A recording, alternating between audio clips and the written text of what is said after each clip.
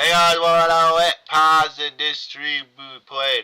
Having a good time. You know how it is with pasta in the chat.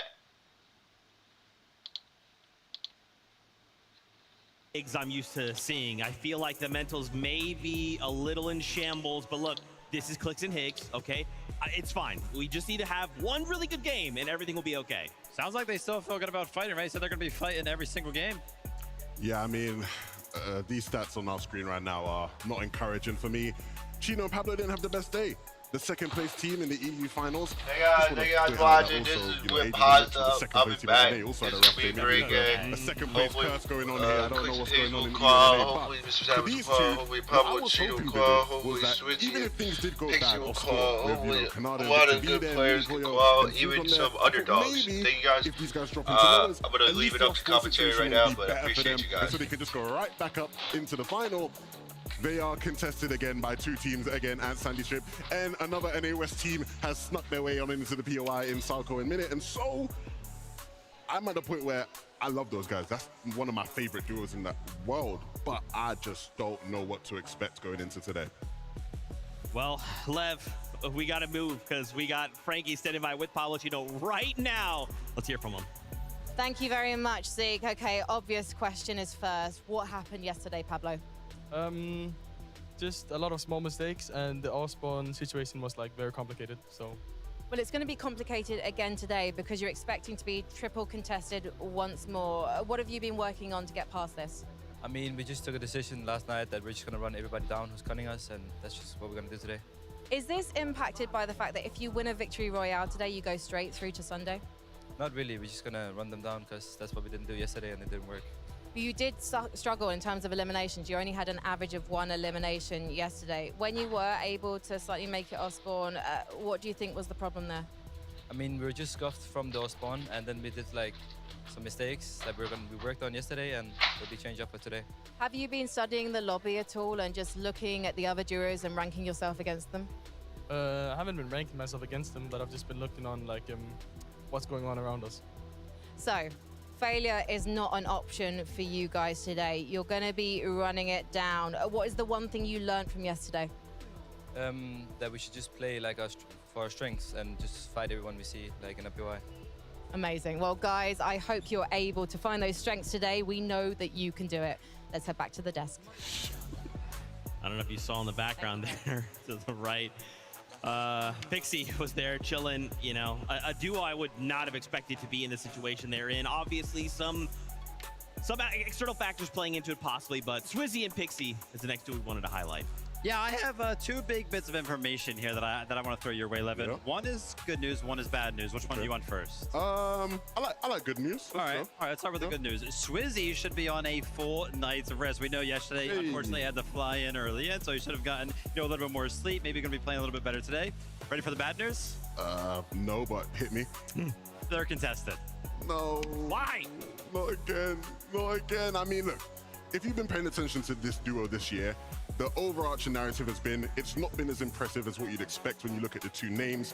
Generally speaking, they seem to just start really bad in tournaments and sometimes end really well. If you look at the major finals, day one, they were contested, didn't know how to handle it at all. They got absolutely wiped. I think they were 47th after day one. Day two, they have a generational performance and they're able to make the comeback happen and qualify to be on the stage today. Contested again, you would like to think that they had that experience in the major finals, having a really bad off-spawn time. You've got to think they'd be prepared for today, right? You know, Aviv and Cam are two really good players, but I think Swizzy and Pixie should get the job done. Okay, I like this sentiment, right? Let's see if Frankie and Swizzy and Pixie agree. All right, then. Swizzy, how was it when you found out you were finally going to make it to LAN? I was happy. It was like last second. We can call it last second because if I didn't get a visa this day, it would be over for me. So I'm happy that I'm here. Thank you to Blast Epic Games that they allow me to come that late to play. Yeah. We're really happy to have you here. Pixie, what was your reaction when you saw the tweet from Swizzy revealing he was making it? Because you didn't know during the rehearsal day, and I showed you my phone and you went, what? Yeah, I mean, I was very happy. Can call on. But this has kind of set you back a bit, guys, because you have missed out on practice time. Do you feel like day one was a practice day for you? No, it just didn't go as we wanted to. Had some mistakes, some problems. Also had no sleep. You had no sleep. Now you've had some sleep, right? So you are contested at Dark Dominion today. What's the plan? We don't know actually if we contest or no. Even though if we contest, we're just gonna beat them as always. Used to it. If not, we're just gonna play as always. Well, here's the thing. You won the last LAN. You came second. This is a duo that can eliminate and make their way to tomorrow. So everyone better watch out, Zeke. I couldn't agree more, Frankie, right? That resume looks really good. And again, based on the format, we either need a victory royale or end in the top 19 through consistency. I think that's doable. They just need a couple of spawn wins. And you know, Swizzy sort of talked about it. They're used to it. They know what to do when contested. They know to take the fights to the opponents. I think they got a good shot today. We need Swizzy in the finals. A finals at Summit without the reigning global champions from trios. It just wouldn't feel right. Well, we'll have to see, man. It's going to definitely be an uphill battle, not only for them, but for so many other duos. It's going to be close. Now, we are going to do something a little fun here. We got a bingo card lined up. I know. Okay. Let's take a look at this bingo card. We'll see how this all kind of plays out. 10 plus Elim, over 1,500 damage in a game, 40 points solo clutch. Interesting stuff. All right. I can see some people doing that. A non-EU NAC team wins a game. Okay. You think you got a team in mind for that one, maybe? I know you're a big King and Phaser guy. I think I'm going to go with Yuma and Koyote. We were watching some of those practice games. They won game number 1 of those, so I feel like they got to be feeling pretty good in that regard. I'm sticking with my boy, man. Vamos, King Olita. I'm sticking with my boy. Hilofia. Yeah, these are the standards. I mean, the one I'm excited about the most from that list is seeing the M8 fans do the Poznan. That's coming today at some point. Oh, shoot. Yeah, M8 fans, I don't know if you guys want to give us a freebie right now. Yeah, no, maybe. I think they need to see the teams on the stage. Okay, all right. That's fair. That's fair. We'll let that happen. We'll let that happen. Guys, you know, we're getting closer. We're getting closer even to bringing the players in and starting to have them board that battle bus. How do you think they got to be feeling? You know, like, I'm sure for some of them, they're thinking, it's fine, not worried. Others are thinking, dude, what do I have left in the tank?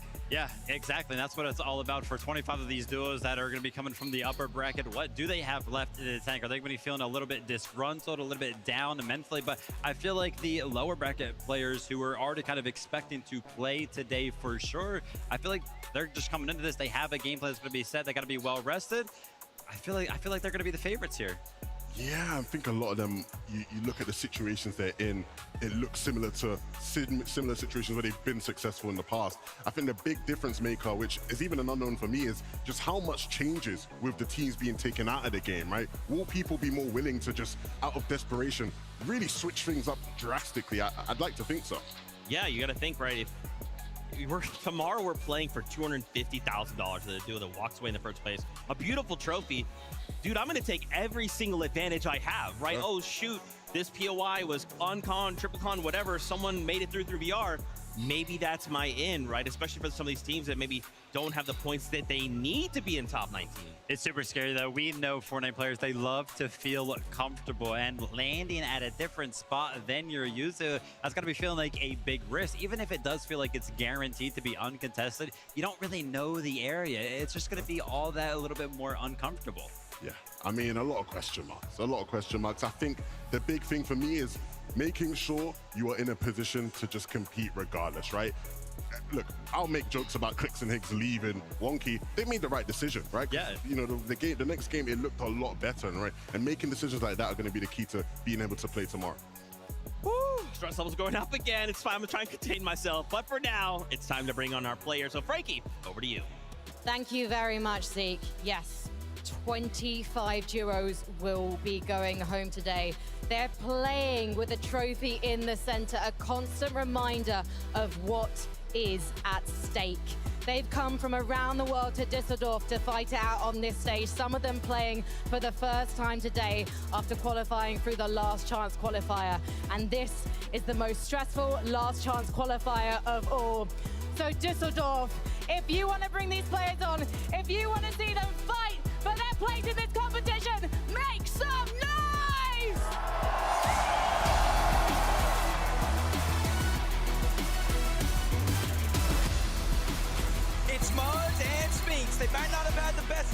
one. But with their backs up against the wall, it's time for a lower bracket run. A big hello to Pigs and Ghosts. They're newly teamed up, but their synergy's so strong, they look like they've been here before. So can they keep it up? All the way from OCE, Cassie, and Damo. They didn't come all this way to go home now. This is their last chance to make it count. Looking to adapt and overcome, it's for Strokey and Repairs. They're ready to lock in their spot for finals. From Argentina and Brazil, it's Randu and GRX. With their entire region feeding them energy, they're looking to speed run their way to finals.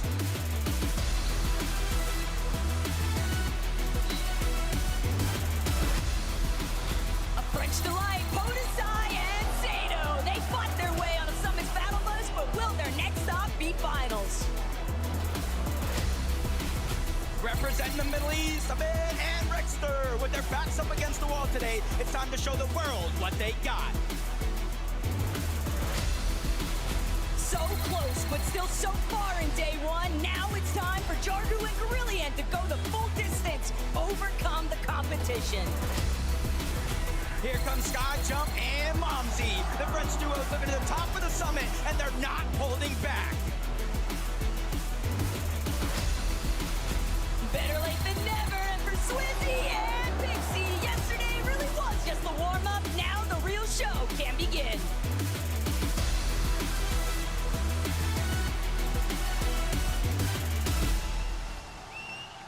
After such an epic day for North America, we had to come to these guys on day two because Muzz and Sphinx, I know you want to join your friends on Championship Sunday. Sphinx, what happened yesterday? I mean, we just made some small mistakes. I remember Nebs ran off spawn like 4 games in a row and just like would die to another team and not fight us. But I think we're locked in. We fixed our mistakes, ready to go, ready to get right on the teams we're landing on. I'm sorry, are you blaming your failures on the British? Yeah, I mean, as an American, it's kind of like we don't like the British over here, you know what I'm saying? Oh, okay, well, I don't like the American over here. I'm coming over to you, Muzz, because you're Australian. I feel safer with you. What do you need to do today to make it happen and to get your hands on that trophy tomorrow? I just need to start following Sphinx properly. We need to just eliminate Nebs as quick as possible off spawn. Okay, so Nathan and Nebs, I think these boys are coming for you. Let's head over to 11-2K with Fast Strokey and Repairs. Thank you very much, Frankie. For Strokey, Repairs, it's good to see you guys on the stage. Repairs, you have had a fantastic year in Fortnite. After your grand performance, you have been put on the map. A lot of people know how good you are. What's been the key to your success this year and your rapid improvement?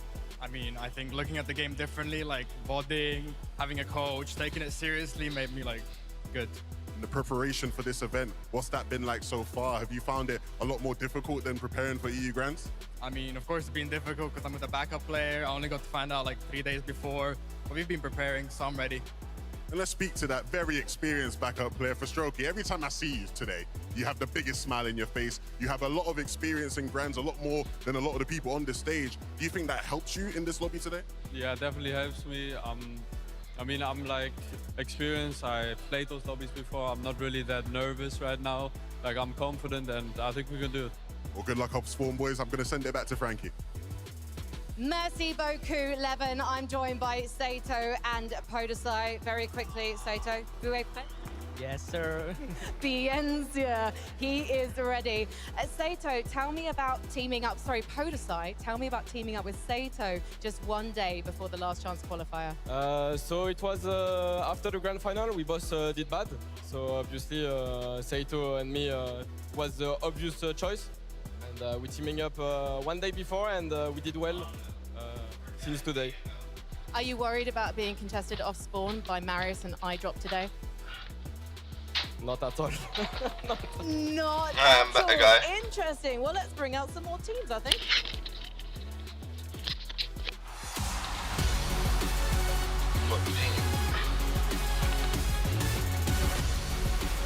From NA, it's Shadow and Virgo. These guys are quickly becoming a household name, and with the win this weekend, they can seal that deal. Show some love to Mini Bio and Boo-Boon. Don't bother looking back. Today's all about moving forward. for Izzy and Osif. Qualifying for the Summit land was just the beginning. These guys plan to take it all. Some of Middle East best, Haman and Controller. With a second chance at life in the lower bracket, they're ready to make it count. Belusi and Zangi, the Italian Stallions, take their first step towards the Summit. Let's see how far they can get.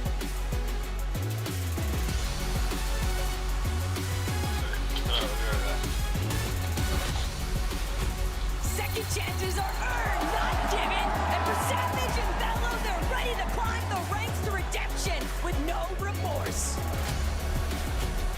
Another day, another opportunity. Only this time, Nutty and Def Setup are ready to make it count, and it won't be their last. Welcome aboard, Tiggs and the Nikush. They came first in the second chance, but now they've got to be some of the best in the world. They are the future. They are Josh and Ianzo. With a perfect mix of experience and firepower, these guys are looking to lead. Dusseldorf makes some noise for Champ and Flixie. These guys don't make the same mistake twice, so everyone had better watch out.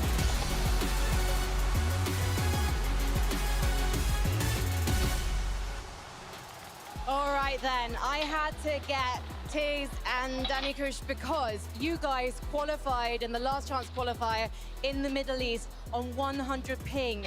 Just how hard was that? That was pretty hard, but I mean, coming into here from 100 ping to 0, that's a quite upgrade. And we are glad that we have the opportunity to come and prove the world what we have got in us and all the things we have practiced in the couple of months. So do you think that that was your hardest challenge, or is getting through the lower bracket today going to be your hardest challenge? I don't think it will be that hard, but we'll see. And what do these other teams need to know about you guys as this is your first LAN? What should they watch out for? That we came here to win, that's our job, and that's what we're gonna do. I can't wait to see you try. Let's head to Leven. Thank you very much, Frank. And with the Italian Stallions, are they ready for the challenge?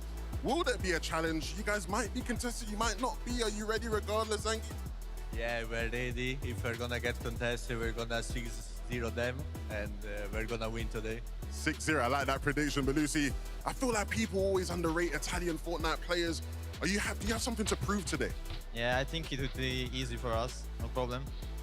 What happens in a scenario where you do get contested? Have you prepared for that eventuality?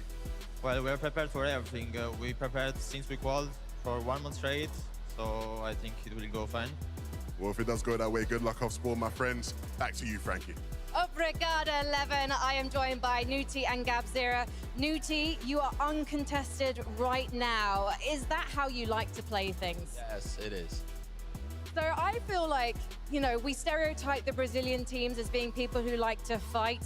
Are you going to play it safe today, or are you going for one of those victory royale passes to Championship Sunday? Now we're winning. We're winning again today, 100%.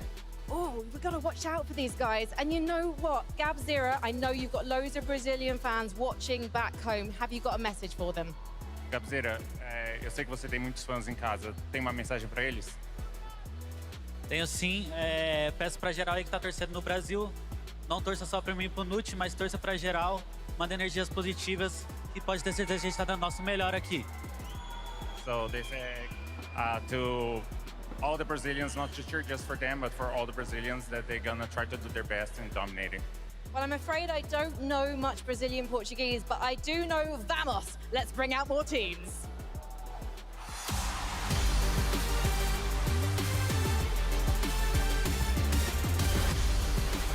It's not about how you start, but how you finish. And for Gino and Pablo, it's time to unleash havoc on this lobby.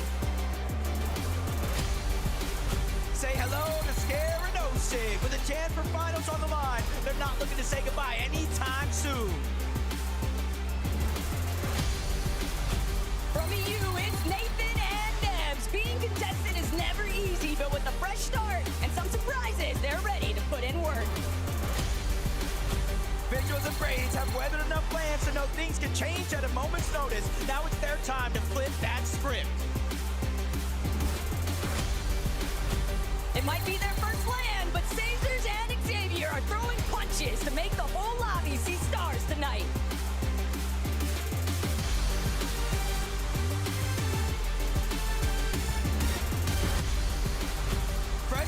combined with a seasoned vet. It's Javi and Minish. These guys will need a new game plan if they're looking to advance to tomorrow. Welcome in, Taya and Bobby. After getting first in the second chance major, they've proven they won't go down without a fight. Who needs the grand finals when you can qualify to land instead? The lights are bright, but Liam and Chase are looking to dim out anytime soon. Today they bring the fire. It's Giannis and Gian. With one last chance to make the summit, it's now or never.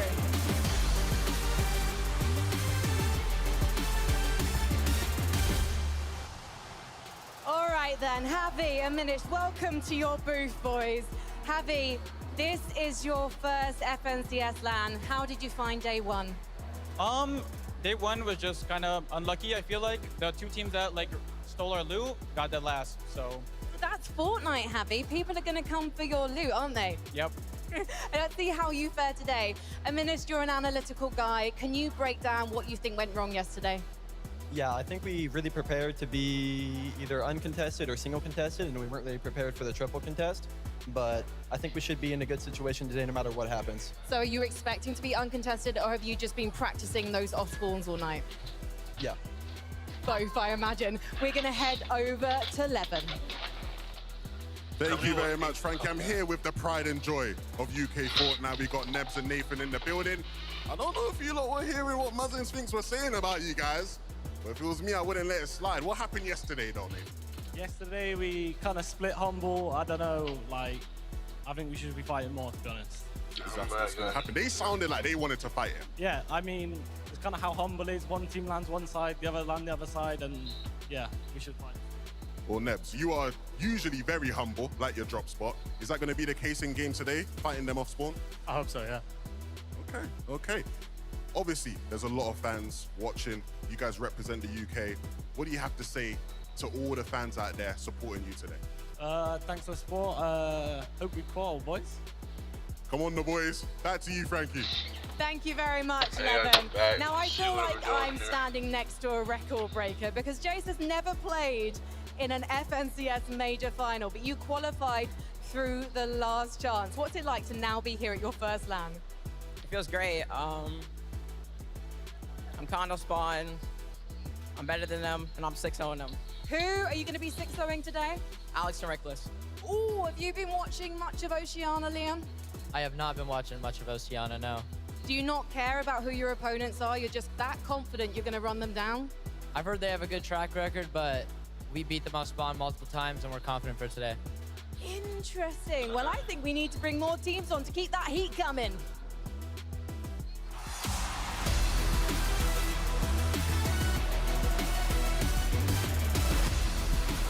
All the way from South America, it's King and Phaser, one of the most dominant duos in their region, and now they're ready to test it against the global.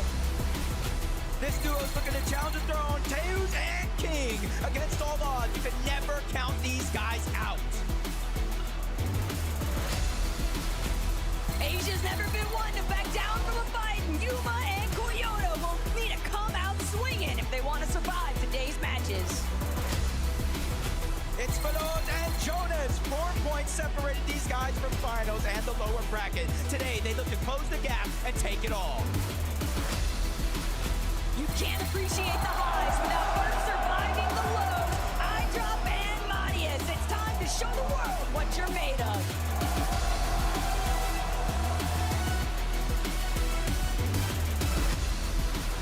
The best from NA West, Epic Will and Pump. It's not their first rodeo, and they don't plan on making it their last either.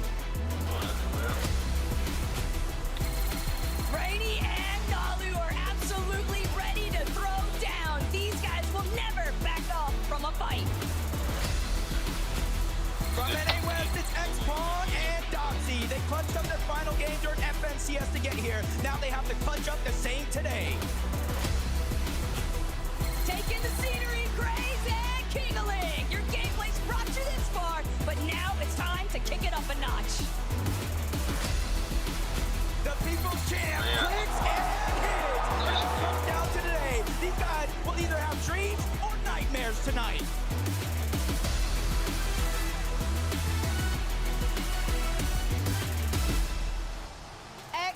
on. Doxy, it's so exciting to have you here with us on LAN, qualifying through NA West. And tell us how you qualified, because it was epic. Okay, so we got griefed at the 11th game. So we dropped all the way from 3rd to 9th, and then we won the last game. And this is the thing, guys, in this format, if you can pull off a victory royale like you did in the NA West finals, potentially you book yourself a spot in Championship Sunday. So is that what you're playing for today, Xbon?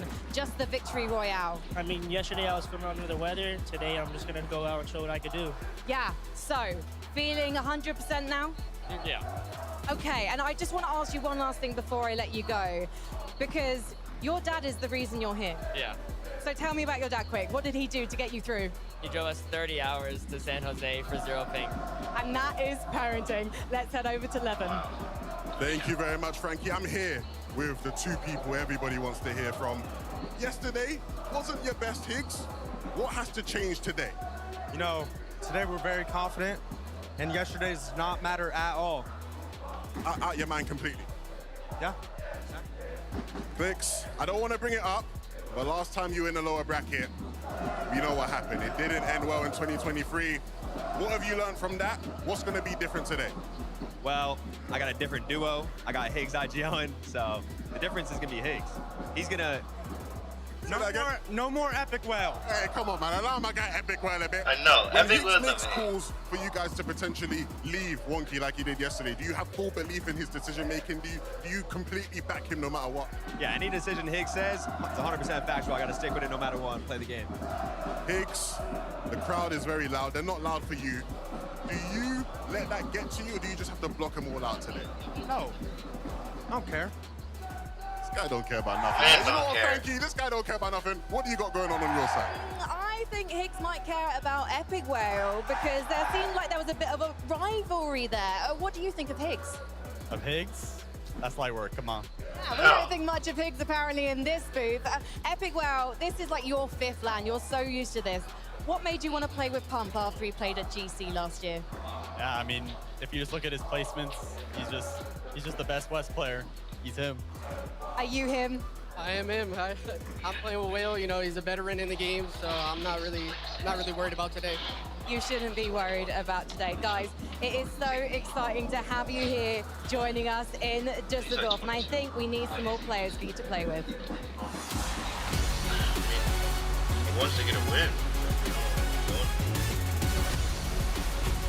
They're here. It's QNDX and Phantom. This might be a Fortnite competition, but they're not here to play around. They might be 21. Yeah, he's 21. He was born It's time to January run it 7th. back with Minute and Salco. Rock bottom can hurt, but it also means you're ready to start the climb to the top.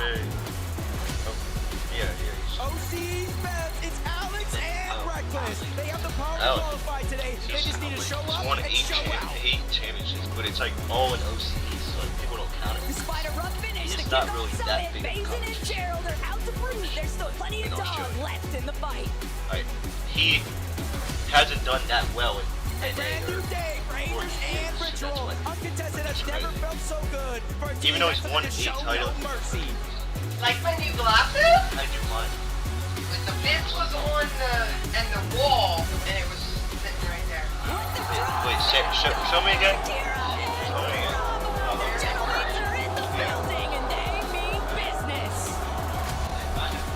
You can always count on Cam and the big cheese of Eve to spice up any competition. Fellas, show us what you're made of. Down but not out, Golden and Knight are prepared to show they can take any hits and still dish it out for a finals-worthy performance. It's Golden and Ozone. Major 1 was just the warm-up. With everything on the line this weekend, it's the real test.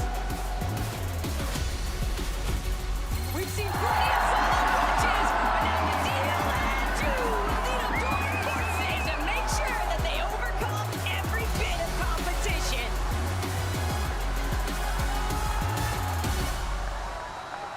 I had to grab some of our newest representatives from Oceania. Unfortunately, boys, you found yourselves in the lower bracket. And Gerald, I spoke to you before the competition kicked off. You said normally Australian players, Oceanian players, they play scared. So how did you play yesterday? Well, we didn't really have a drop, so like we were just going different places, but now we know where to land. So you're prepared this time? Yeah. And what was the best thing about yesterday? What did you learn from day one? Don't fall, no drop. Don't fall, no drops. Okay, so what's the plan today? What is it, 6 out of 6 with points. Okay, and for you, Gerald, have you been humbled at all by your experience yesterday? Or do you know you've got it in you? You're the big dog on top. It's definitely very different to OC, but I think we can score. It's not impossible. It's not impossible, and you know what's not impossible? More German players in Championship Sunday. Levin's got a treat in store for you, Düsseldorf. Yes, I do, Frankie. I got the team that the crowd went crazy for. Once again, Brazil. We have seen this season so many times in formats where you have to win to qualify. You come so close. You had second after second after second. What's going to be the key to victory for you this time? My glasses fell. I mean, I'm the best player right here. He's going to carry me this time. So, yeah. Drew, you are a top player. We know that. You quit the game, and then you came back. Bro, I was about to quit, but then, I mean, the life got something for you, you know? Never give up. And now you're here on this stage. Vadil, these fans are going crazy for you now. Do you have anything you have to say to them before the games get going? Ey, ich mach das mal auf Deutsch. Ey, danke für jeden, der hier ist. Bruder, ihr seid die Besten. Kommt mal euch an, ihr seid die Besten. Ich danke euch. Vielen Dank. Absolutely crazy. Drew, Vadil, do it, guy. Good luck today. You got the support of the crowd. Back to you, Frankie. Thank you so much, Levin. Ça, c'est le meilleur équipe, non? I don't think it is. Well, apparently I don't speak French. I was asking him if they're the best team, but he's not sure. I'm sure, though, you've got some fans behind you who know the answer to that one. Akira, joyeux anniversaire, happy birthday. Would it be the best birthday present to be able to qualify today? The best gift for my birthday, or it will be winning this LAN. Do you think you've got it in you? We can do it. I think after your performance in the last chance qualifier, you've got a good shot. Why do you think you became one of the strongest teams in Europe at that event? I mean, we got experience. We play together since a long time. We have the chemistry, and I think we're just the best. And you know what? En français, have you got anything to say to the Gentlemates fans? Gentle! Gentle! Gentle, gentle, gentle! And there you have it. This could be the best birthday ever, but we'll have to wait and see. Let's head back to the desk. Oh, man! I am so hyped. Dude, if you told me this was finals, I would believe you. The quality of this lower bracket, so many incredible players, and the fans going wild too. But Viv, Lev, I guess the question is, we've only got room for 25 duos. So who do we think potentially could make it through? Man, it is going to be extremely tough to see who's going to be amongst the 25. Of course, new format today. If you win, you're in. Let's take a look at my personal predictions for who I think is going to be winning a game today. As you can see, a little shocked to see the likes of like Josh and Yamzo in the lobby here today, but I think they're going to be taking home game number one. I feel like the drop spot is just too good. If you guys are familiar with it, yesterday Acorn and Bolts kind of dominated out of there, so they have some players that they're used to kind of watching over on that side. Mr. Savage and Bella, I will say that I went ahead and threw them up there for winning the game before I knew they were going to be contested today, although I still think they can kind of make it happen. I'm big favorites of Shadow and Virgo. I already talked about them a bunch. Angels and Rich are going to have the opportunity today to be uncontested. I feel like they've got to be a shoo-in for getting a victory royale. Cheeto and Pablo, triple contested. I personally still believe. And then, of course, I feel like we would just round the day out so nice if we saw Swizzy and Pixie get that last win. I like your picks. I think we have a lot of similar picks. Let's take a look at mine, though. because there's a couple names that I threw in that I don't think you had. The first one, Vidil and Drew, man. I asked Vidil, if you've been watching EU, if you were watching some of the last chance qualifiers, the second chance qualifiers, this guy just comes second place after second place after second place. It just feels like a pattern with him. I think on the stage, with the backing of the fans, a first place is coming. Akira Kurama, the birthday boy, I would like to see them get that done. I'm not gonna lie to you though, again, when we're looking at the likes of Swizzy Pixie, Shadow Virgo, Josh Yomzo, they are players who we can agree on. You'd expect them to come through in this lobby, get a win. Clix and Higgs was the first name I wrote down though, because I think of all the teams in this lobby, regardless of the off-spawn situation, they are the team that has probably the most experience winning games in set lobby finals, right? I feel like of all the teams we've seen on this stage today, they've probably done it the most of anyone. And I don't know if you, maybe I'm reading a little too much into this, right? I love you kind of had a moment to talk with Clix and Higgs, and is it just me, or is Higgs maybe on his Venno arc a little bit? Is he a little bit on that, like, I'm gonna turn heel, I'm gonna turn villain, let me just see what that feels like, Lev? You know, I think it suits him. I really do think it suits him. And you know what makes it better, Viv? It's believable. Like, I believe him. When he says he don't care, and when he says it's over, it's up for anybody, I really do believe him. And so I hope Clix, again, has that same belief as far as just following every decision he makes and delivering the goods. And this has been actually a continuous conversation, so I'm happy you guys kind of brought it up, because it seems like it's completely flipped in terms of the mentality for both of these guys. I feel like going into major number one, it was just all about dedication. They really felt like they had a super good chance to win it, and they did. Then after that, I feel like, you know, hitting the socials and hitting the streams for these two, it kind of feels like they got a little bit more lax and lost a little bit of that, hey, listen, we're just the best. We don't care what's going to happen today. So I'm not entirely sure. I talked about it yesterday. I'm not entirely sure that's a good thing for how the kind of performance can happen in the server. It's going to be a bad thing. They're in the lower bracket, so I feel like so far it hasn't worked out, but maybe today we'll see them a little bit reformed. I want to see I got to see a VR out of Zoe. Josh, I mean, come on, man. You know, that would just up that confidence through the roof, set them up nicely for tomorrow. This is Zoe, right, babe? This can happen. Dude, I would be super, super stoked to see Yamzo and Josh in the finals. I mean, obviously, Yamzo, a veteran of the game. He knows exactly what to do in a lobby like this, but picking up those players that are a little bit less experienced than Josh. We were talking to Yamzo just a little bit earlier. He's very, very confident in Josh's ability, right? He's like, yeah, maybe he's a little bit nervous, but I did see on socials that the first player in the practice room this morning was Josh himself. So he's been getting ready all day. Dang, I like the sound of that. It looks so good, sounds so good. Hey, Fortnite fan, don't forget though, venue, we do have that bingo card. I wanted to see if you guys would maybe help us out before we even get into game number one. Fans, I mean, look, we're looking for the buzz in here. What do we think? Can we maybe get some help from the crowds? I would like to hit an early bingo. Lev, I mean, you're the only one that can make this happen, right? I mean, look, the M8 fans, they were just bouncing right now. I think if Akira and Kurama win a game, there is no doubt in my mind that they will be stood there celebrating, jumping up and down, doing the Poznan. I would like to see so much from Akira and Kurama.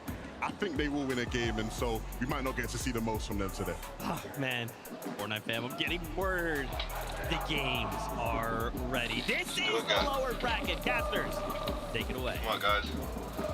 Thank you guys, everybody out there, for joining us. This is day number 2, and our analysts broke it down perfect, what is truly at stake. They even have our predictions there on the table. I know I have some favorites that I want to see, but they're going to have to earn it, Taco. It's just the fact that win and you're in. You can chase that victory royale. You can focus exclusively on it, but just in case you don't, top 19, the consistency metrics still playing a key part. So let's see what happens here in game 1.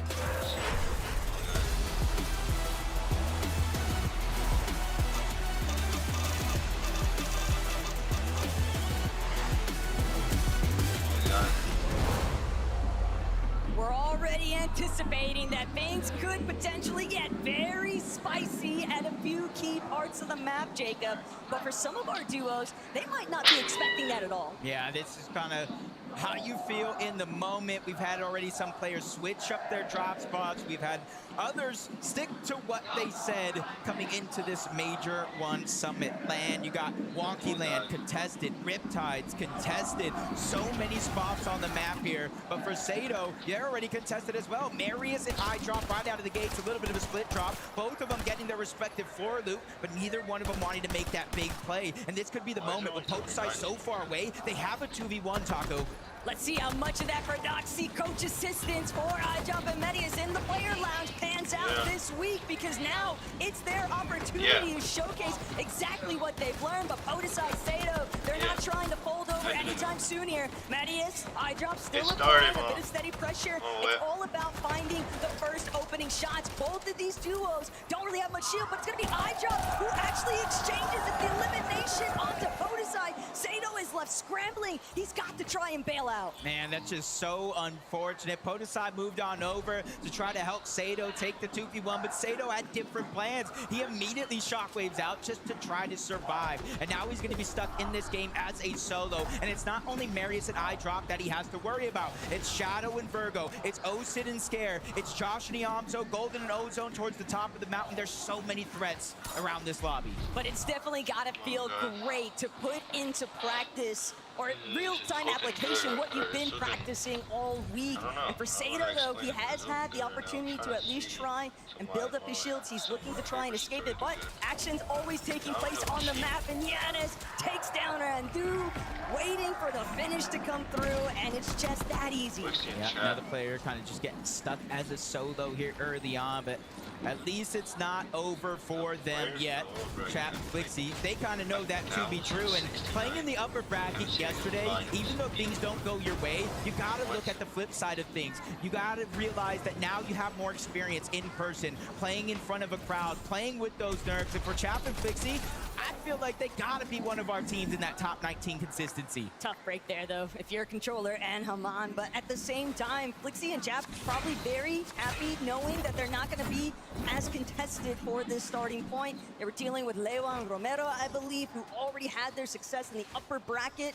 So here today, it's time to stand out. Yeah, and that's the interesting thing about, you know, the upper bracket and the lower bracket. You have teams just like that, Lewa and Romero, they win the fight, right? They're going into Championship Sunday. As of now, they might be uncontested, but it's going to be up to these guys to really prove that they belong there. Gino and Pablo Ingu, probably one of them as well. Sandy's trip, it went from double contested, triple contested, and at one point we saw the whole lobby, but Sado trying to run away, and this is what I thought. You have to worry about so many, but Josh is down. Iamso's in the 1v1. Sado is not going down without a fight, but Iamso with a huge HP advantage, has some extra shields and the quick heals. He's going to disengage, try to get the revive back on the Josh. That's going to force Sado to make a decision. Do you pressure, not let him get the revive, or disengage and survive? Sado just didn't want to take the risk. The fact that he was even able to bring down Josh Rally in the first place is incredible scenes, and you can see already what took place. The lurk, the playmaking opportunities that Sado's trying to bring to fruition. But of course,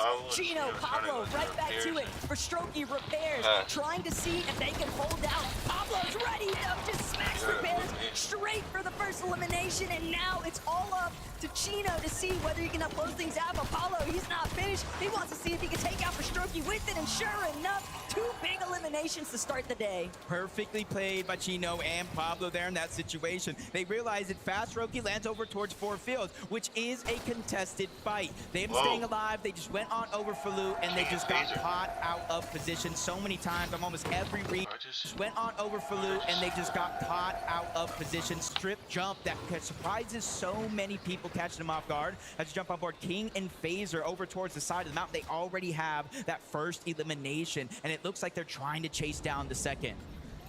Get a chance to actually look back and see what took place. King and Phaser just running straight into where Sado was hoping that he could have yet another success shot to bring things down, but unfortunately it all crumbles right underneath his feet. Phaser, King, that's just their loop path. They're pushing north. They're not directly fighting Clix and Higgs just yet, but that might change later on today. Yeah, it definitely will as the games go on. Where you're at on the leaderboard will really play a role in how you get to play out the rest of your games. But it sounds like the fan favorite Vidil and Ju rotating in the second zone relatively early, but if if you look at their loadout, they're maxed up on materials. Their loadout in terms of heals is as best as it could be, minus maybe a Chug, so they have nothing to worry about for the next couple of zones. Meanwhile, on the whole southern side of the map, Randu's already down. GRX is trying to decide what loot he needs to bring with him, and it's a 1v1 against Chap. And the problem right now for Chap is that he was not expecting to be without Flixie, but everyone is just creeping around these building corners. It's as if everyone's just playing a horror game of Fortnite right now. Yeah, you kind of saw it in the beginning of the game in the feed that Yanis did take down Randu in that exchange in their off-spawn fight. GRX is trying to stay alive, just like anybody else. If you have at least 500 gold, you don't even need to pick up that reboot card. You go straight to the reboot van and you can buy your teammate back. And that's why you see so many players shockwaving away from the fight before their teammate even goes down to try to give them a chance. Kurama and Akira, though, hanging out by Battlewood Boulevard, you have to remember a big part of the reason why they were able to make it to this summit in the first place was receiving that initial coaching from Sky and Scroll. They've likely got a solid strategy for how they want to play through this north side position of the POI, but at the same time, Jacob, when you're depending on so much Storm play opportunity, you have to expect there's other teams still waiting around too. Teams that are a little bit more scuffed. That's what they're banking on, is Gon and Knight trying to see if they can find Chap in the mix of it all, and Chap doing what he can to just push them back. Yeah, you can kind of see a whole new sense of gameplay here. But Chap shuts him down. That's going to bring it down to a 1v1. Gon's going to regret that one later. And now it's time to unleash the beast. Chap trying to push in, get pressure, push Knight back. And you see him backtrack for his revive. And he's letting him get away with it. And this is big because Flixie was already rebooted once. And now with a fresh body of loot from Gon, they are back into the game. There is nothing worse than thinking you have every advantage. Gon and Knight knew that Chap and Flixie were hurt. They knew it was a fresh reboot, and yet they still couldn't come out on top in that situation. The momentum shift, it can swing that rapidly, and now you're left to wonder, what's Knight going to do? Where's his recovery going to take place?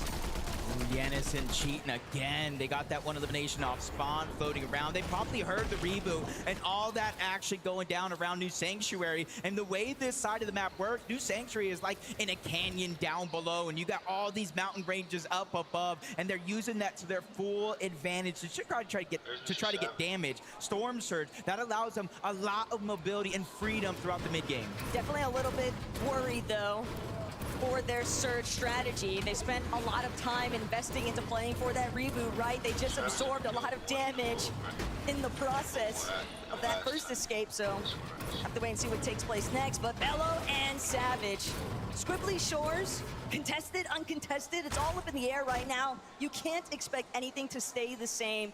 Not with only 6 matches to work with, and obviously because of the Victory Royale format here, Jacob, teams might just send the Hail Mary. Sphinx, Muzz, maybe that interview was all a distraction factor, because these guys are creeping around Squibbly right now. They're trying to figure out who's gonna be the first one they encounter in these buildings. I hope Bello spotted him out. He's in that surge tower. He has the bird's eye view. I know we saw what he doesn't necessarily get to see, but Sphinx and Muzz are closing the distance. A good opportunity to at least get damage onto Mr. Savage. And since his teammate is so far away, they can try to go for the Elim. 50 shield gone just like that. And now they're trying to push in. Savage trying to extend his distance away. Off the top of that surge base, a shockwave. Bello's trying to make his way on over and bring it to a fair 2v2. Immediately, Bello doing everything in his power to try and reunite with Savage. He wants to make sure that Muzz and Sphinx don't have the opportunity to just dive bomb into where he's boxed up. And Savage, he's not interested in the fight whatsoever, hasn't necessarily taken that many surge tags in the process, so they can still disengage here. Yep, perfect play for Savage, especially with how separated him and Velo were initially. Again, Velo using that surge tower just wasn't able to spot out the lurk from Muzz and Sphinx. They were able to really make it happen. Nalu, Rainy over towards Riptides. Epic Whale, Pump towards Riptides as well, and Pump is fresh off of reboot. Epic Whale forced to stay alive and get his teammate back into the game, but now they're just getting approached one step at a time. They're getting closer and closer to trying to fight him. A big momentum swing here too, though, for Jace and Liam. One elimination apiece tells me that they got the better end of the exchange between Daya and Bobby, and it's always going to be a rough start, but Liam, Jace, Whether or not they actually managed to find one of those original Painted Palms teams could be left to say, but at the same time here, Jacob, it's your first LAN, right? It's your first real appearance, and yet they're playing like there's no pressure at all. Yeah, playing like he's at home. I bet you got his shoes kicked off, pockets empty, and just kind of feeling himself. In that interview there in the pregame, he was feeling confident. Yannis cheating, staying around Sus Studios. It is a vending machine nearby where they are going to use it to either buy some med kits, patch up, or any shields if they do need it, so they can extend their stay here inside of the zone versus some of the other teams on the outskirts, including the one they just got tags on. They don't have that same luxury. If they've been keeping an eye on the elimination feed, though, investing some time in Storm here at Sus could definitely work in their favor, because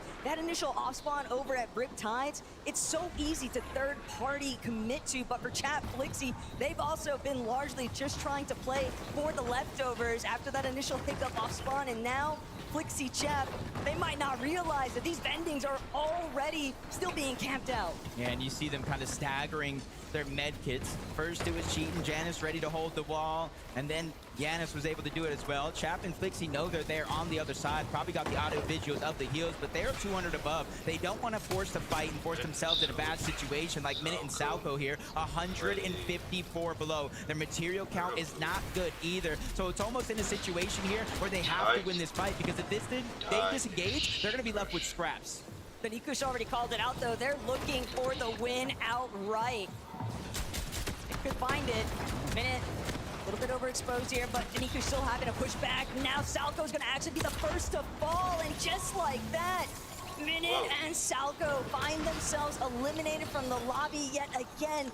No chance to see what's actually going to unfold for them in the remainder of this lobby, but just a great opening from Tiggs, doing an excellent job to really catch Salco off guard. Yeah, they were so worried about Danikush that they just lost track of Tiggs, who had control of the wall. You see back-to-back shots to take them both out of the game and can start to build that confidence, just like Clix and Higgs here. Even though they were contested by King and Phaser over at Wonky Land, they didn't want to fight it out early. They're just sitting straight to their strategy. On the other side, though, fresh off the reboot means you are likely below that damage threshold. For Epicwell and Pump, this fight is everything for game one. They're just running out of time. They don't have the damage. They barely have the heals for it. Nalu and Rainy are just continuing to stall it out, and Pump, he's even out for the count entirely here. Nalu, Rainy, they'll also have the benefit of the Siphon now ticking over. They've got more than enough pizza slices too, and Jacob, we're in a 2-tick. This situation just is so compromised right now. That initial off-spawn fight for Whale and Pump, it's just not boding well. And you see Pump just trying to go for a quick shot. Needed a miracle, doesn't get it. Nalu and Rainy, they're able to win that one, but they have about 50 or so seconds to make it to the zone. You said it yourself. By now, it is going to be a 2-tick, but once this one closes, we're going to be moving to a 5-tick, so it doesn't matter how many heals you have. You don't want to have to expend it early before you reach the zone, before you reach this end game. Definitely a little bit more pep in their step, though, after finding those 2 eliminations. Maybe the surge damage will help them overcome the rest of the obstacles still left to deal with here. Skyjump and Momsy, a very scrappy French duo. They've got Spinks and Muzz in their sights currently, but Clipface will cut that line of sight.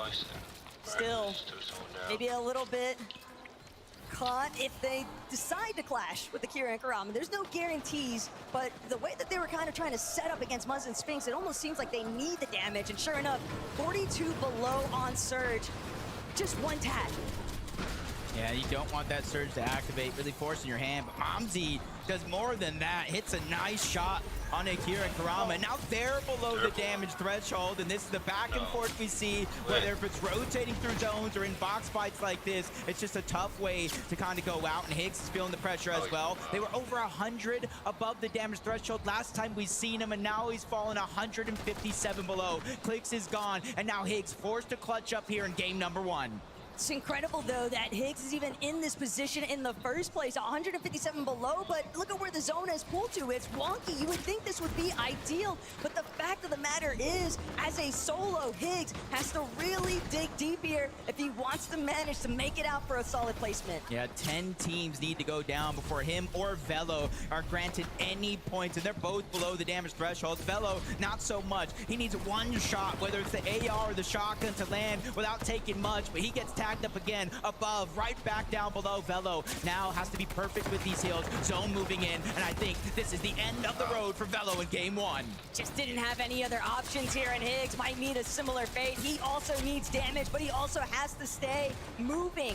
Trying to see if he can catapult himself somewhere else in the lobby, trying to build up. Supply crate, fortunately, going to drop just in the nick of time here, but he's still getting lit up by these surge tags. Medkit and a shield potion.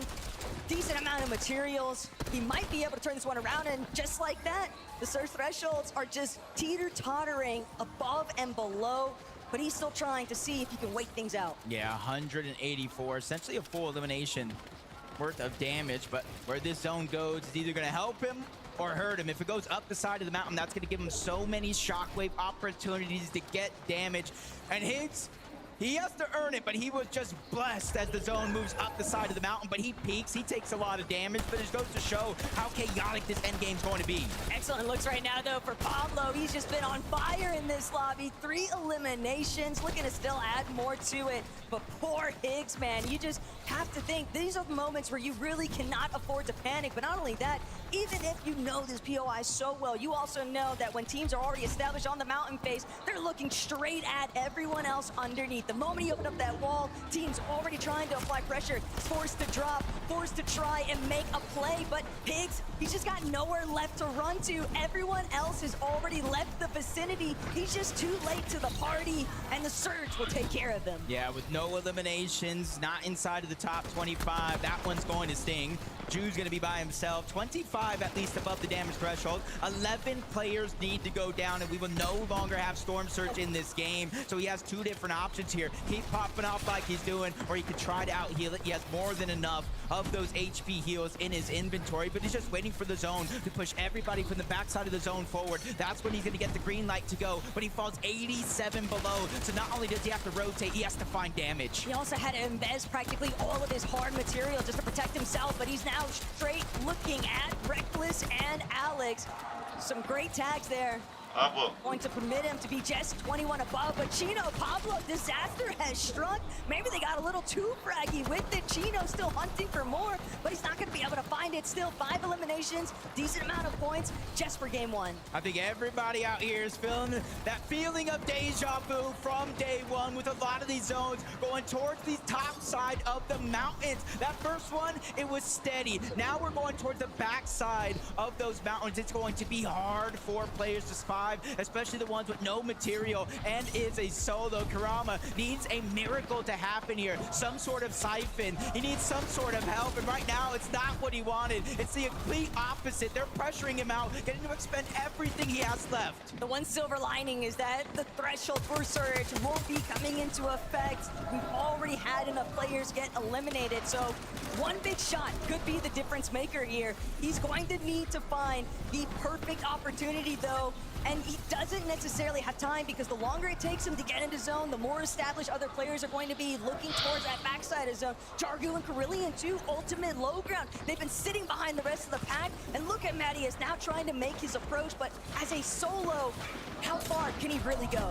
Yeah, with no extra shockwaves, no real material to build up or protect himself. He's just crouching, trying to hide the audio and the visuals so nobody can sneak up. But now the zone's going back up over the top of the mountain. You can try to recycle builds, but it ain't gonna be easy, as Jude's able to get it down onto 1. Pinx is gonna fall, but he's not going to get taken out. Teammate saving the day there as Marius lands a shot in the Virgo. That's a huge warning of where he's positioned. But Mattias, he's still wishing that that would have just been the one to give him the full knock. Then he could have had that elimination, but way up top, Josh Riley has managed to overcome the mountain phase. Still, Swizzy, Pixie hunting for more, looking down at the team struggling to try and scale their way up. Ager's all by his lonesome, but we know exactly what he's capable of. He's trying to see if he can bring a refresh into the picture, but instead, it's going to be Tiggs and the Nikush making things oh so complicated for everybody underneath. 1 of 5 solos left down below. Dannykush and Tiggs all the way from OCE. This could be their moment to shine on the big stage, but they still got to go through Pixie, Swizzy. These guys are here to make a name for themselves on the international stage like they haven't already. Pixie, Swizzy, they're still being challenged into the box. Ghost gets taken out. They are part of the global champions for a reason. season. Not only that, but they're one of the only fully intact duos left in this lobby. Virgo, Agers, Solos underneath them. Josh is fallen, but with 4 eliminations, decent placement to boot. Tiggs, then Ikush, they start dropping. They needed to get those Siphon materials. Now they're gonna ramp back up. Tiggs trying to see if he can provide a little bit of air coverage here, but Pixie and Swizzy are 2 men on a mission. Pixie trying to see if he can connect. Needs one more, needs the Siphon mats. He knows that he can't afford to keep taking those peaks. He knows that the angles aren't in his favor, but Agers cut off in the process. Virgo's still falling to Swizzy. Pixie gets Agers. A 2 versus 2 to try and round things out. 9 eliminations already. This is the chance to get your spot on the bingo board secured. But that one gets ripped away. Tiggs from up top, taking down half of the global champion, but it is going to be a 1v1. Pixie gets his get back. It's him versus Tiggs. No shields at the current moment for each of our players, and he's trying to put pressure down from above, but Pixie is able to go to the sidelines, finds a crevice, gets the shields off, and this is it, Taco. It comes down to who wins this game is going to finals. Tiggs knows he's got to get up close and personal. Pixie doing his best to try and mantle up, mantle forward. Pixie nearly connected. Tiggs is out of here. Swizzy and Pixie, maybe that night of rest was all they really needed because they are done with today. There's one thing I've learned. You don't poke the bear, Frankie. Don't poke the bear, indeed. My word, Pixie, you as a solo up against Tiggs in the 1v1. What was going through your head there? It was a cat and mouse game. I mean, it's a 1v1. It's easy win for me. You are known as one of the best fraggers in EU, and for you, Swizzy, watching this man make things quick and easy for you in the lower bracket, what was that like? That was really easy. Got my rest, we win. I said like we're gonna reset tomorrow. We also wanted to go high, but this zone we couldn't. I was going to say that was such a difficult mountain zone for you. How did you manage to make it to the top and get out of that sticky situation? I mean, we learned from our mistakes yesterday and we took priority on our rotates. So we just fixed everything that did wrong yesterday and now we won the game. Well, you get to leave the stage in just a moment, boys. What's the plan now to get ready for tomorrow? Get on con, get our sewers, and probably take high and don't die. Don't get eliminated. It's really something we can all live by. Let's head to the break, and after that, more Fortnite.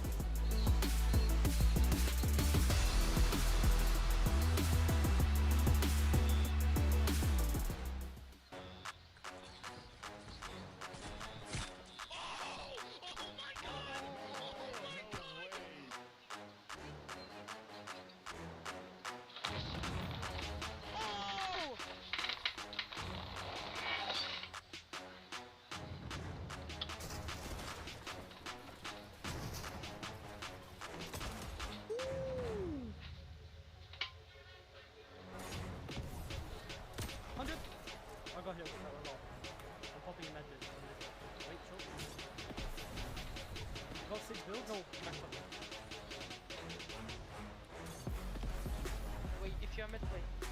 100? 100? Oh my god, look! Oh my god! Oh my god!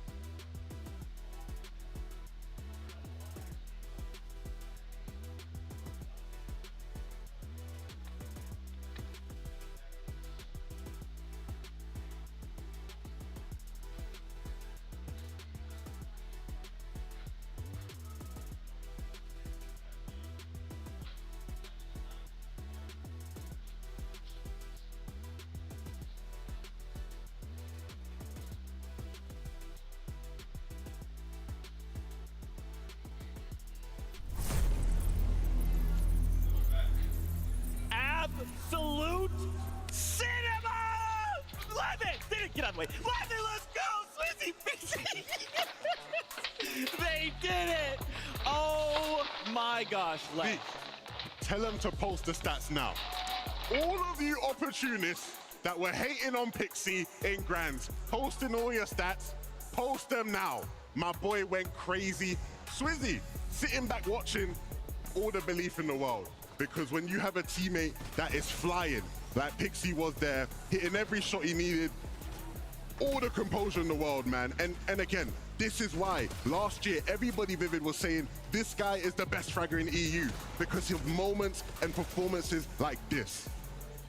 Clutched up on one of the biggest stages of Fortnite has to offer. Not only that, a lot of talk, right? Swizzy and Pixie didn't qualify through the upper bracket, man. Can they make the run to the lower bracket?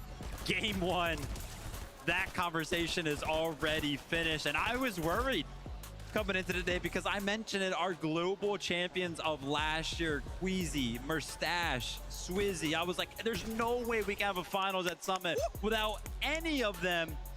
And Swizzy shut me up real quick, clutched up game number one. They're going to finals. Hey, and Vivid, that's 1 for 1 on the predictions. 1 for 1, that's 1 for 1. We're looking good, bro. We're looking good.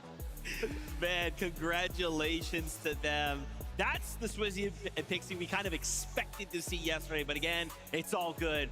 They now focus on tomorrow's finals. We will not be seeing them compete again today, but that's okay. A big sigh of relief for the duo. That's all it takes, Viv. One good game like that, we see them rise up the standings, make it on through the finals. Absolutely crazy stuff. Although there is a team, right? We were kind of expecting a big performance out of the duo there, but there was a team on the higher ground for the entirety of that end game that I feel like we did not expect a second place out of. It did look like they were going to win the game at one point. Danny Crush and Tiggs representing the Middle Eastern region. We were kind of worried that we were like, man, are we going to get any of these smaller regions to qualify through finals? I mean, we had a handful come through the upper bracket. Is the lower bracket going to feature any? Immediately a second place spot. Yeah, they didn't get the win, but that puts them in such a great spot on the leaderboard. I mean, big ups to Tiggs. Watching the highlights here, we see so many players with it. Some of the best players this game has ever seen. In situations like that, where you've run out of match, you've run out of everything, you just need a refresh. I've seen Prime Peterborough need a refresh at times, and he maybe just can't quite get it. Every single time at the end there, Tiggs needed to get the elim. He managed to just find the loot he needed to keep him going. Super unfortunate, again, not winning the 1v1 there, but still a great game for these two. Hey, but check this out. Let's go down this list a little bit further, right? Gosh. Yamzo, Josh, Agers in Ritual, them NA names we're used to seeing. I love seeing they're in that final game. We actually saw them be eliminated, but Yamzo and Josh took that fight to the high ground. You know, Levin, this is so exciting to see them finally have that moment on stage. We get to see them in game, and I love that they're fearless. I mean, this is a special day for these two. Because really and truly, again, when you're talking about some of the best teams in NA Vivid, these guys are up there. Josh in particular, his story is unbelievable. The fact that this guy is playing on this stage next to Clix because he got a PC from Clix, like that in itself is just madness to me, and a big start on the day, showcasing why this guy is seen as the next Peterborough in NA, the next big talent, the next big thing. He doesn't even look like the next big thing as far as talent-wise in NA. He has just been the best, right, at times, right? He's had so many great performances in Div Cups of late. Iomzo, we know what he can do. Seeing them do it on the stage in this first game was special, man. I'm really looking forward to seeing them continue to cook up. Yeah, picked up some solo points, as you can see there. And I got to tip my hat to the duo because early on off spawn, obviously they are uncontested, but an early push, you know, towards their way, they overcame though, man. They got the elimination there and it kind of snowballed into the late game. Obviously, we kind of saw where the zone ended up. It did pretty much land where they do land in the early game, but obviously, you know, sometimes these games are not easy to play out. They made it look easy. Can't lie, man. I'm excited. Aegis Ritual. I'm looking. I need these guys to qualify on through, right? Seeing them already have this strong start. Remember, big reminder, the format today is you either get the Victory Royale, you win and you're in. That's it. You don't have to play any more games or we need to end in the top 19. This is a very strong first start for the duo, Viv. Absolutely. As you can see early off here, Ager's kind of left alone. And I feel like the story throughout the weekend, at least in these early couple of games, has always been the fact that there are just so many solos left alive in these lobbies. And making the most out of it is going to make the difference right there. As you can see, after he goes down, just feeling, you know, cool, calm, and collected. Hey, foot bumps all around, feeling good. I don't worry about these two at all. I think when you look at the talent, the experience, the quality, I think these guys, whether they win a game, whether it will be through consistency, I think these guys will make it back. I think the biggest worry for me is just I'm just looking to Sunday and looking to see them in a position again, contested at Latte. We're not going to learn much from them today because it's going to be a completely different situation if they're able to qualify. And so, again, hopefully we see them continue to play their game and just warm into things a bit more. Couple of duos there, though. I'm a little worried about, right? We saw Clix and Higgs fall to the court. Akira, Kurama. Yeah. I mean, you know, look, again, it's just game one. I don't want to worry too much, but boys, we only have 5 more games, right? We need that VR. We need to be in top 19. Very, very tough, but it's all good because we've got game number 2 ready to go. Whatever happened in game number 1 doesn't matter. Every game can be a new game for these duos. So let's get ready to hop into game number 2. One thing I can't help but notice here, though, Jacob, is the fact that some of our duos that weren't able to actually have that standout performance in game day number 1 have managed to succeed here in game day 2. So the best benefit of that, you know, a duo like Ritual, Agers, I think that you have to remember they're already high up on the leaderboard. Now, if you want to get through on consistency, one more performance like that, and they're in it to win it. Yeah, basically locked and loaded. And typically at this point in time, I'd be like, if a team wins, their drop spot is open. I'll tell you more about that in a second because game 2 is ready.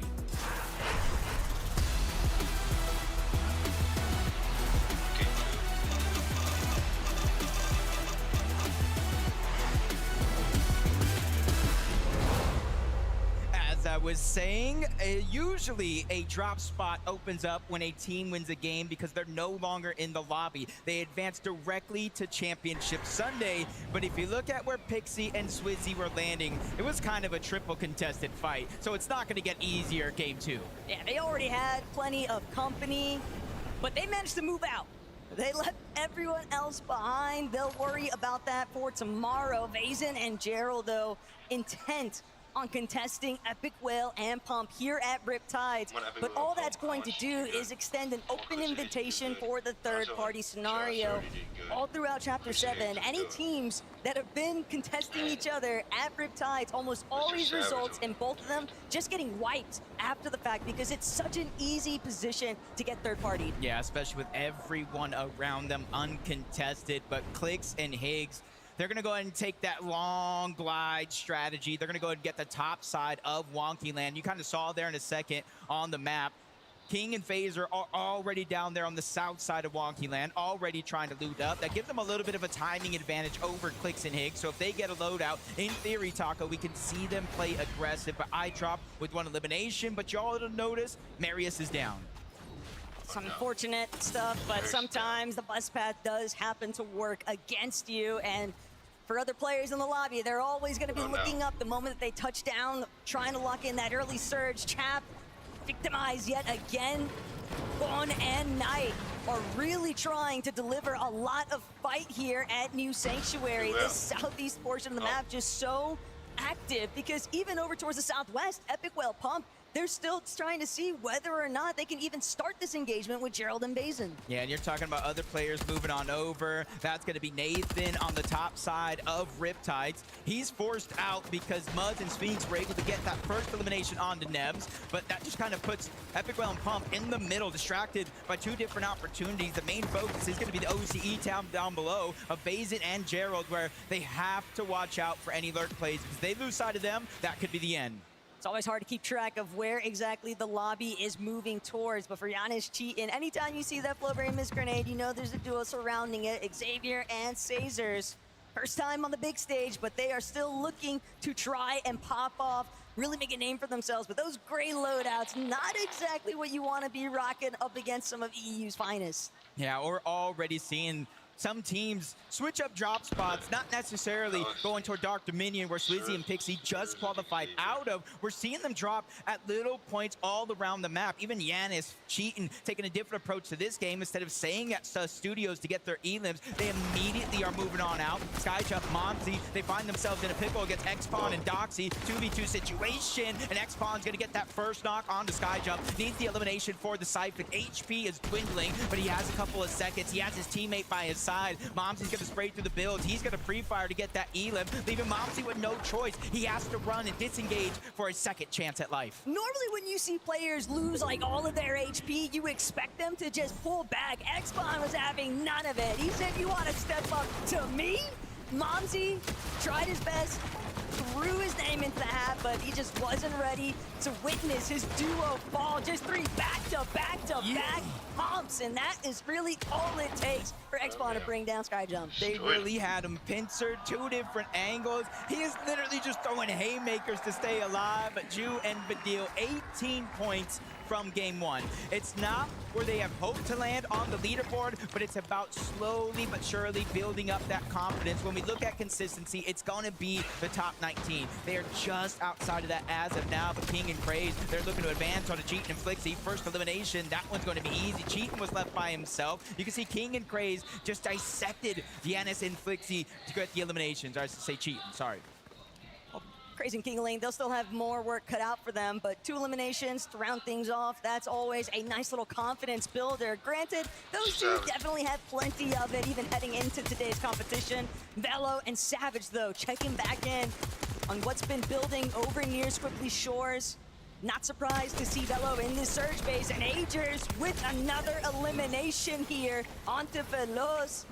Ritual got to be feeling very good about what his duo has been able to bring forth here today. Yesterday, things a little bit shakier, a little bit more difficult, but even with Agers being a bit under the weather, his gameplay here today isn't looking like it. Yeah, especially being uncontested. You play with a whole new freedom, knowing you got the entire POI to yourself. With 1 elimination, they know Jonas is going to be by himself. 2v1, trying to attack from both angles, jumping up and down, not trying to let him heal, not trying to let him get a breath of fresh air, and another shot from Agers can connect. Tries to spray into the box, not enough to get the knock, but him and Ritual are side by side. They're working together to make sure that they both don't take too much damage, but they're still in position to clean up this elimination. And what's wild to think about is Ritual and Agers, they're fighting for their spot to try and get that rematch up against Reet and Cooper in tomorrow's finals.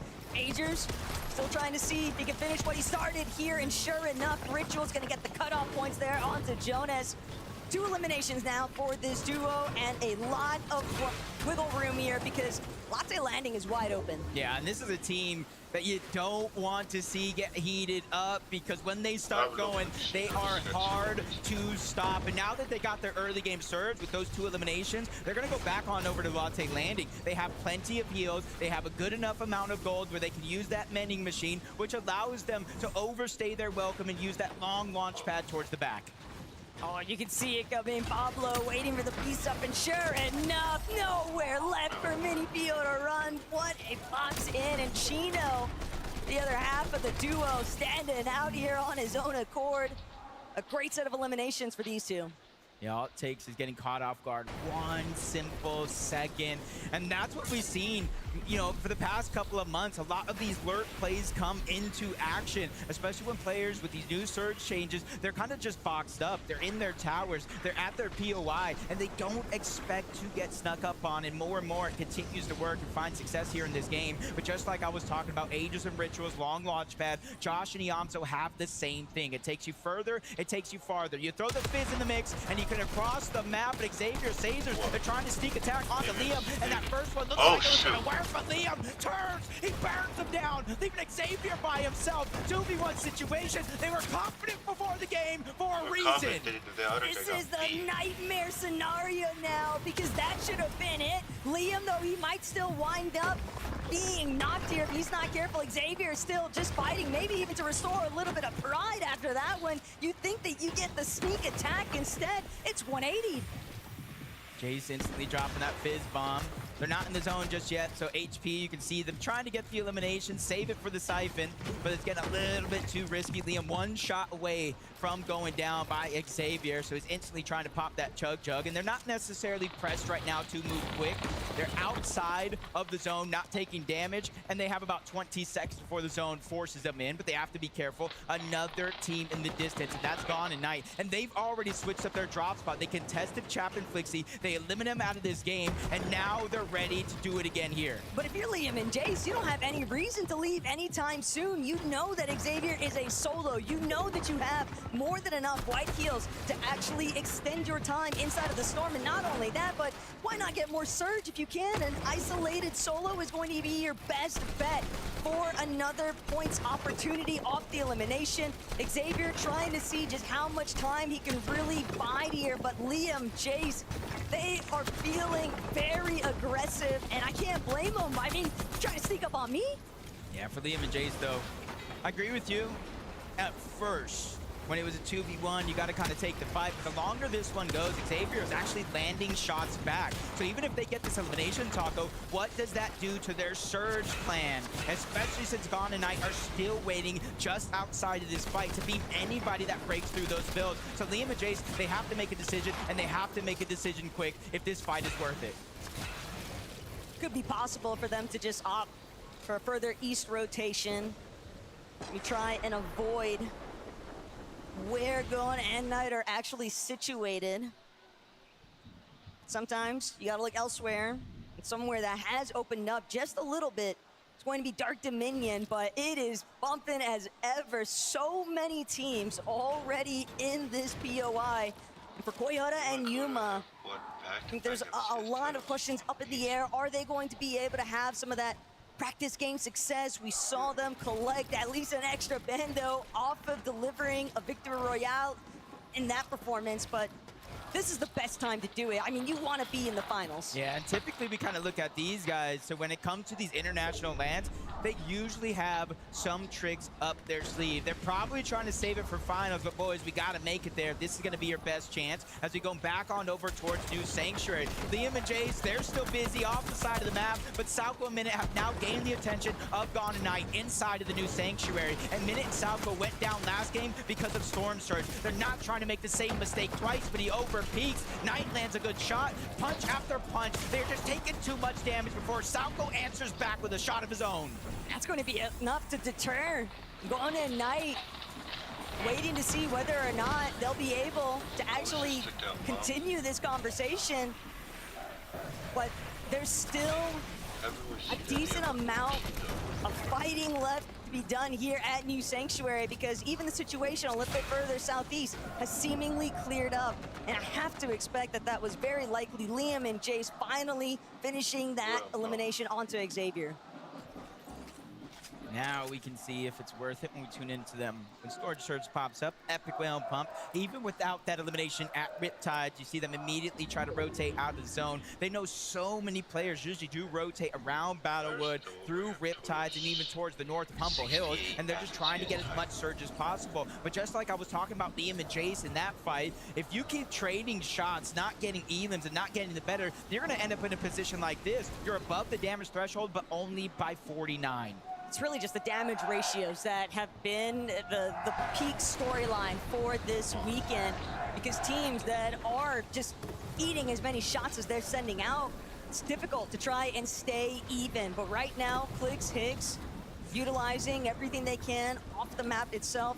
A bit of campfire, try and get some health restoration here. They've got pizzas, they've got med kits, and it looks like they're fully intending on trying to make a dead side approach, or they might be looking to see if they can find Pix and Ghost, who are known for sticking around in surge bases deep from Toy Box docks. Yeah, and 186 damage, that's good for now. But as the game progresses, they're going to need to find just a little bit more. Salco, Minute, they fall further and further below that damage threshold. 394, essentially 2 full eliminations here are going to be needed by the team from NA West. And we know Minute, He's a good fighter. Salco, he can lead the pack, but right now it's go time because when that Storm Surge activates, they're going to be on the clock to try to get some damage or the elimination. Salco breaks into the box. Good damage on Nagan. He gets saved by Minute, but only for so long before Knight trades on that down. So it is going to come down to a 1v1. Minute looking to play aggressive, and it's going to be worth it. But he might not even get to reap the benefits of this survival because the third party has already decided to play an entrance here.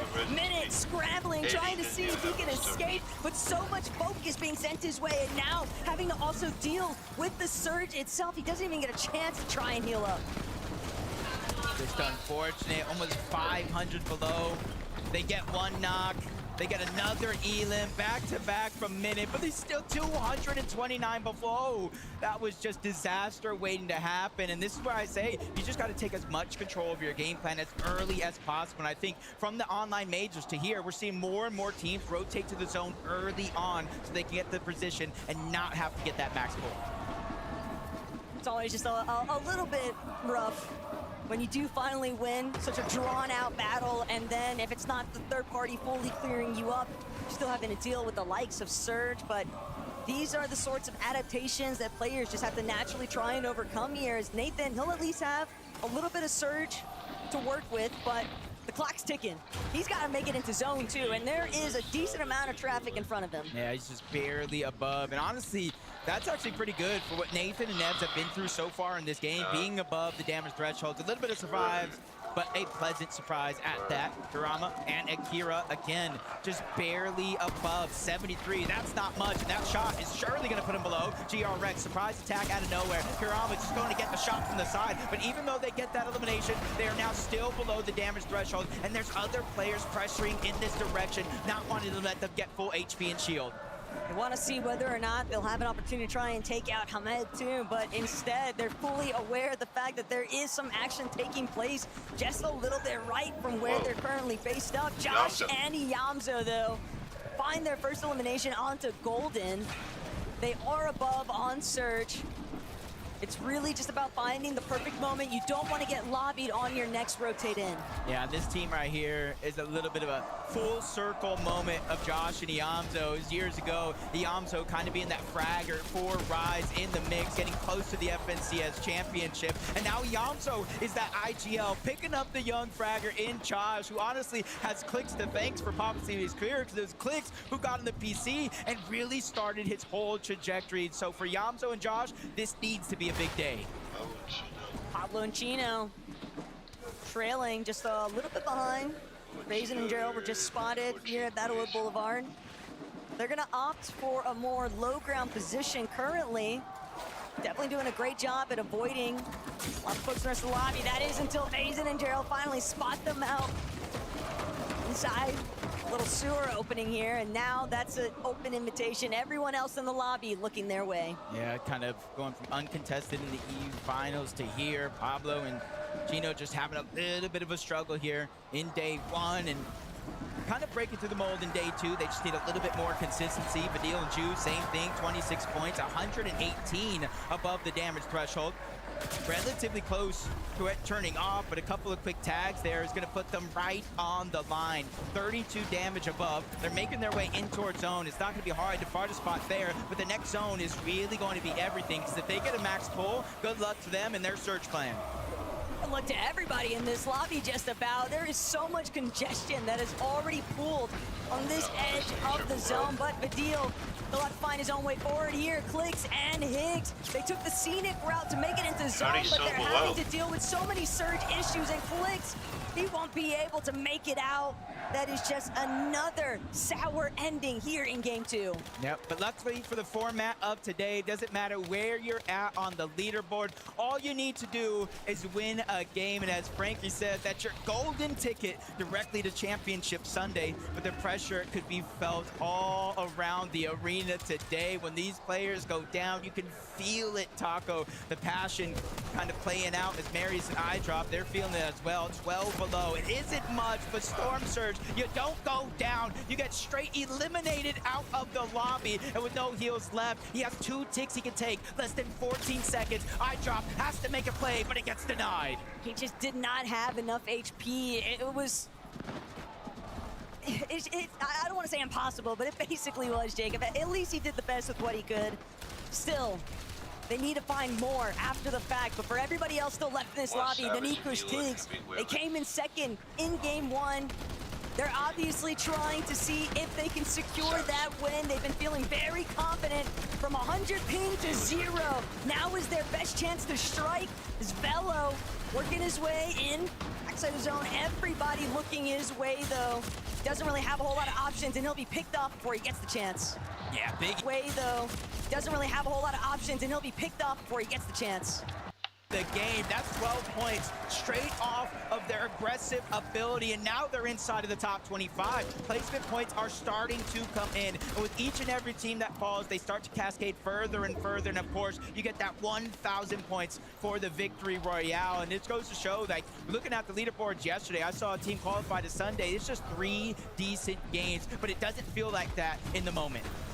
What Fadil and Judo really did best there, though, was front side of zone, and they cleared a path for themselves. Everyone else is going to have to run straight to them, and they're doing a great job at just gatekeeping that edge of zone they were at. But Lucy Zangi will have a lot to overcome if they want to make it in. But it seems like disaster has struck. We look away for 1 second, Jacob, and all of a sudden, it's Fadil by himself. He at least has the pizza box to work with, but Pastrocki, Repairs, Koyota, they're all making their way forward. And for what looked like a solid spot to be in, now might be worst case scenario. But Fadil, we've seen the solo clutches before. Yeah, and it's only 4 players that need to go down. You can attempt to out-heal this Pacino. He doesn't have the amount of heals needed to survive the Storm Surge. For now, it is going to be the med kit, but the zone is also moving in. But he gets a little bit of a cutback, extra time to work with, and it's time that he desperately needs because he's in on a clock, and that clock is running down fast. 3 more ticks. That's all he can take. Less than 20 seconds. Chino has to make a move. Nobody's falling, Taco. 4 players, and Storm Surge is no longer a worry. And Chino, he's trying to see if he can get the shot, but he won't make it. A player lying in wait. He'll go down, but Fadil still keeping the ball rolling here. 187 above, 1 pizza slice, 1 overdrive grenade, lurking, crouching, waiting, hoping that he can find another big shot. Everything at this stage, waiting to see if he can deliver another big win here. But Akira and Karama, they've at least found Liam, and that'll be enough to buy them some good time. It feels like they're not forcing fights or eliminations. They're kind of letting the game naturally present itself. And there goes another one on the Repairs, back to back, as they take down Pastrocki as well. But it comes with its own sacrifice. Akira is going to fall. All the pressure now onto Karama's shoulders. You look one way, you got to make sure you're checking the next, and Fadil takes down Visuals. That's the exact sort of refresh that he's hoping for. Every little bit of siphon materials to help catapult him forward, and now he's feeling confident enough. Why not take another layer up? He's trying to see if he can make it through on that secondary height position, and not only that, looking downwards, trying to see if he can gauge whether or not there's a player more in tatters than him for him to try and eliminate. He'll drop down, he's got the movement effects, waiting, but no options just yet. And all that's going down below, Podeside's gonna fall. Nutty and Gatetta, they went ahead and Shockwave to take the high ground. There's a new team high up in the clouds that everybody has to worry about. Cut through the middle is gonna be King and Praise. They're trying to take position of the front side of the zone. Meanwhile, Fadil and Karama are doing their best as solos here. They're one of few solos actually left in this game. As long as they can stay towards the front side, they might be able to make it out, but Ritual and Ager is now front side low. They'll have the best opportunities out of everyone to see who is more scraps than them. Ritual only has 1 build remaining, but Fadil, he's found his target. He won't be able to bring it out, though, and that's going to be the end of the run here. Craze and Kindling, though, still making their way forward. Yep, Nutty Gaps Harris is not letting anybody down below feel comfortable, especially for those players on second height, as Virgo looking to go big, lands that 1 shot, but being by yourself means you have to play a little bit careful and a little less loose. Down below, those eliminations get steamrolled by King and Praise, but again, it all comes with a sacrifice. Now Craze is going to be left by himself. They have 5 eliminations. They're trying to push themselves into the top 5, and every single point matters. With Aegis of Ritual, they're going to get that elimination, but again, it costs them as well. Ritual and Aegis thought they had that front side control, but you just can't afford to look away. Now Virgo gonna try send it onto High. Karama has fallen. Virgo won't make it out. Nudie and Gabzetta might just be finding themselves in the finals battle, but Jacob, all they need to do is seal the deal here up against Ritual. Hey, he's gonna take the fight to them. Oh my God. Shockwave! Oh my, that was big! Nudie and Gabzetta, they clutch up and take the game back. Wow. That ended very cold. Nuti, Gabzetta, please stand up. Let's celebrate this win. What an incredible performance from you, Nuti. Talk to me about those last moments. You did it as a duo. Yes, I said that we're going to win, and we did it. You absolutely did. You had so much confidence when you spoke to me earlier, and you only told me the truth. Gabzetta, you're going to Championship Sunday. You're representing Brazil. How does it feel? Gabzetta, vocês ganharam, vão representar o Brasil na final. Como você se sente? Me sinto realizado novamente, estar representando o Brasil novamente num palco gigantesco que é a FNCS. E é isso, vamos Brasil! I'm so happy, I'm so accomplished right now, and just let's go Brazil. Let's go, Brazil. Would you like to hear the crowd in Düsseldorf, Nuti? What? Would you like to hear the crowd, what they think of you here? All right then, Düsseldorf. What do you say? Do you like these guys? We can see the Brazilian flags above. We've got Brazilian fans behind us, and we've got Brazilian fans watching around the world. Congratulations, Nuti and Gabzetta. We'll see you tomorrow, and we'll see you after the break.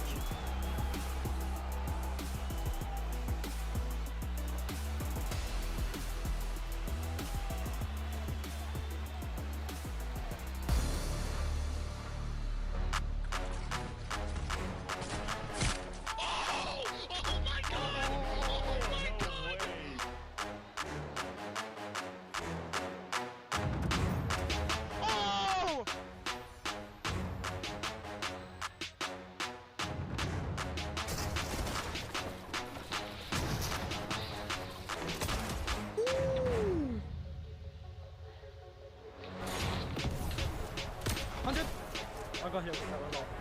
I'm popping a method. Wait, go 6 build, go back up. Wait, if you're mid, wait. 100? 100? Oh my god, look, look. It's been inactive. That guy's still doing good. They went down before they got any more. I don't know what they're doing. But it's like they're not even fighting anyone on spot. The problem is they're not getting enough damage. And if you don't get enough damage, then there's this thing in the game. If you don't get enough damage, then you're below the surge. And every time the surge goes on, if you're not above it, you get ticked on your health. And both teammates do, and they're not getting up damage, and that's the problem. But the problem is they don't want to get contested and die on spot, but then they can't make it to the end game because they don't have enough damage. So it's like I don't know what they should do. Literally, I don't know how to tell them.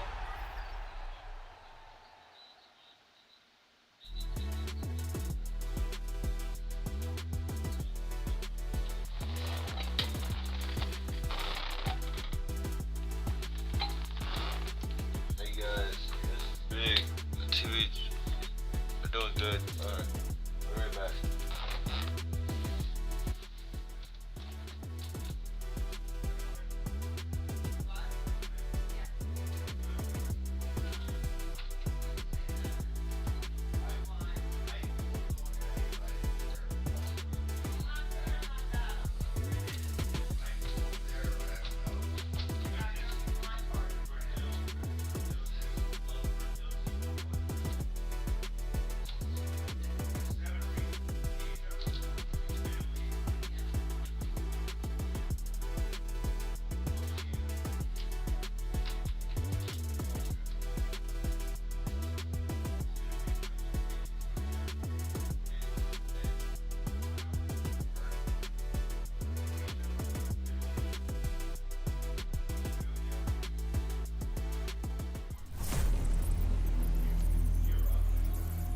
Fortnite fam, welcome back to the summit.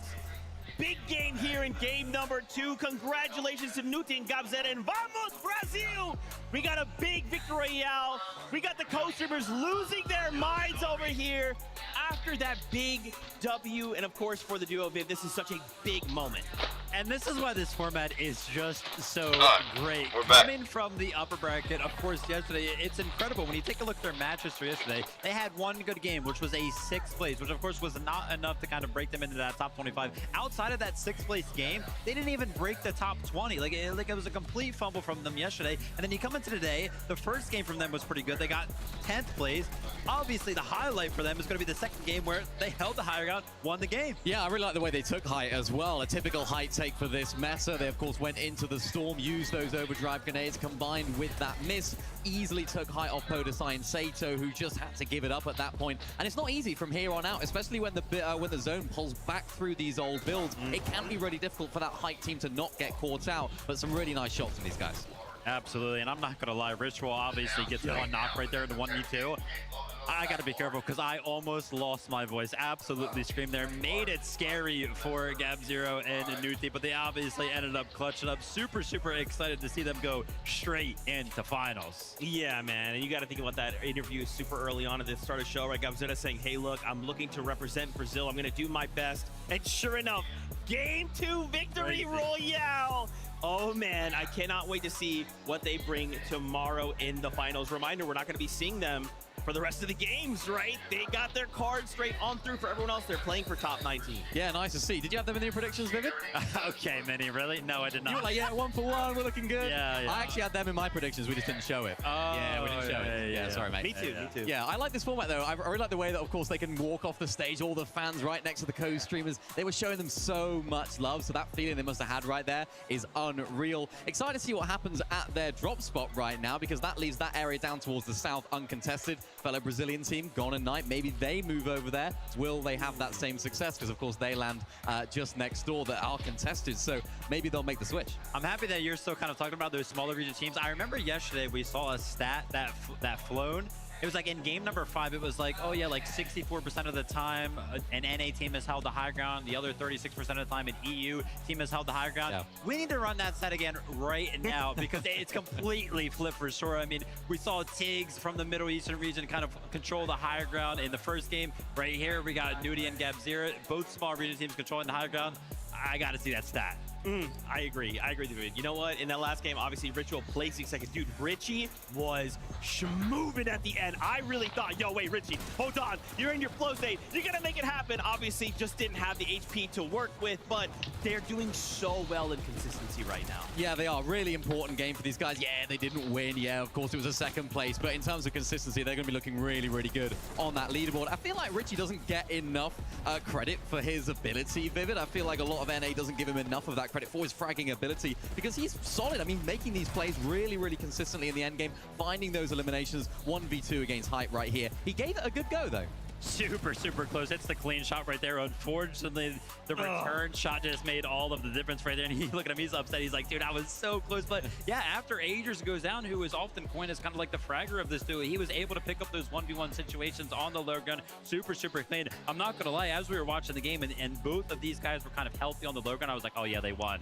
Agers gets knocked there. Ritual still puts up a great performance. They pick up second place. Well, I want to take a look at these standings, man. Remember, we're trying to be top 19 in consistency or walk away the Victory Royale. Look at this. Wow. What once started is mostly EU dominated. Not no more. Shadow Virgo jumping up right there, but look, not that far behind, right? Akira Karama up 10 placements. Guys, it's starting to heat up. Great game for Akira and Karama to kind of come back there. As you can see, they went up 10 placements. I think so some crazy stuff kind of happening off spawn for them, unfortunately. So, I mean, obviously, it's not, you know, haltering them too much. They're making it to the end games as it currently stands. Dropping down. Remember, at the end of the day, Mini, we have to be top 19 because we already have 6 teams going through Victory Royale. Yeah, that's absolutely right. I'm looking at Chino and Pablo Wingu just on that border right now. A team that a lot of people would have looked at, potential champions at the end of the weekend. Difficult off-spawn situation for them. That whole POI, so many teams coming on in, trying to get some refarming, trying to get to those vending machines. It's just a little bit awkward for them off-spawn right now. I'm sure they'll be navigating that in different ways. Podesai and Sato there on that leaderboard, just breaking into that top 10. They went up, was it 38 28 places there. Unbelievable stuff from them, and that's what one game can do. One game, that is all it takes. But right now, game 3 is ready. So casters, over to you. What's going on, everybody out there? Game 3, we had to bring one of mine and Taco's duos, mine from the past and west, yours in EU, Takada, to join us on stage. Great to be back. I was getting a little sick of the guys on the desk, you know, so I had to come back to my home turf here at the casting booth, and I'm ready to get started here. Yeah, I mean, things have already been getting pretty rowdy at the start of day 2, and I'm sure that the action is just going to keep delivering because game 3 right on the horizon, and I'm sure anybody can bring it home, so let's see who takes it.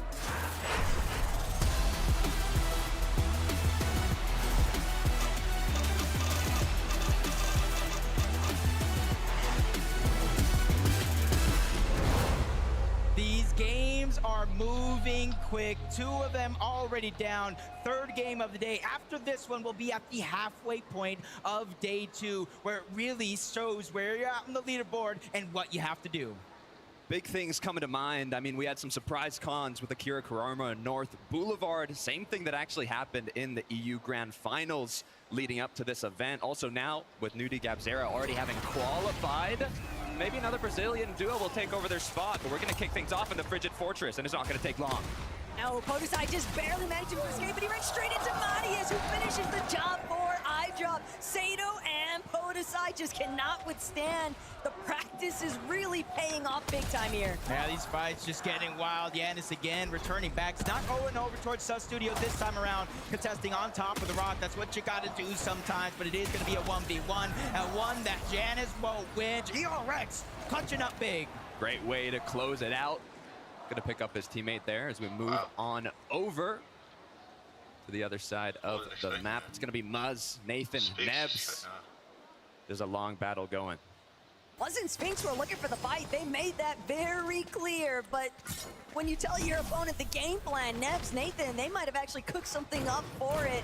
And at least for right now, even with Sphinx having gone down, it seems like Muzz is going to at least be able to play for the revive, and Nathan Nebs, they'd rather play a little bit more passive and prioritize controlling the actual POI. Yeah, it almost makes you feel like they're not even the ones that got the knock. You'd almost be certainly sure that they would chase over, try to get that elim, but hey, when the dust settles, at least Muzz and Sphinx get a second chance here. So go back on over towards Riptide, something that we saw in that last game. We saw a little bit in the first game between Epicwell and Pump, and Vazen and Gerald on the other side. It starts off as a little bit of a split, but as the game goes on, we typically see third parties come in. It's not peaceful for Vives though, with Visuals and Braids on their backs. Quick eliminations getting picked up. Not a fun start.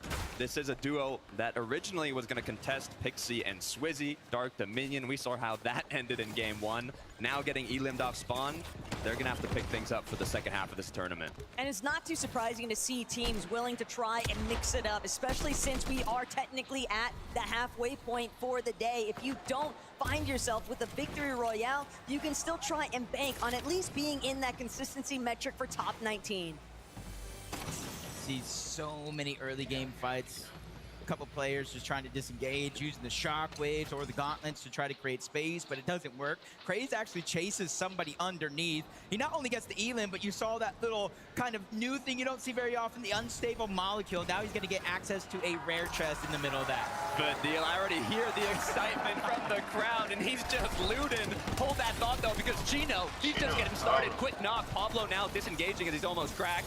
Has to be careful. His teammate, though, completely locked in. Going to give him a bit of time to heal on up. Salco, it is not looking good for you, my friend, as Chino continues with the push. But Chino and Pablo, they are just a powerful duo to contend with, and knowing that you've already lost on the initial exchange, and with another duo crouch creeping up behind, it's Shadow and Virgo looking to take full advantage of what's been kicking off here. Salco is finished. No opportunities left in this match for that team, but Shadow, Virgo, they still want more. They want to see if they can take out Chino and Pablo with it. Yeah, especially with that elimination on the Salco. Probably didn't net them much surge in that exchange. So they're going to continue to get aggressive.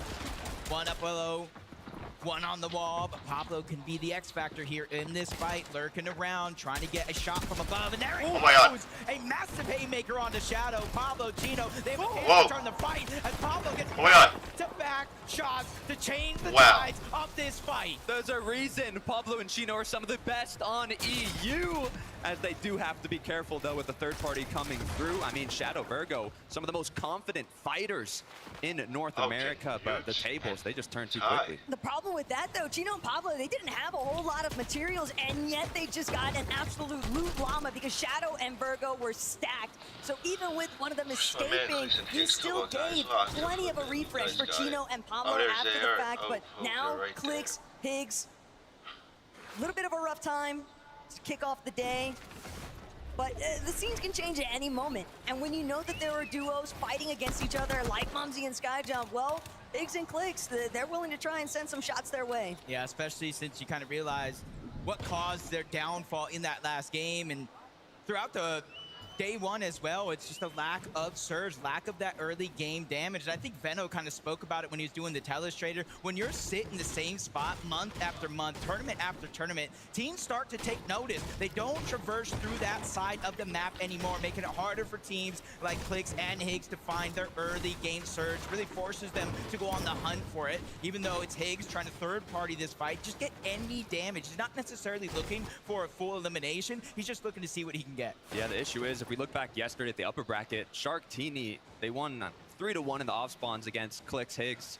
And it's interesting because all the fights that Sharktini were doing, they were finishing them incredibly fast, whereas the one Clix to come took a while. But let's take a quick look at what Denny Kush and Tiggs are up to. It's Shadow ultimately falling. I think it's great to be more proactive. Shadow and Virgo had the right idea. It's really just about the execution. When they found that first component of the elimination onto Salco, they just got a little too greedy with it. They didn't fully know what kind of position Chino and Pablo were in terms of HP differences, but that might have been enough to at least thwart him for Mini Theo to try and pick up after the fact, because that elimination feed showed Chino in it. Yeah, it's just a tough way to things boil down to we're seeing in that last game multiple wipes of full duos. We've seen full eliminations, and it kind of led to teams still being below the damage threshold. The longer and longer fights go, sometimes when you continue to trade shots, it's not necessarily the best of the situation, even if you get the eliminations.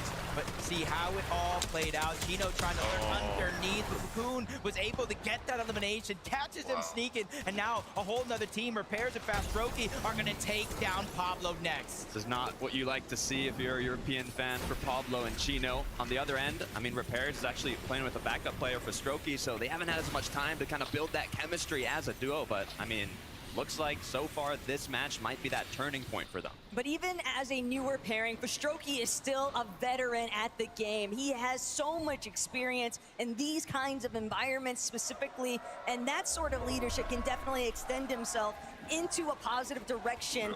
They've had a decent day already, and they're just looking to try and see whether or not they can circumvent the rest of these games, find that victory royale and close things out, make it to finals.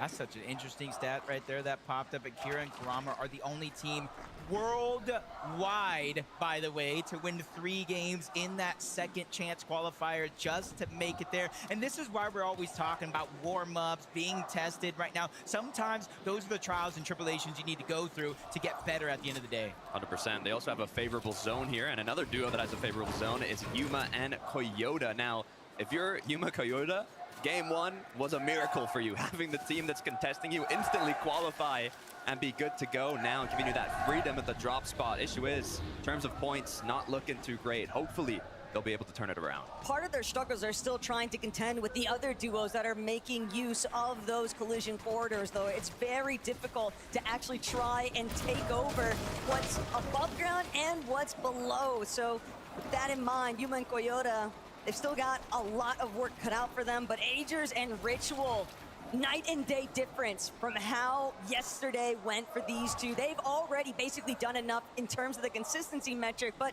it's more than that for these two. They want to make a statement. They want to find a win. Laughing to myself right now, Taco, because I was going to say that exact same thing. A night and day difference from Ritual and Agers. Hey, the wonders a good night's sleep can do, especially for you're one of the most prepared teams. Day one, sometimes you stumble, but it's not about how you fall. It's about how you pick yourself back up. And Agers, Ritual, they're doing that perfectly today. Yeah, I mean, not only sleep, also now being uncontested, right? That latte going from being con to on-con definitely helps a lot. And you can see what they are truly capable of when they can execute on their original strategies and plans going into this tournament, as Josh Riley and Iamzo are going to take their rotate.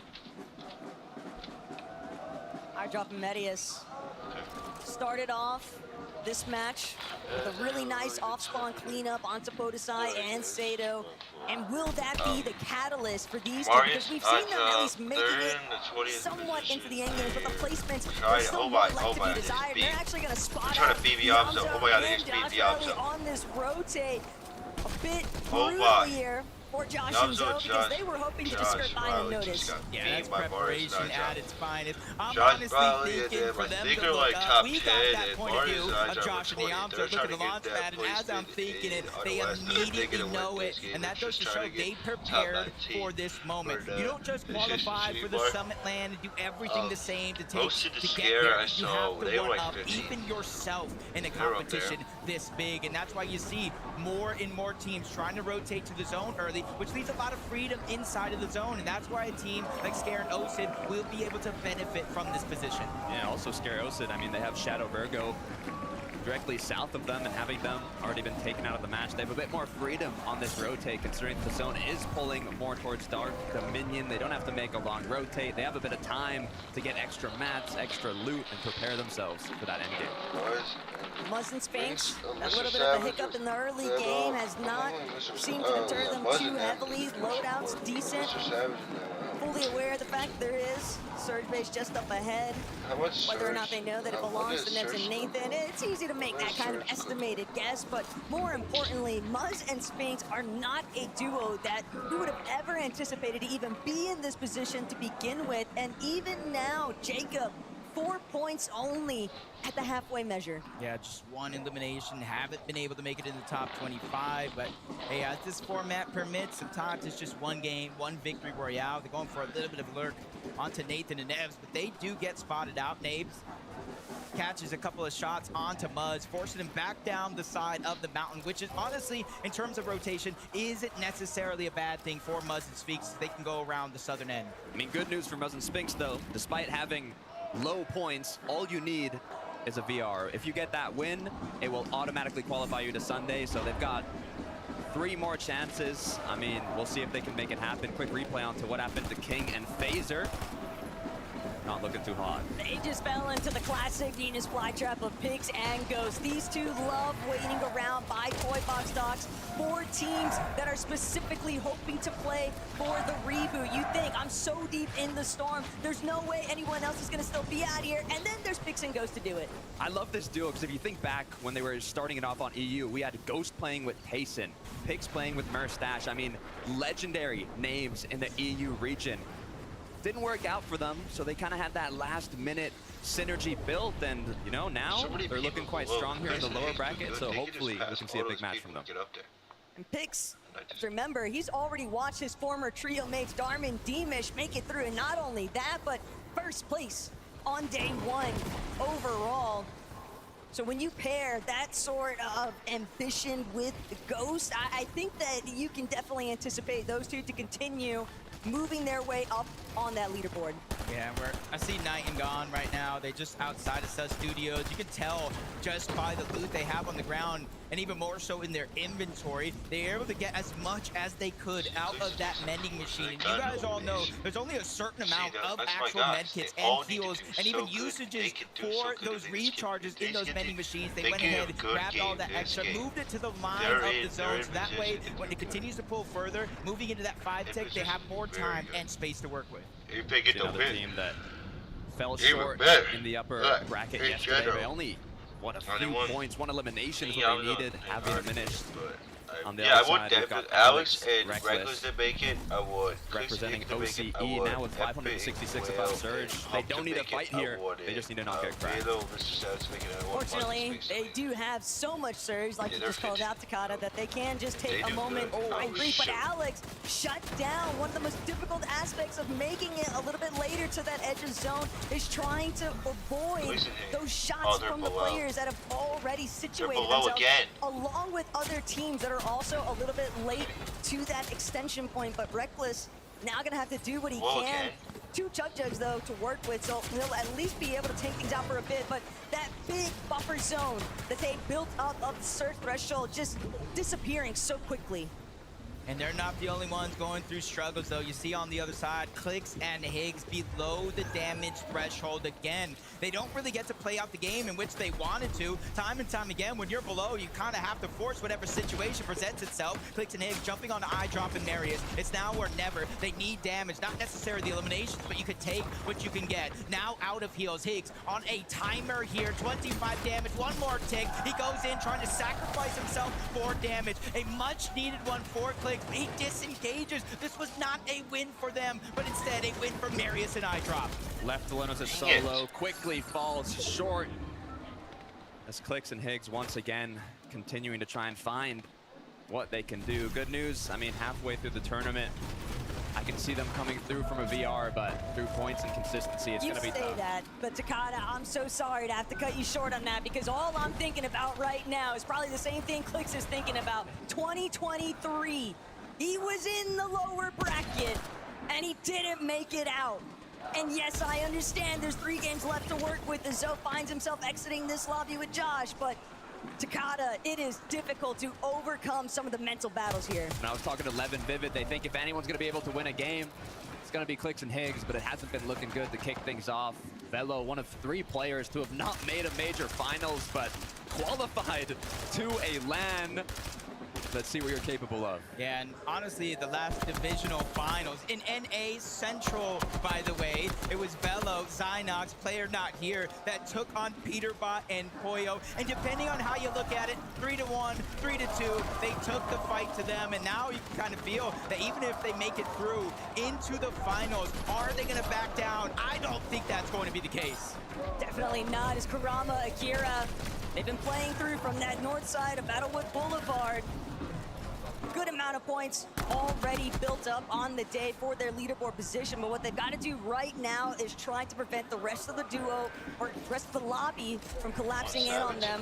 Mr. Savage and Velo, though, checking back in with these two. We have seen them transition into top 5 performances when they make it to the end game.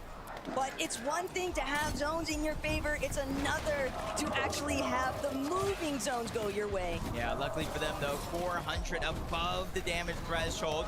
Takes a quick shot there, but they reunite together in the same box. Pizza's being dropped. They're going to heal up to give themselves a fighting chance as we continue to rotate over from Sus Studios towards the edge of Battlewood Boulevard. And that's where you see Chap and Flixie. They're just waiting for that perfect moment. The zone is moving slower on their side versus on the north, so they have much better timing here. Good news is they're also on the uncongested side, but they can't take too long. If they wait, if they struggle, if they stagger, those teams that got in ahead are going to look back and take their shots, just like Ju and Padilla. It's interesting that they opted to go one after the other, though, but Ju, Padilla, every time that these guys are on screen, you can expect the heart of Germany to follow with it. Now it's all about ensuring that they stay together in some of these endgame moments. Nebs, Nathan, though, what a great position, trying to see if they can take over a height. It's more importantly still, when they actually make their move towards front side, they want to be able to stop anybody else from challenging them while they go forward. 302 above the damage threshold. Only 7 players need to go down. Storm Surge will no longer be a worry. They're 2 above the damage threshold.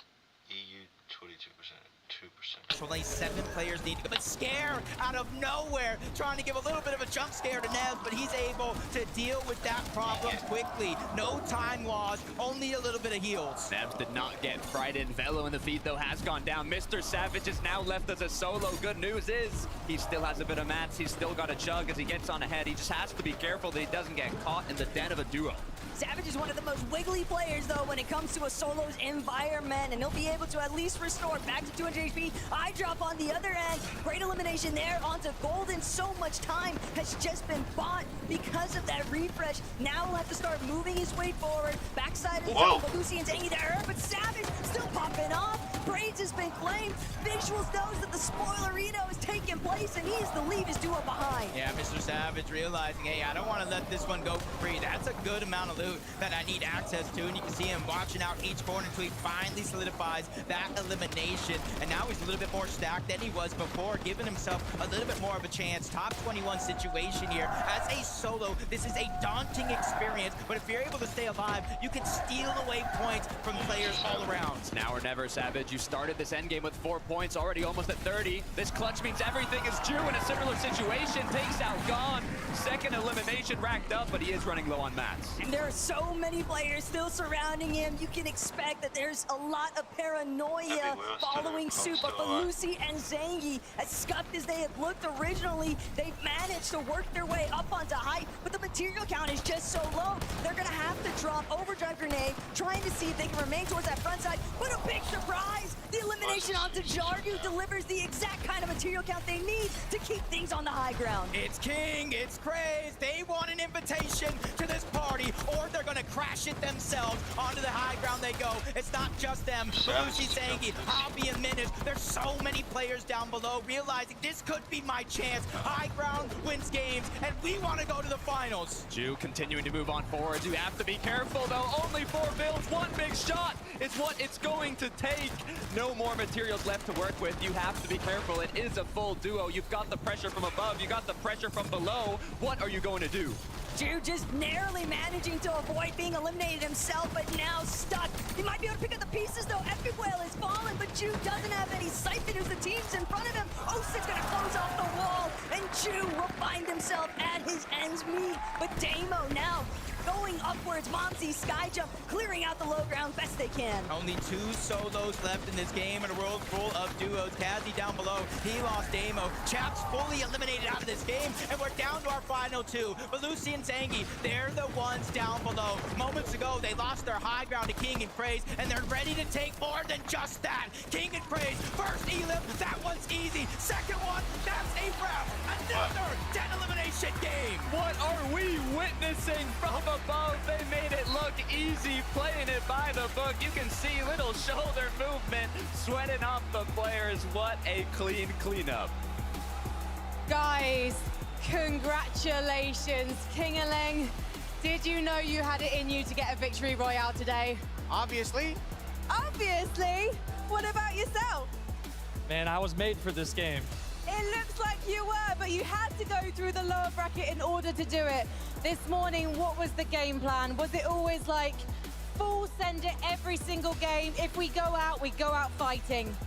I always play everything by ear. I mean, whatever comes my way, I just fight it. I treat it like a Div Cup. You guys went for height quite aggressively, and everyone wanted high ground in this game. What was the strategy? When did you know the time was right to strike?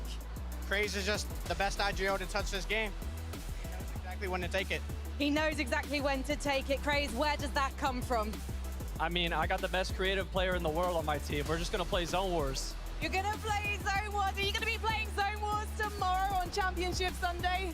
Every single game. Every single game. These guys are just gonna have an absolute blast. Please, Düsseldorf, give it up for Craze and Kingaling. We're gonna head to a break. When we come back, we'll be talking about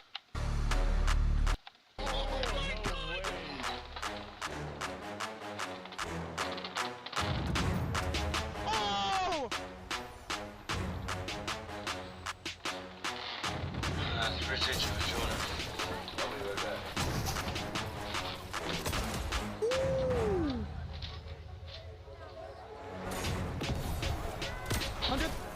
I'll go here.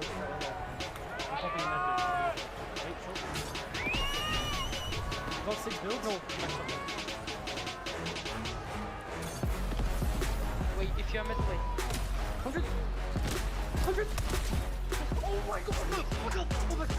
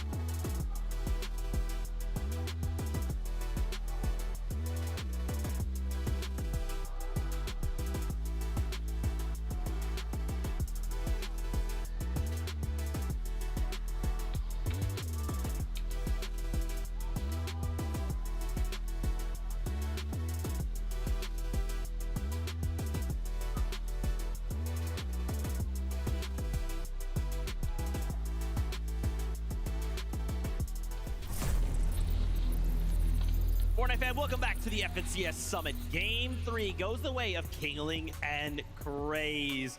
Yet another duo to find a victory royale when they needed it, right? And now everyone else is kind of thinking, man, that's one less duo in the lobby. We're now game 3, we're halfway. Things get that much more difficult. We are now kind of in the halfway point, so we've given the players a moment. They've kind of gone back. They're going to have time to review, to talk to their coaches, amongst themselves, their families, loved ones, whatever they need to.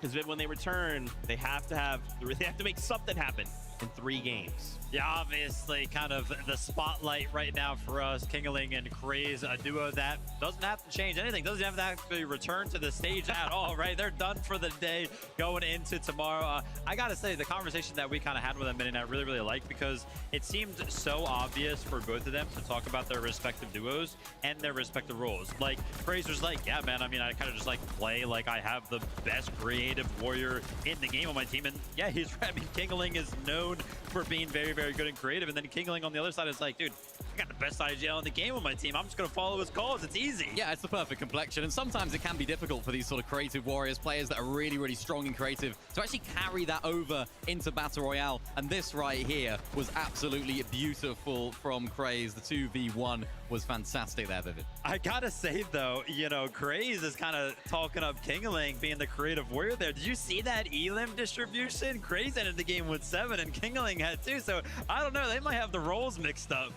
Maybe. I mean, it's nice for them, though. It's good to see, of course, that was a low bracket only team, so they had to do it today. And I think it's nice to see this confidence as well from some of these teams to start taking high. For me, we're going to see more of this now for the rest of these games. Those shockwaves, those fizz grenades at the back of zone are going to be so, so important, Vivid. They're so good. I gotta say, so far, lower bracket has delivered on multiple fronts. I feel like the regional just breakdown that we've had over the course of the 3 games, we've had a different region win every single one of these games. Obviously, we kind of started out with EU, we went to Brazil, and now we have an NAC team winning. Man, we're getting it all. We really are, right? Fortnite always delivers. These players are really putting on an amazing show for us. We have a listen from this last game from Kingling and Craze, so let's take a listen. Here, come look at it with me. Come look at it. When I edit, I'm gonna edit when they shock. Yeah. 30, 50. Okay, nice. Dead. Nice, nice. Grab it. Okay, yeah. That guy. 30, 60, 90. 81. 90 white. 30, 80 crack. Crack that guy. 30 white, 30 white, 6 white. Dead. Dead. Here, high is nothing, high is nothing. They're jumping in, they're jumping in. I'm going up, I'm going up. Yeah, go, go, go, go, go, go. 20 white. Nice. 30 white, dead. Dead. Nice, good shit. Dead. Nice. 40. Dead. Nice. See? Come on now. Now, where? Great stuff from them, right? Big smiles from both duos, man. Just to think, oh, wow, halfway point, we get the victory royale. I don't have to think about lower bracket now. All I have to do is think about tomorrow's finals. Of course, coming back tomorrow, it's going to be a little different, right? We still have 3 more games to figure out VRs and top 19, and then we also have the top 25 for bracket. A lot to figure out for many of these duos, but let's turn attention to these standings. We got to see how things are going in the lobby right now. Agers and Ritual, they're holding it down. They're leading the pack right now. Yeah, nice to see from Agers and Ritual. You'd like to imagine that they've pretty much done enough here, right, to qualify on through. So it's going to be really interesting to see how they actually navigate the rest of these games. My focus here is on 4th place, Zangi and Belusi, an EU team that are moving up in the standings here, as well as moving up in the rankings in terms of EU prowess. We know about these guys on EU. We know they've come through. They've had a little bit of a rocky performance on both ends, coming together, and now, of course, performing well on the big LAN stage. Excited to see if those guys can maintain that position, because they're a team that I want to see in the grand finals. I'm happy that you're kind of talking about teams that have surely already done it. I went ahead and I took a look at the upper bracket yesterday. I was curious, right? Because remember, that sweet spot throughout the day is going to be top 19. So I was like, oh, what did you have to get? How many points-wise did you have to get to be top 19 yesterday? It was 134. Okay. So, you know what I mean? Something for us to kind of think about as these games continue on. Okay, maybe some of these teams might even look and say, hey, Viv, I know that number looks good, but we got to up that, right? We're playing for a ton of prize money, $1.3 million tomorrow, and shot to auto-qualify through the Global Champions. It's so crazy as well. But so many players performed super well in that last game. You know, dude, it's coming down to the wire, Viv. You know, 3 games left to go. My stress is just through the roof. Absolutely. I know one of the duos that I feel like every single time they're on the screen, actually I know for a fact every single time that they're on the screen, I don't even have to look at the screen to know that they're on the screen because the crowd lets me know. Yep. Of course, it's going to be Vadil and Ju. Yeah, Vadil and Ju, a crowd fan favorite here in Dusseldorf, and for good reason. They're a fantastic team, as well as, of course, being German. We saw Vadil solo clutching so many points. I think it was game number 1, and he did that during that second chance at qualifying, that last chance qualify for the grand finals in Major 1, and he couldn't quite find the victory royale. Of course, going down here in this game left it all up to Ju, and I mean, this is a team that have done so much already today. Of course, Ju doing fantastically well getting inside that box. Nice to see that Ju can also solo clutch as well. I can't lie, though. I specifically remember the interview that we had at the start of the day between Vadil and Ju. I remember Vadil saying, listen, I'm looking over towards Ju. I know this guy's going to carry me through. And as you can see, the solo clutch right here, we picking up enough points to go ahead and do just that. I think they ended right there with 114 points. So if we use that kind of metric from yesterday as an idea of where we need to be, only 20 more points for Vadil, and we'll see him in finals. It's not terrible, right? 3 games to try and get 20 points. Again, that's if that 134 stays the way that it is. But even still, you can't get comfortable, right? Like, you have to keep pushing because anything could happen. And even just think, Viv, we could get a player in the top 19 that suddenly gets a victory out, pulls the whole leaderboard up, and maybe you were outside, but you were thinking, oh no, I'm not in. Wait, I'm in suddenly, right? Like, this will come down to the final game to kind of to see how everything ends up happening. Yeah, I mean, tracking the points when we do have these types of formats is super, super difficult because those points kind of disappear from the leaderboard once one of these teams win, right? That was a point that Mini was kind of making earlier that, yeah, if any of these top teams do go ahead and pick up a win, they're gone. All of those points kind of disappear and it kind of change up the threshold. As it currently stands right now, though, Mini top 19 looks like it's 64 points. Yeah, it's getting close, though, isn't it? I mean, looking at Sato, Podesai right there, Momsy and Skyjump, another French team way up in the standings 35. right here. 35 places up. I'm sure a lot of the French fans in here will be very happy to see that.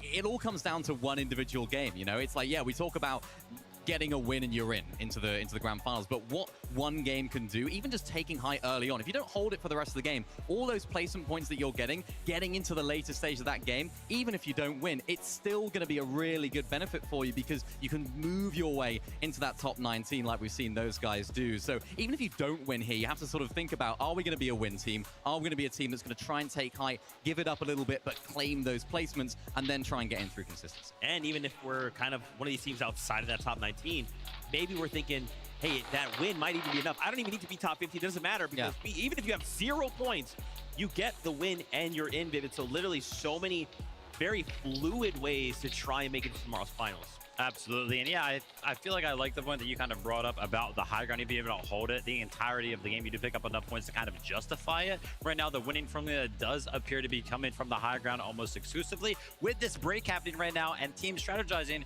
I'll be curious to see if high ground changes up at all. Interesting stuff here. I'm getting word. This being the halfway point, we got to check in with our team in first place. Agers and Ritual. Frankie is standing by with them now. I am standing by with them. Guys, you're on an absolute tear today, leading the lobby in damage, currently sitting #1 in consistency on our leaderboard. Is it due to the fact that Reet and Cooper qualified yesterday and they're no longer contesting you? Well, I was a little sick yesterday, so I don't think I was playing the best, but now that we're on con, games are pretty easy for us. Has Ritual been nursing you back to health? No, yeah, he's been open a lot for sure. He's been carrying the load. I can imagine. Ritual, what's it like now, feeling refreshed, feeling healthy, and knowing you had the motivation of making tomorrow? I mean, it feels great.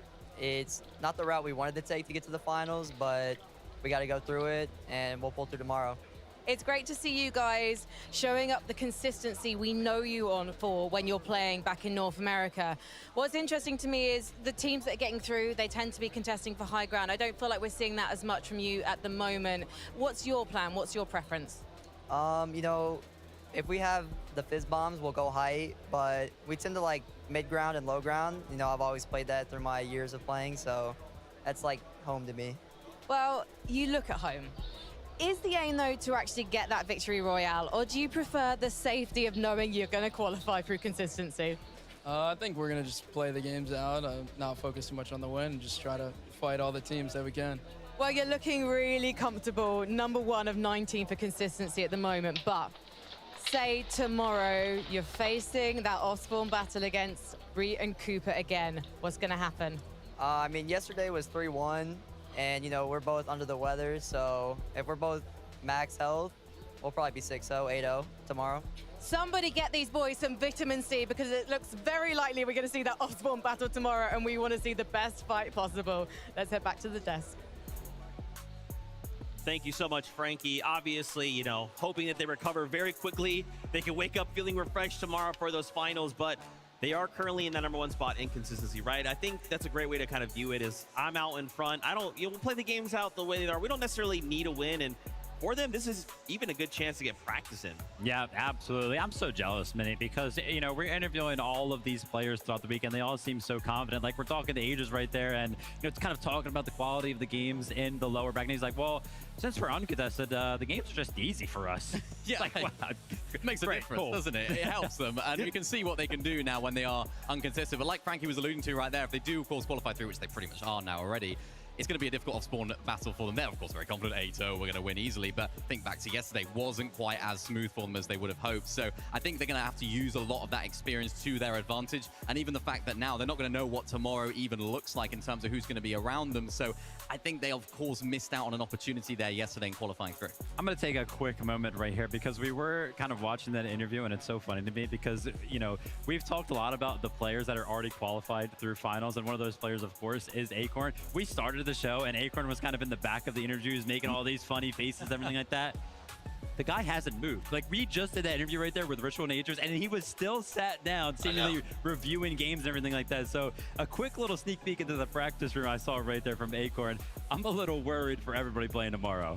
Well, Viv, what's funny is we can actually see if Acorn is still there, because Frankie is standing by with Shadow and Virgo. I am, and these guys are discussing what happened in the last game, because apparently, Shadow, you griefed it. Yeah, we kind of got keyed, or we keyed them, and then we kind of died, but it's all good. We got next game. Well, this is the thing. It must be quite hard, because you know you've got this amazing fragger in Virgo. So surely sometimes you just want to say, W-key it, go and eliminate everyone. I mean, yeah, I mean, he's like the best fragger in the world. I could just IGL him. He could just solo clutch whenever, so it's fine, yeah. It must be hard to keep you on a leash sometimes, I have to say. Virgo, the first 2 games, though, placing 3rd and 4th, looking incredible. What do you think is the key to those consistent placements? I mean, honestly, like, we just have our whole game plan down. We know what to do early, mid-game. We're quick on everything. Like, there's just zero nerves because we're just so confident. We prepared so well. I mean, it just feels really easy, honestly. Well, here's the thing. Sometimes when players prepare really well, they want to stick to the Fortnite. They forget to trust their instincts. What happens when things don't go to plan, Shadow? For us, that's not going to happen, so we're just going to win. But yeah. Well, I hope that's not famous last words. You're currently 5th out of 19th at the moment, so it is very probable that you'll get through, but anything can happen in this particular format. But you were saying to me before we got into the interview, Virgo, you think you're going to win the next game? Yeah, I mean, we can choose when we want to play good and when we want to just have fun, you know. I mean, we're on a hot streak, so we just had to calm down a little bit, but I think next game we're winning. Okay, that means you guys aren't going to have fun, but we're going to love every minute. Let's head back to the desk. Thank you so much, Frankie. And yeah, Bolts, don't worry, we see you too. Man, I like seeing the confidence out of the duo. You know, Viv, do you believe that to be true, though, right? They're thinking, hey, we can kind of have fun when we want to. We can play hard when we want to. Now we're going to come in and get a VR right here, right now. Is that possible? Dude, I feel like we have to believe them because throughout, you know, we started off the day kind of talking to Virgo. We were kind of curious as to how he was going to be kind of feeling coming into the event. Only a couple of lands under his belt now. He was like, dude, listen, after playing so uncreative, I feel so confident. I feel like we're seeing just that. I mean, the duo looks pretty confident to me in game. They sound confident out of game. I got to believe that they're winning game number 4. And that must be hard, though, when you're Virgo, to have a lot of expectations on yourself coming into it. And then going into that practice room, performing incredibly well, and then everyone's sort of piling on you saying, you are going to do so good this weekend. You're incredible. How good are you? You're amazing. So he's actually carrying that really well, of course. 2nd place right now today. Interested to see what happens to their drop spot as well when they do qualify through to the grand finals. Hero and FKS landing there, of course, in those grand finals. So will they be contesting them? Will they be moving around? There's a lot of questions now that they'll be thinking about in the back of their minds. And a lot of those players in that practice room room also vodding, keeping their eyes on this lobby as well to see how the Osborne situation is going to go. It's so cool, man. Seeing all this kind of unfold, it makes me think of the Global Championships, which reminds me, don't forget, yesterday we announced some things. We have a beautiful graphic here lined up for you guys that may have missed it, but FNCS 2026 now looks like this. We got the Global Championship happening September 26th and 27th in Antwerp, Belgium. What's up? Major 2 has new dates, July 18th to August 2nd, with that last chance from the 3rd to the 14th in August. And obviously, don't super know what that FNCS solo online thing might be in October. I don't know, not sure, but keep eyes out because more information will follow. We've also in the blog announced power rankings, and guess what? Levin made a little video for us. Check it out. This weekend, the best players in the world are proving it on the stage. But competitive Fortnite is bigger than one weekend. It's every cup, every finish, every performance that pushes a player further.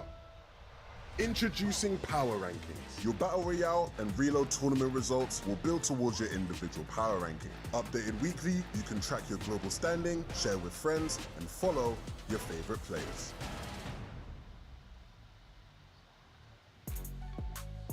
Shout outs to Big Man 112K for that video. Yeah, power rankings. What's really cool is this was built for the players. We got to show them a little early when one of the rehearsal days, hey, this is power rankings on the way.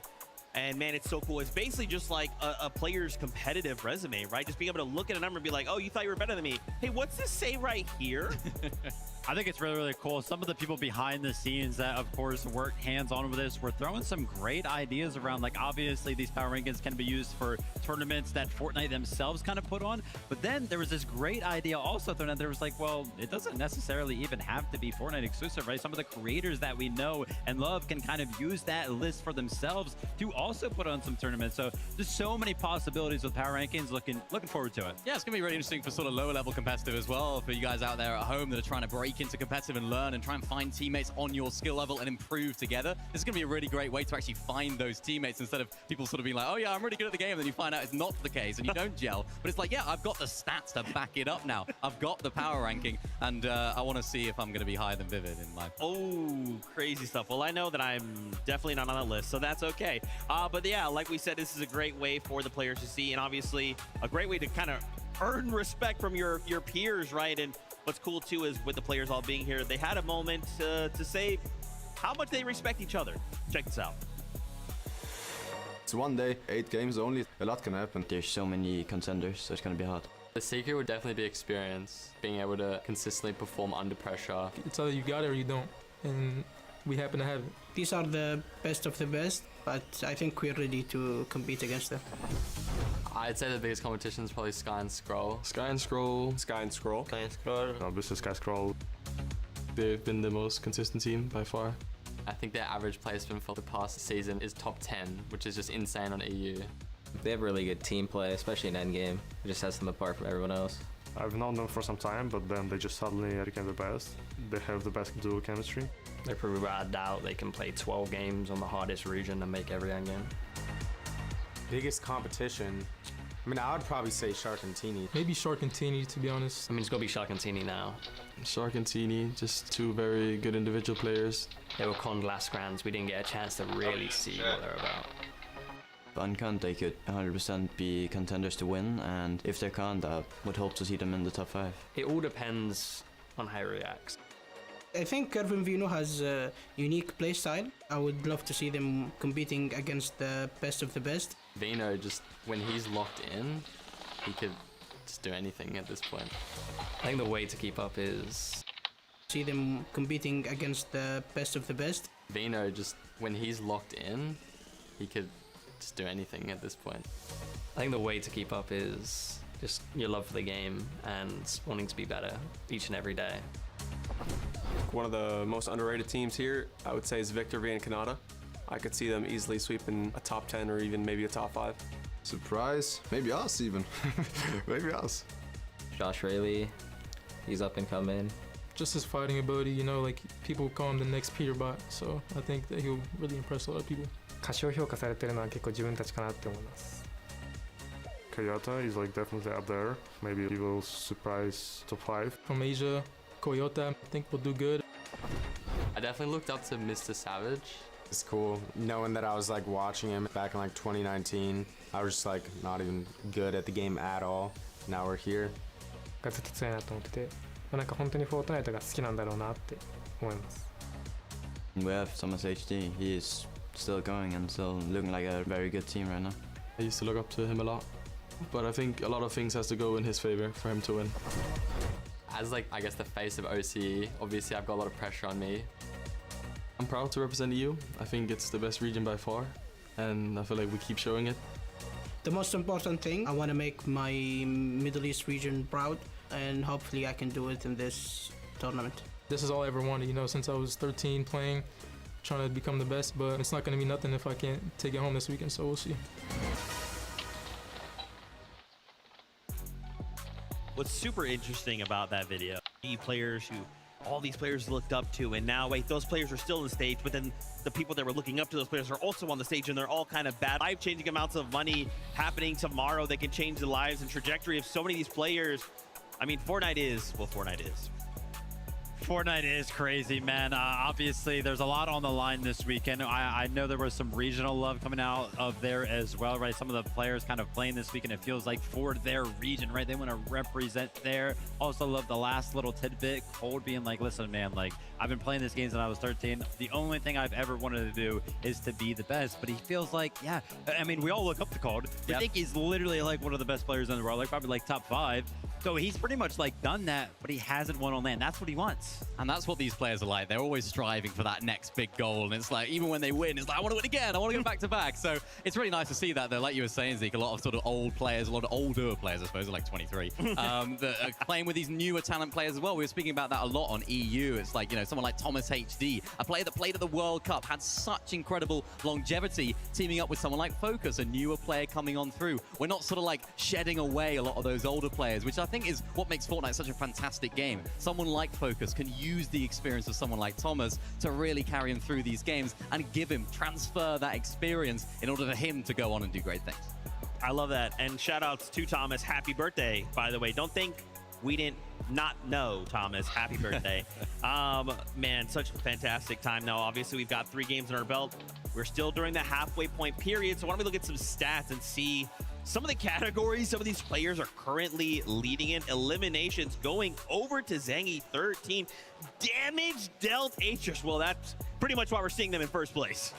Yeah, I mean, no surprise there. We did kind of talk about the dynamics between Ritual and Atrus. Atrus usually taking on the role of the fragger right there. Super cool to see builds placed by some of our teams as well. Craze with over 1,200. You could kind of imagine that, you know, with Kingling on the team, maybe Craze is kind of taking the lead there, kind of building for the duo. Yeah, you can see that in the stats right there, even with Mr. Savage, of course, leading his duo, farming a lot of those materials, so many of them as well. And it's really nice to see Mr. Savage actually playing well in these end games as well. One of the problems that they were having in EU was Mr. Savage was actually going down too early in these end games, and of course leaving his teammate Virgo to try and solo clutch as much as he possibly could. So, or Velo, I should say, solo clutching as much as he could. So it was a difficult situation for them, but now they're seemingly coming together now and having a little bit more success in those end games. And I'm happy that you're kind of talking about solo clutches right there, because we saw that last stat, 60 solo clutch points for Virgo.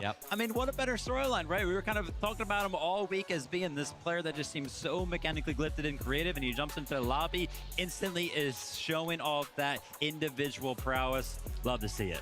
So sick, man. What a fantastic, and just I keep thinking like, man, it's been already so much fun, but tomorrow we also have a finals, right? Tomorrow, after 8 games, we will have a brand new duo with a brand new title, Summit Champions.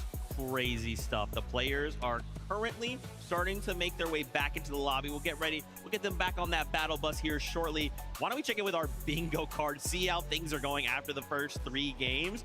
Turns out we've got a couple of these already ready to go. Let's hit them with the stamps. Boom! 10 elimination wins. Swizzy coming out strong. Pixie game number 1. We saw that go over early. we got to double stamp that one. 10 plus eliminations. Of course, we did have the Swizzy and Pixie game, but we did just see Craze and Kingling also go ahead and pick up a 10 plus elimination game as well. Yeah, we also had, of course, the non-EU or NA team in Nuti Gavzera. They, of course, got the victory royale in game number 2. That was great to see. I love to see the sort of smaller region fans coming together because there's some here. We have, of course, the viewing party streamers that are watching along as well. The vibes when one of those teams wins, because you just know how much it means to them. So super happy for those guys. Hopefully we get some more smaller region teams in the grand finals as well. Absolutely, man. I love looking. I love this is like, obviously, you know, as a fan, and we're trying to have all the cameras watch the player faces, but we get to be right here, right down in front to see them walking back in.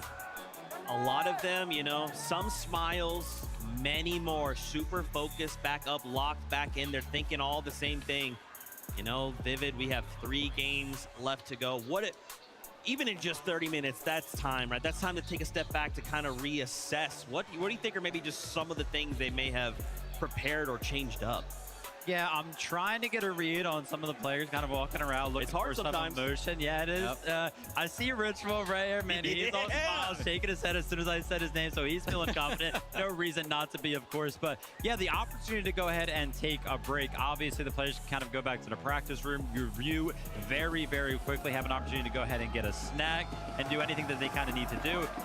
What can you possibly kind of look at in just 30 minutes when Fortnite games themselves almost take 30 minutes that can kind of help out the second half of the performance here today? It's optimization, and I feel like it's not something that we speak often about because we're not in these situations about enough, I suppose. But like being proficient in the Fortnite replay mode as a pro player, super valuable. It's a genuine skill gap because if you can get those replays, you can get that information sooner. You can actually get all of that information way quicker than some of the teams and some of the players that maybe aren't as proficient at it. I mean, Vivid, if you're of course an ex-pro player, if you're not having as great of a day at the beginning of the day, do you then change things up now in this sort of format in the second half of the day? Do you mix everything up? I know Levin's a fan of just ripping everything up and throwing it out the window, but how would you approach it?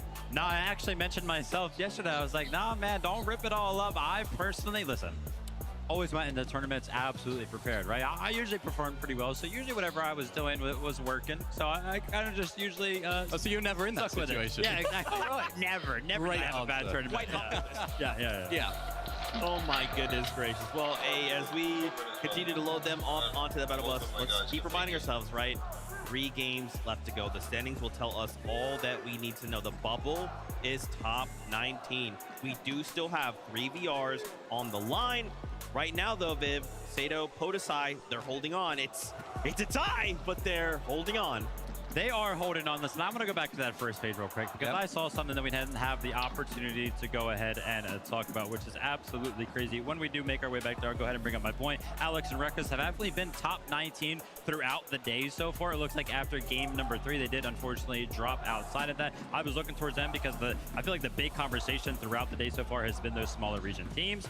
Quick comment here on King and Phaser. I have not seen Clicks and Higgs on the leaderboard yet as well, so maybe Wonky Lane is not really working out for either of them. Yeah, it's tough. I mean, looking at Chino and Pablo, of course, as well. Sandy, Strip, losing 8 places right there, falling outside of that top 19. The second half of competition now for these guys is going to be so important. We spoke about them a lot yesterday. A huge team in EU coming into the major finals. They didn't really show too much. We didn't get to see the best of Chino and Pablo Wingu. When it came to those major finals, they turned it up to 11. They were so strong. They nearly won the whole thing if it wasn't for Sky and Scroll's excellence of Spawn in game number 11. So now they're going to need to have almost that in a more condensed way. They clutched up at the second half of Major 1. They're going to need to clutch up in the second half of this competition. And of course, they've got 3 more games to do it. Thankfully, though, it's not down and out. They're not all the way down at the bottom of the leaderboard. I think that kind of would mean they need to try and go for a win. For them, they can continue to try and play their game. Keep an eye out for them off Spawn, though. Yeah, exactly. I mean, well, really, no matter where you are all at the leaderboard, it does not matter. You can qualify no matter what game number it is. As you can see, Mr. Savage finally taking a seat. Listen, we were watching these players kind of all kind of, and I'm not going to lie, Mr. Savage, I think, was the last one to make it to the stage. So potentially a couple of extra minutes of preparation spent right there. He sat back down and instantly got focused, started to communicate and talk about something. And I'm happy to kind of see them planning because it feels like they do need to kind of have a different approach. He is currently outside of that bubble. Yeah, he is, and it's a team that everyone wants to see, of course, in the Grand Finals. A lot of people have questions about Velo, of course, picking him up as a newer coming player. This is a team that we were talking about earlier, the old guard pairing up with this new talent, and it seems like the new talent always step up to the plate. But for now, this is better than ever. This is the time to step up to the plate, the ultimate test in these final few games. Can they find it through a win? Will they need to stay consistent? It's all up to what Mr. Savage has discussed and looked at in this break. Mr. Savage has been getting a lot of love from the crowd. Somebody else has been getting a lot of love from the crowd when he walks out. Clix alongside Higgs. I think a lot of us had big hopes for the duo coming into the weekend. Honestly, kind of expected them to do better in the upper bracket, especially after game number 1 because they look good. But Mini, I don't want to have to say it, man, but 44th place on the leaderboard right now. Well, we spoke to them, Levin spoke to them at the beginning of the day. He said in this sort of format, the lower bracket, you haven't had the greatest success. Think back to 2023. He asked Clix, what's different? Higgs is different. It hasn't been working out for them so far, and I think a lot of that off-spawn situation, they've been struggling in the early stages of the game, right? They haven't been able to make it to those later stages to show what they can do. I think they're one of the better teams in this lobby, if not the best, that hasn't qualified through, and of course all the way down in that last page of the leaderboard, so they've still got more to give. Like Vivid said, doesn't matter what place you're in, you just can get a Victory Royale, and you could be seeing that battle bus heading on to the finals tomorrow. Game number 4 is ready. So Fortnite fam, lock in. Casters, take it away. For some of our teams, the dreams are still going, but for others, it could end here tonight. Obviously, we are still looking to try and figure out who's going to secure these last few placements for the Victory Royales and bring it to tomorrow's preparation. Yeah, this being the second half of the day, where you're out on the leaderboard means so much. You might look to get a little aggressive. You might have to get one of these Victory Royales. Let's let this game begin, because it all starts here. Guys, go back.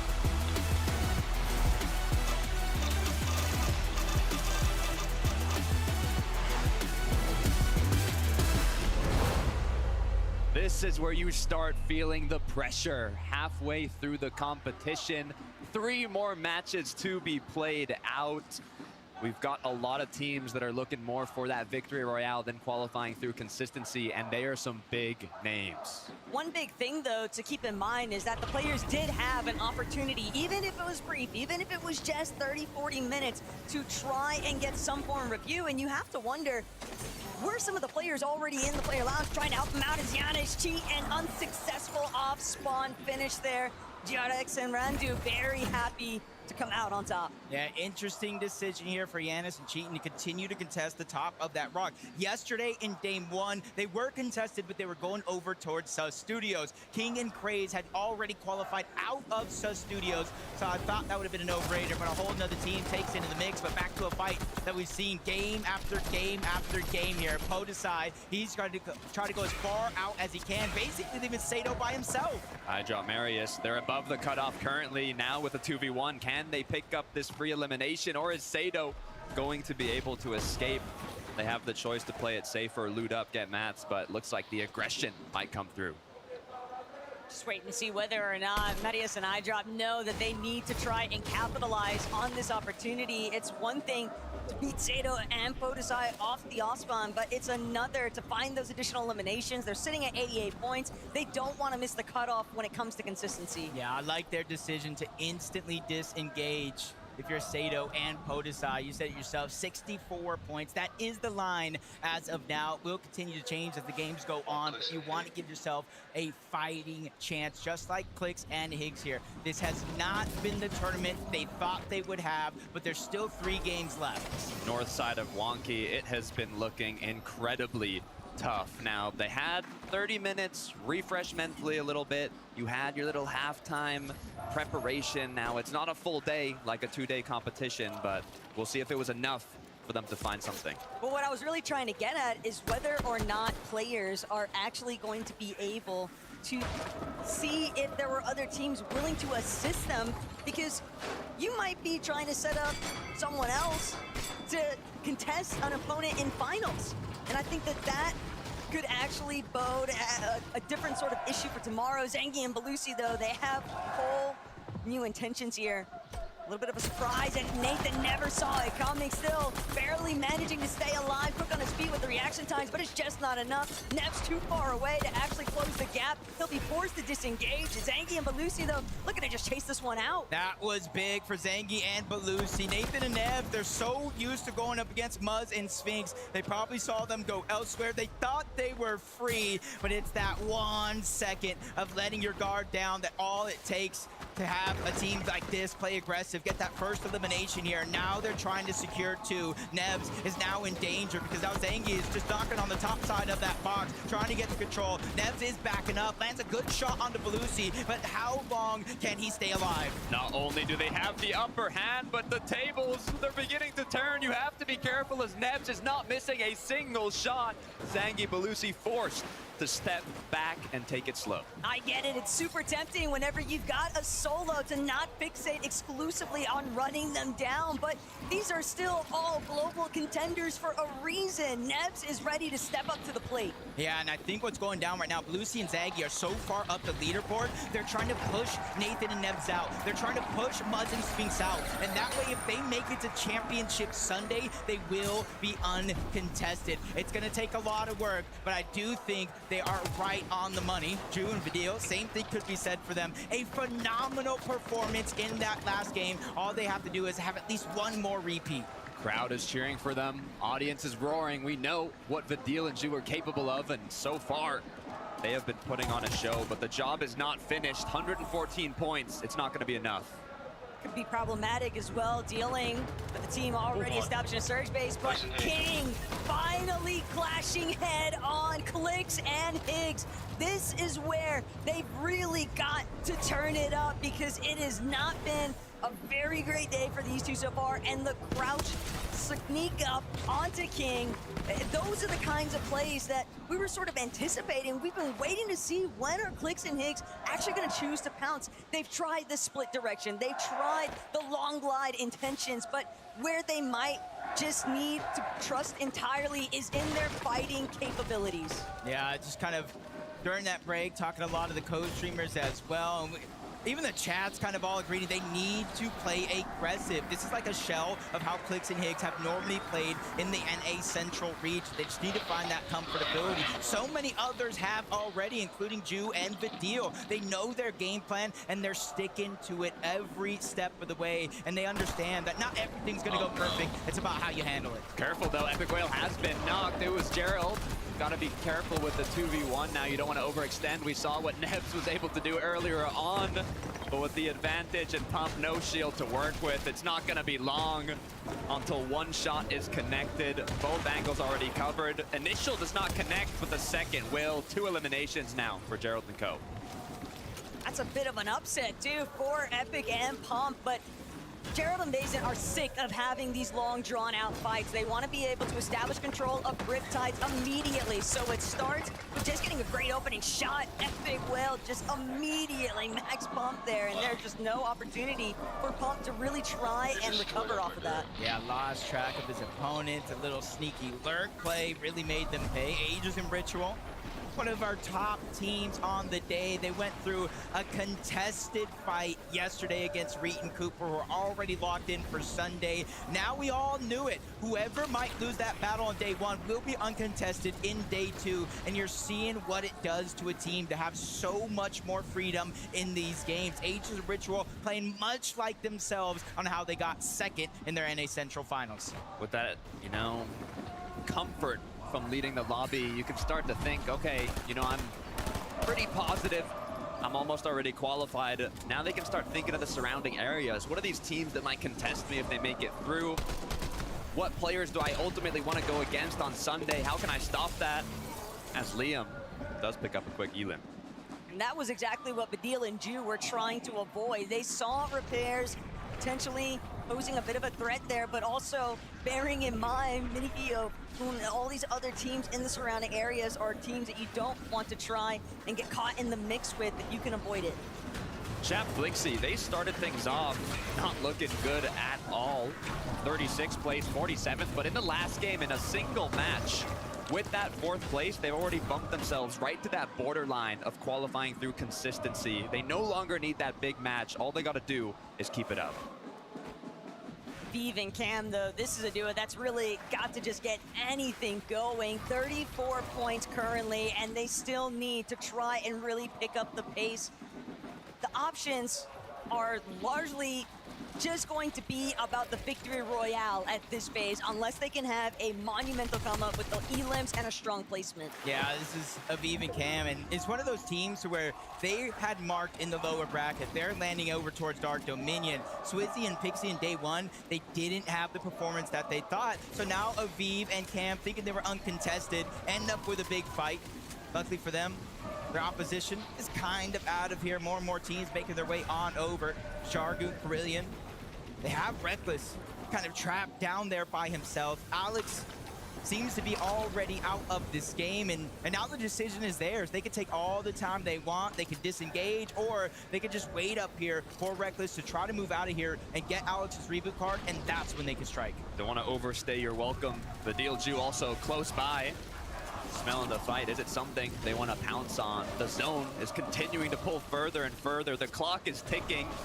Don't know if this is the right decision, and they felt that exactly as they start to disengage. Whether or not they even knew that Badil and Ju are on the move, it doesn't matter. They don't need to stick around to find out. They've already got the surge they were after. Same case scenario here for Zengi and Balusi. 2 eliminations, trying to see whether or not they can come out on top. They've been so close already on the day. They've definitely done a strong performance here, but Sado, they need this. Podesai, having been claimed by Chapped and Flixie, now puts Sado back into the sticky of whether or not he can actually escape. But luckily for him, Flixie Chapped, all they wanted was damage. Yeah, sometimes all you need is that break in between games 3 and 4. But look at this peculiar loadout here. 6 splashes, 2 different Slapperoni pizzas, 4 shockwaves, and no, it's not an iron pump. It is a purple pistol here, and even a gold loadout. So they realize how hard it is in some of these games to not only get surge, but make it through relatively healthy. So now they're having a change in their game plan, hoping to make it work here. Coming from the 4th place, though, was wondering after the halftime, will that fire still be burning hot? And it looks like it is with the amount of eliminations they've picked up. We talk about overstaying your welcome. Dealju waiting for that reboot. Extra bit of eliminations, plus 4 points on the board as the crowd roars, supporting in Dusseldorf, Germany. I like this though from Boot, Ju, and Badil. Whether or not they actually choose to continue the pursuit up against Minfio, the damage has been done. And he's gonna have to just keep trying to see how much space he can actually create between himself and Ju and Badil, but they don't really have to wait for Minfio. They can choose to just try and capitalize on the fact he's a solo, not let him go for another reboot opportunity. If they keep trailing him though, that's just going to make it impossible for Minfio to really bring this one back. Yeah, just a scenic stroll through the zone, past painted palms. They're looking over in that direction. They know he's somewhere around the vicinity, most likely the closest reboot van, but they want to make it as fast to zone as possible. They'll worry about that later. There will be second opportunities as Phaser, King, they're both back up and standing after that off-spawn fight over towards Wonky Land. But in order to get that reboot, they had to move south, further and further away from where the zone looks like it's going. Despite King having gone down in the early game at Wonky, they're still 200 above currently. They know they are going to need more, though. They're playing that sneaky route. Will it work out? Medius and Eyedrop, though, they've been doing a great job handling their off-spawn situation up against Podesai and Sado, but now how will they fare up against the likes of Muzz and Spinks? They're already trying to see if they can establish priority control of these boxes, but so far, no good. Muzz, Spinks, still trying to see whether or not they can actually break through. We know that these two definitely love to get a little aggressive when necessary, and they are in dire need of some comeback points. Yeah, that is true. Marius and Eyedrop, they missed out on that top 25 qualification due to a tiebreaker that went down to average placement, and it wasn't even a full placement separating them and the upper bracket. Muzz and Spinx, you can see why they're playing so aggressive here in this situation. 281 below the damage threshold. Half of their HP already gone. You can see the desperation start to click in. Active surge, that's gonna hit Spinx before Marius eventually takes him down, leaving Muzz by himself, and he's about to face that same fate. Marius and iDrop, 1100 above, and with 2 eliminations now. There's only so much you can do. You're 300 below, and the opponents on the other side of that wall are over 1,000 above the threshold. They have all the time in their world, and that's exactly how they played it out. Chino and Pablo, on the other hand, recognizing Sado, trying to crash his way into where they're currently boxed up. Likely another solo, desperate for some surge, but he won't get the chance to try and recover here. Chino and Pablo, still, they're gonna need a lot more on the day if they really want to try and finish strong. It's an okay first half, but let's see what you got for the second. Yeah, but this is the type of game we're needing to see out of Pablo and Chino. A little bit more aggression. Get up early on that Storm Surge leaderboard. It's been the primary thing that has been taking them down, causing distractions in their game plan, forcing their hand when they might not want to. And I feel like a lot of other teams are going to start to feel that pressure here. It's going to go from a 2-tick zone into a 5-tick zone. So if you're not already down below that damage threshold, you need to beeline it there, because that's a lot of damage coming your way. Great job from Osid and Scary, though. Not getting shot, not getting cracked at all on their rotate in. Issue is 21 below. They have many duos in the surrounding area, so there will be opportunities, but they cannot take any damage here. Scary and Osid, though, clinging on. As long as you're above, that's all that really matters here. But Shadow and Virgo, they can really just have fun with it. But what I want to see is them back up the talk that they just administered in that player room during Frankie's interview. Are you really going to win it? Because they told us earlier today, Jacob, they were bringing home game 1. That's why I don't like it when you try to call your shot, and sometimes you just got to play it out, because you never know in the lobby this stack how hard it can actually be.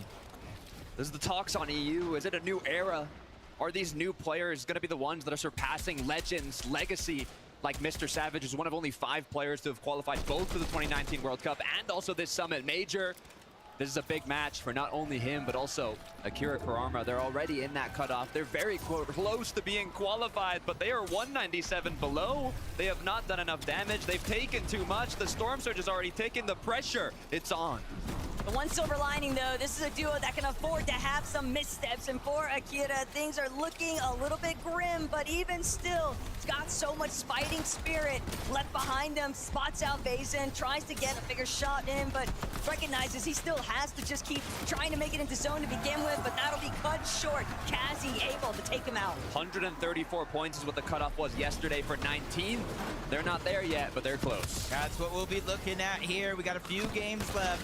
And if any of the teams at the top side of the leaderboard will definitely kind of open up the gap down below, but Savage is going to go down. Velo is by himself. And Taco, Takada, there's 31 teams still up. 6 of them need to go down before placement points are even a thing. But now's the time here for Velo. He's got a solid loadout. If he can pull off some form of huge solo prowess, this will be his best chance to try and shine. He's still having to try and make his way into zone to begin with. Overdrive grenade gonna send him forward. Still 4 left in the stack, but now the lobby closing in, locking into his position. He's trying to cover off every single angle while sending out shots himself. 27 below. He just needs one more. Show us what you can do, Velo. Show us what the new era of EU Fortnite competitive is capable of. 84 below, you've lost your teammate, you've gotten an elimination, but the job is still far from finished. Getting cracked, forced to pop this Chug Jug, the pressure. It might be too much. Yeah, and I think Josh is feeling it as well. Yamto's already down over 300 below the damage threshold. No extra heals. He has to go, and he has to go now. Koyota's there on the other side trying to block him out, and Josh goes down. And that was a big one for Koyota and Yuma as well, because now he gets a chance at the revive and much-needed surge. Clix and Higgs, on the other hand, trying to see whether or not they can tango with some of these other duos just behind them. This is the first time we've really seen them try to be a little bit more proactive with the off-spawn. And while that did net them a general success with that first elimination, it's what you can do with it after the fact. But they need a big-time endgame performance here. They need so many placement points to play catch-up. Getting to the front side of zone, it's not going to be easy. You see how destructive it is on that layer. Click's taking a ton of that damage, but still finds an elimination onto Agers. Much needed as well. Siphon's gonna fix the HP. Everything else could go to regenerating his shields, and we see how he found that elimination. Agers actually boxed up Clicks, and he made him pay. What a shot. If you're gonna take out anyone, it's gonna be that #1 team on the consistency leaderboard. Issue is, it's all up to Higgs now. Clicks has gone down, dropped the Storm Surge to only 11 above. It's now active as well. At any moment, Higgs could drop below. He has to be careful. One consistent narrative that's taken place all day long for so many teams in some of these endgame moments is just the fact that it's short-lived victories. You find one elimination, you think the refresh is all yours for the duo to share, and then somebody else just takes you out along the way. Chat Flixie hoping to try and change that fact as they continue to make their way forward, but the way that the zone is pulling, players are going to be able to send it on height. Some of these connections can be difficult to keep track of, and for Pix and Ghost, they're looking to see if they can actually take over. Yeah, from where the zone was to where the zone is at now, there's a little bit of a hill that they are having to go up, and that's where you're seeing a lot of shockwaves come into play and an opportunity to try to steal away the high ground. But for Chino and Pablo Wingu, they're just taking what they can get. This is one of their best games so far on the day today. They really need to continue to make this one count. Higgs falls, Ghost and Pix. It's looking bright up in the clouds, continuing to rain it down above while that chaos unfolds below. Velo, he's still up. The solo clutch continues. He's got 43 builds. He's got enough rotations, heals. He's got everything he needs. It is all on you, Velo. We've seen Virgo get 60 points off the solo clutch. Now Velo trying to see if he can take it one step above, but it's going to be difficult with so many other contenders still in the lobby. Visuals finds a refresh, trying to see if he can send it forward, but the team on height doing a great job at limiting his options. Sports try and box up, but immediately gets caught out by Nosif. Whether or not he survives it is another story entirely, but Flixie and Chap, they are fully in control of this secondary height layer, a little bit isolated, trying to remain directly underneath the team on height. Also looking to take advantage of the other duo surrounding them. Alex, Rex is going to have some issues here as Flixie and Chap refuse to give up front side. And somehow Velo slips by unnoticed up until now. He gained the attention of Flixie. Chap as well. High ground now putting pressure. He's out of builds and needs a miracle here to survive because he has no extra heals. 63 HP. His run will come to an end. But for Chap and Flixie, this is the run they were looking for. It's just getting started. Already pushed up to 112 points. They started off the day with nothing last game in fourth, and now once again we're seeing them to continue thriving in the end game. Meanwhile, Shadow Virgo, they called it. We're winning next game. They said it's gonna be easy. Let's see if they can make it happen. Was it a pre-fire or was it just straight up premonition? Shadow Virgo trying to make sure that they can bring this one home, but they'll have to deal with the swords of Flixie and Chap. They are really building so much momentum right now on this front side layer. 7 eliminations in total, still trying to track down more. Every single edit opening up, leading to shots sent into other players, and nobody is anywhere near chest yet, but can they make it over this next clip phase? Trying to make it as calculated as possible. Fizz bomb going down. They have their eyes set in the clouds. High ground we go, and you can even attach to some of these trees. They're going to use that to try to take the high ground. Chap gets some good damage, but in comes a third party. Shadow and Virgo, they want some of this fun. They get the elimination onto Flixie, dropping him down further and further into all that chaos. Chap, he's now the only hope for their team. Issue is, he's left as a solo. 5 elims on the board. Can he continue racking it up? Back and forth, he hits the shot needed. But Shadow Virgo continuing to rain down from above. The issue is, it's a full do on low. Pablo, Chino, can you make it happen? This is the moment they've been waiting for. It is their best position on the day. Still more yet to come. Pix just on the other side of their wall. Pablo trying to find the opening shot, but Pixie's just so incredibly low. Finally, Chino will bring him down. Chino and Pablo have the world at their feet, but it's all up to whether or not Shadow and Virgo decide to actually shut this one down. Shadow goes up. High ground control still heavily in their favor, and Pablo's finish. It's all up to whether or not Chino can actually bring this one back, but he only has a sliver of HP. But yet still, Chino returning fire and Virgo finding the final shot. They called their shot. They said, we are qualifying for Sunday. Whether it was consistency or victory royale, they have kept their word. They have showed up and showed out here on the big stage. It's rare that I am speechless, but you made a prediction before this game that you were going to take the victory royale. Virgo, you just said, what did I say? You said you're going to get the victory royale. What was that last moment like? I mean, we just went for a power play on height. Shadow just said missed up. We went up, eliminated them, and we just won the game from there. It was pretty easy. You're always keeping your eyes up top, boys. How are you keeping calm in those last moments? Like I said, we're the best team, and I knew we were going to win that game no matter what. So yeah, when we try, we lock in. You definitely locked in. Obviously, you're through to Championship Sunday. There's just 8 games now between you and that trophy. Do you really think you don't have tough competition? No, we definitely do, but I think we could compete with them, so yeah. But why does it feel like this is your year? How are you guys managing to be so confident? The fact that you just call this Victory Royale is something else. I mean, it really is just all practice. You know, we are the hardest grinding teammates. Like, we play all day. We both moved to Dallas. We went away from home, and it all paid off. Well, you know what? We could never have predicted this back in 2024. You guys as a duo placed 30th. Now they're looking like they could take #1. More games after this break.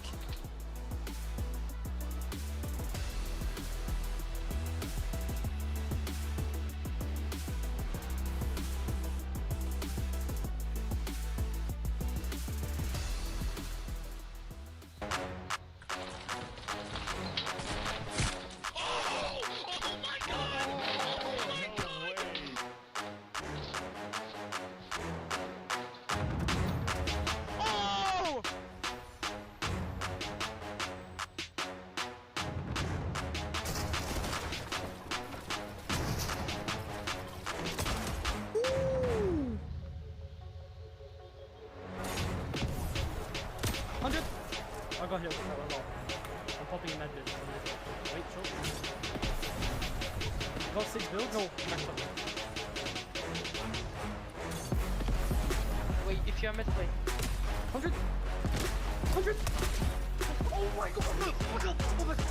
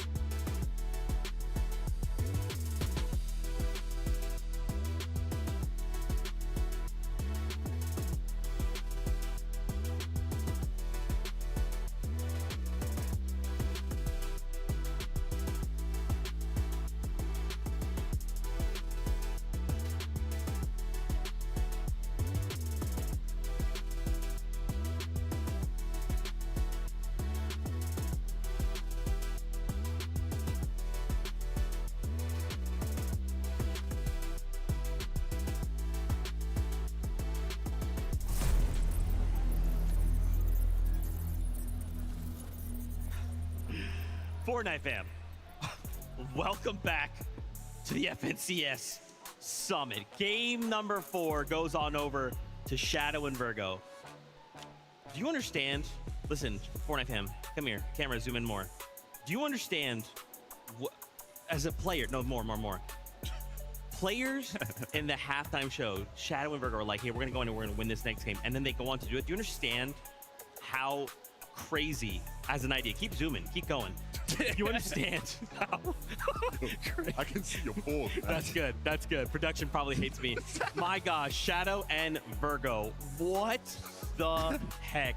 They are built different. Do you, again, at this level of competition, Tokata, to be like, yeah, man, we're really good. We're going to go ahead. We'll just win the next game. To then win the next game. They're not liars. That's one thing I can confirm. They do not lie. You've got arguably the best in the world in creative Virgo, IG held by Shadow. I mean, they called it, they did it, and they did not disappoint.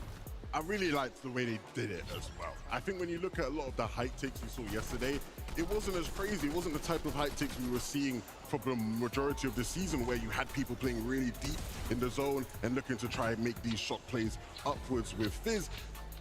This time around, Shadow goes flying up, he hits the bang, and that's exactly what we've seen them do in NA all season long. A very impressive game from a very impressive duo, and a duo that, again, even though they were here in the lower bracket, every team in that Sunday final has to watch out for these two. Scary stuff. I just can't get over that, dude. My mind is blown to call for that victory out and then immediately come on stage and do it.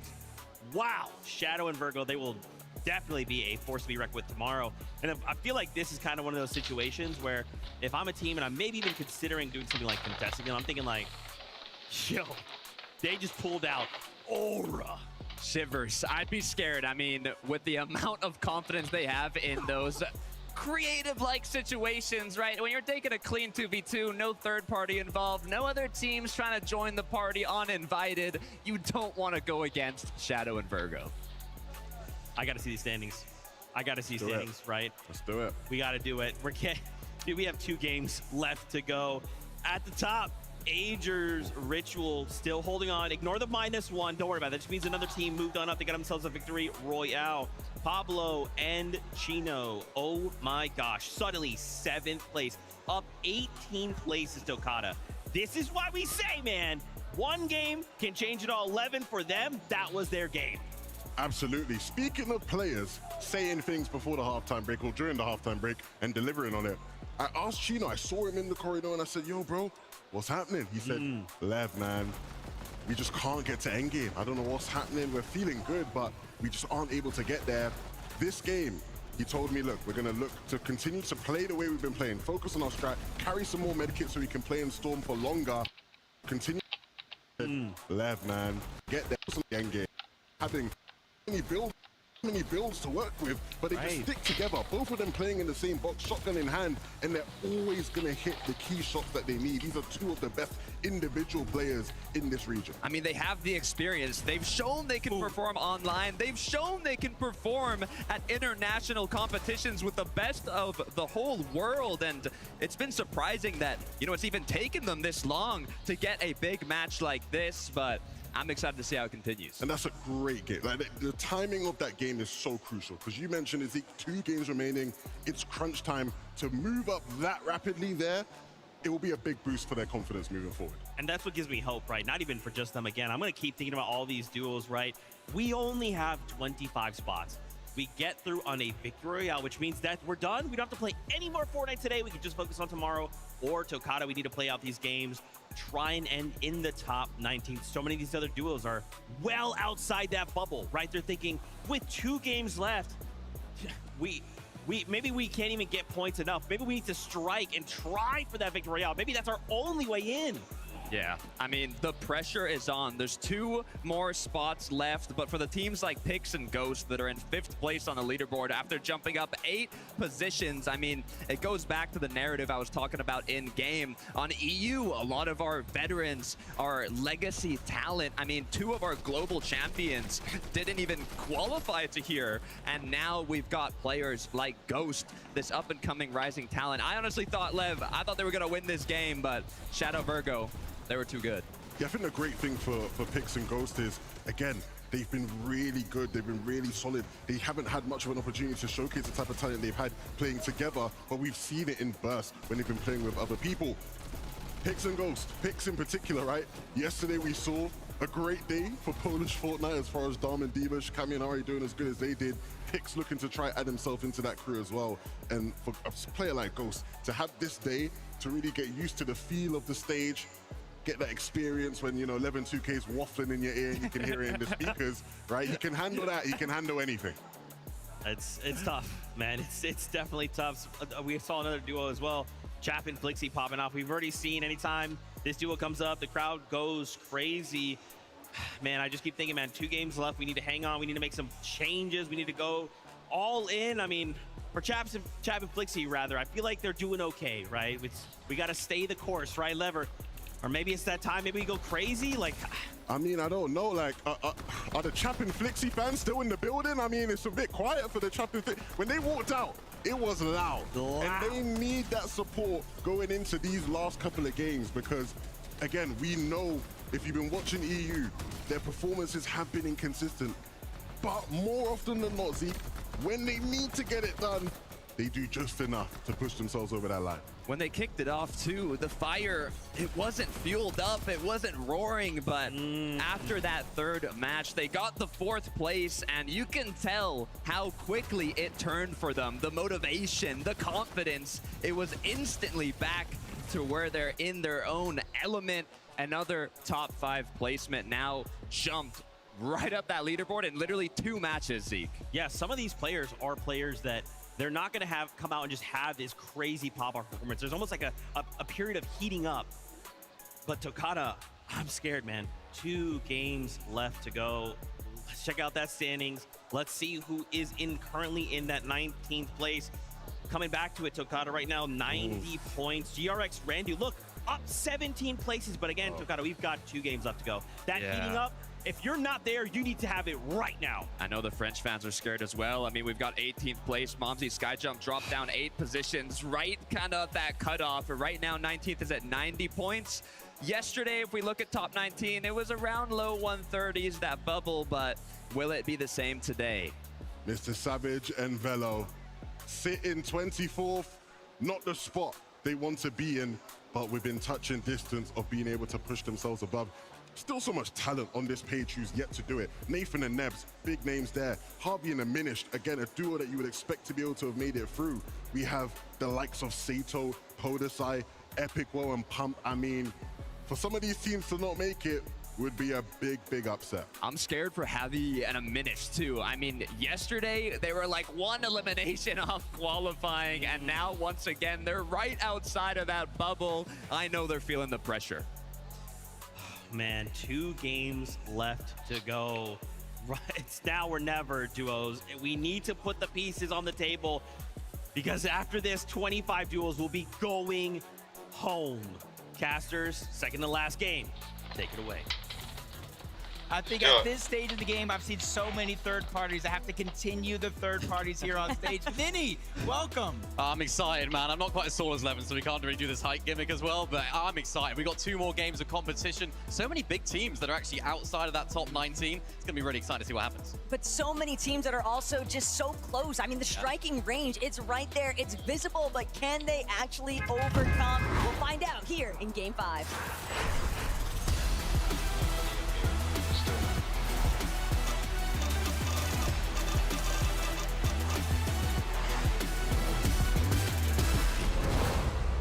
Game number 5, the penultimate chance for our duos to make their way into the grand finals. A huge game for so many of our teams outside of that top 19. And for those that are in it, it's just about staying.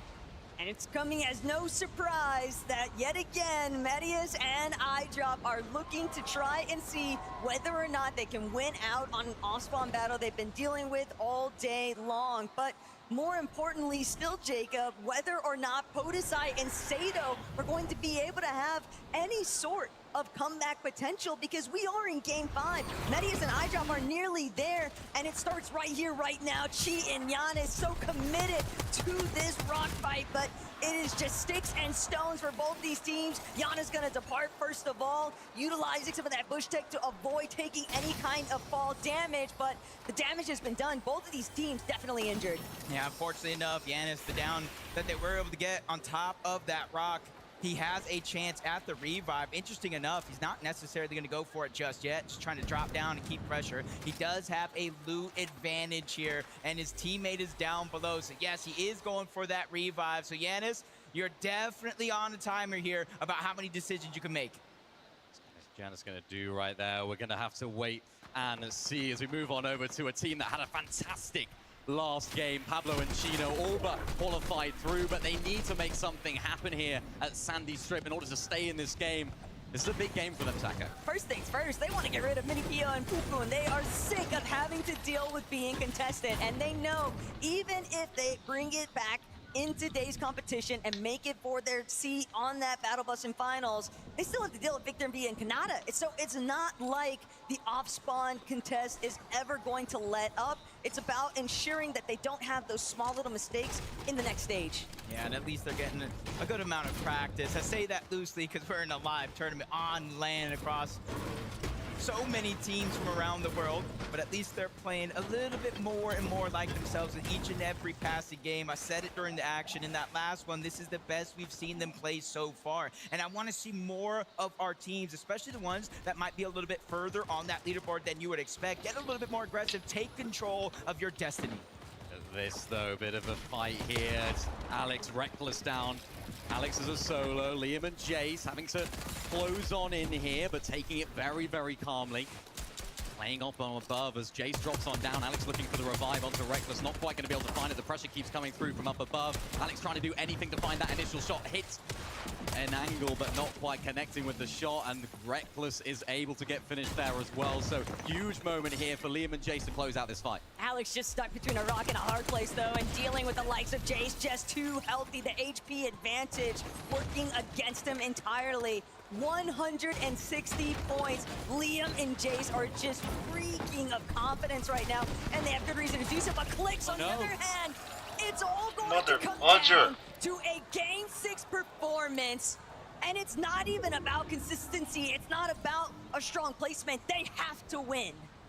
That is absolutely insane. Going down, they gave up the majority of Wonky Land. They try to push a whole nother team to catch off guard, but that's been Ghost and Pix's strategy all day long. They want those teams to go out there and feel a little bit too comfortable, so that way they're waiting in the shadows and they strike and take them down. They move one step closer to Championship Sunday, but you see the drops continue to move around. Minute and Salco, that was one of our 3 teams landing at Sandy Strip. Now they go back to the spot where they were landing in the upper bracket. Yeah, back to the basics, back to what they know, and it's going to be interesting to see now what happens to Clix, of course, in that final game. If there's a player that can rise to the occasion, if there's someone that's going to win that final game, it's going to be huge for them. A little bit of an opportunity here to review what's been going down with Chap, and Giannis, unfortunately, won't be able to withstand the pressure here. Excellent usage of their time, though, just trying to make sure that they take out anyone they might be able to stumble across. Badil and Ju, very much a similar mentality, though. They definitely like a little bit more eliminations, but they're really just looking for consistent placements. Yeah, and he could just feel the arena cheering these guys on. I could close my eyes, have our observers switch through our POVs, and I'll know exactly when they're on Badil and Ju every single time. Ritual and Agers looking to continue to get aggressive as well. Over towards Frigid Fortress, they essentially already have their spot secured, but they don't want to just take part in the day. They want to take over. This is a huge warm-up opportunity for a team like Agers and Ritual. Huge fight, though, for Osid and Scare. These guys 52 points outside of that top 19 threshold. So we've got 2 ends of the stick right here in Agers and Ritual. They're already qualified through. They're more than happy to take this fight. But for Scare and Osid, this could be the fight that defines their weekend. Will we be seeing them tomorrow? This is such a huge fight for them to win. Scare and Osid also know that they have time working against them, because even if they're able to draw out this battle, it doesn't fare them any better because they still only have 52 points. Even if you take out the duo that's contesting you, you're still going to need so much more heavy lifting to be involved. Flixie and Chap, on the other hand, though, they are just happy to try and keep things through and through. But it's Ju and Badil that are on the receiving end of it this time. And Chap, he's just not letting up. maybe even a little bit of fire lit underneath him. Reason very openly trying to cheer on his former trio mate. He wants to see Chap in the finals, and Chap might just be able to do it if he keeps playing the way he has been. Super aggressive. They get the elimination onto Ju. And with Ju and Fadil going down, you see them in 11th place on that leaderboard. They're high up, much more high up than top 19 for now. But what they're doing is they're inadvertently allowing teams at the bottom of the leaderboard to get more points because the top side of the leaderboard aren't taking them away anymore.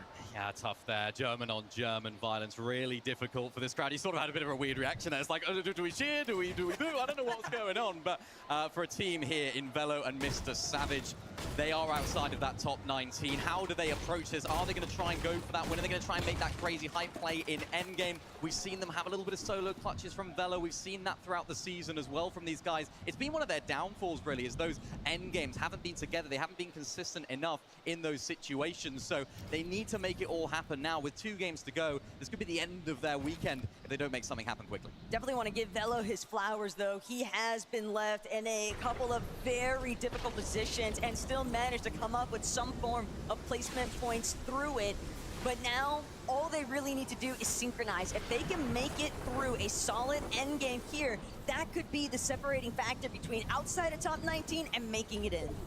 Just unfortunate. I see Nebs just in the water, swimming along. He's hoping to go towards the north so that way he can try to get the reboot back onto Nathan. But then here you have it. Sky Jump Momsy trying to make a lurk play happen onto Ghost and Pigs. If this one breaks out into a fight, that'll be a blessing for Nathan. But if it does not, you just have 2 teams that can still float around. The shots are going to be fired out, but you can see what they're after. 2 empty item slots for the Sky Jump inventory, just picking up bandages. So you see they're just after scraps. Yeah, they gambled a lot on that play right there. They were hoping that one of those guys was going to go over to that chest, they could catch them off guard, make a little sneak play, but because they didn't make that play, Ghost and Pix, they're now a little bit behind Skyjump and Momsy. They didn't get all that damage that they would have wanted. They didn't get that refresh, so for now, it's just about playing catch-up. Nebs might be far out enough in open waters, though, to avoid the peripherals, at least from Pix and Ghost, but actually bringing back his teammate will be a whole different slew of problems. Osid and Scare, though, they have not been able to find a conclusion at this exchange over by Frigid Fortress, and this is starting to become a worst-case scenario because the more time invested, the more materials invested, it's not like they're having great opportunities to refarm all of those mats. Meanwhile, Agers, Ritual, they can do whatever they feel like. Yeah, for Scare and Osid, they essentially need a decent game here to keep them in contention of consistency, because if they go down or even plays some more of this game out and don't really get much to show for it, they're going to be another team on that list that needs a victory royale going into our last game of the day. But as the dust does settle, Age of the Ritual probably get bored. They go one way. Osid and Scare use this as an opportunity to finally disengage. For the majority of this early game, they haven't been able to loot up. They haven't been able to get materials, so they are so far behind the curve. That's been their problem, especially when you get the south zone like this. It becomes very, very difficult to then continue to try and catch up with the rest of your game. Liam and Jace, we saw them in that fight against Alex earlier on in the game. That was a difficult one for them. They couldn't close it out that quickly. So for them right now, they're looking for a little bit of alert play here from Kerillian and Yagu. What are they going to do? They're going to wait. Of course, it's in the storm, so that's the damage is ticking, Taco. What play are they going to make? And yeah, they're just going to wait for them to go on through. Liam and Jace aren't in any sort of rush, but an opportunity is an opportunity, and if Kerillian exposes himself for 1 second too long, or Jargu even, Jace and Liam, they can line up the shots.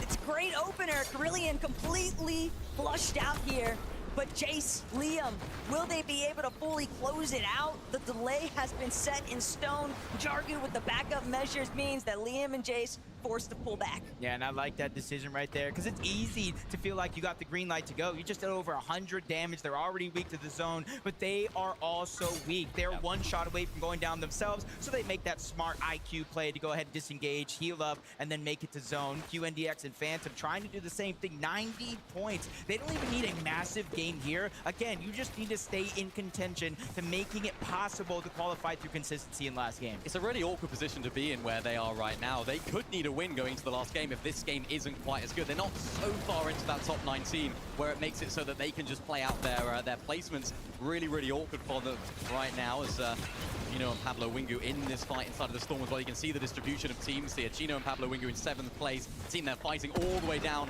in 43rd. So a huge fight for both teams here. Chino and Pablo look like they're going to be rotating on it. All Daya and Bobby are hoping to do is try and dissuade Pablo and Chino for wanting to follow up on that engagement, but Kerelia and Dargu, they've now seemingly got themselves in a fight with Chap and Felixi. But I have a feeling Chap and Felixi were likely the ones who tried to start this one. They've been picking fights the entire lobby so far, and they don't seem like they have any intentions of slowing down.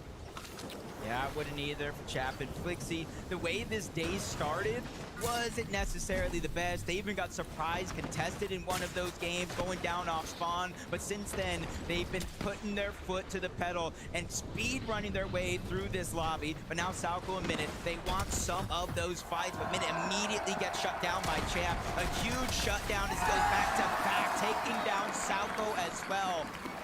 Huge, huge, huge from Chap and Felixi right there, showing why they're one of those duos in these sort of lobbies that you can rely on in those big fights. They do it in EU, they're doing it on this big stage here as well, and they're second place right now, so could they move up into that first place? Really important they got that fight done quickly as well. There's another team lurking, so the speed at which they finished that fight was absolutely crucial. Dargu and Kerelia are also probably very happy about the fact that Chap and Felixi were so distracted by Minute and Salco, but teams just continue to try and aggress. Liam and Jace also getting a little fraggy with it. Epic Whale and Pump, on the other hand, they've really got to do what they can to try and scope out the rest of the lobby. Riptides has just been so back and forth. There haven't necessarily been a whole lot of opportunities for them to even present themselves in the endgame just because of dealing with that contest. Yep, but all you need is that one big game to spark that fire. And then from there, there's no looking back. Chino and Pablo here in this day is a huge example of that. Jason, Liam as well. All you need is start to build that momentum. They already have 6 eliminations. And if I'm Chino and Pablo, I wouldn't have shot their way. I wouldn't have gained their attention because they're all but qualified, almost nothing to lose, and they're looking to get aggressive here. This is 2 more eliminations, 8 more points, 1 step closer to the top of the leaderboard as they're barreling down, trying to get control. But Liam fights off a little bit more than he can chew. Chino makes the play to take him down. They're fighting one of the best fighting teams in the world of Fortnite, so that was only going to end one way when you anchor Chino like that. Huge elimination for him, 460 above the damage threshold as well. And you can see them in these games. They get so many of these eliminations, so much damage early on in the game, and you can see it just compared to the rest of the lobby. That's what they're so good at. Respect the hustle out of Liam and Jace, but unfortunately, Chino and Pablo have already determined who's going to come out on top in this one. Jace takes yet another big shot, and that's going to do it. Pablo finds an elimination there, and now these guys will be able to move forward, no problems whatsoever. That last lobby really seems like it started something big for Chino and Pablo. Yeah, each and every second that passes in this game, it feels like they're just moving closer and closer to the promised land. Phaser, King, we saw early on Clix and Higgs go for a fight towards the top side of the map, which means Phaser and King relatively uncontested over towards Wonky Land. And when you look at teams and you're uncontested, especially when you're at one of the best POIs in the game, you have to make these games count. This is now or never right now for Phaser and King. You don't know what Clix and Higgs are going to do in that final game. It's going to be so, so important for them to make the most of this game. Likewise, Sphinx and Mudds, you don't know what's going to happen in that sort of off-spawn situation. They've struggled today. Taco looking good in this game, though, looking above the Storm Surge threshold. Looking good.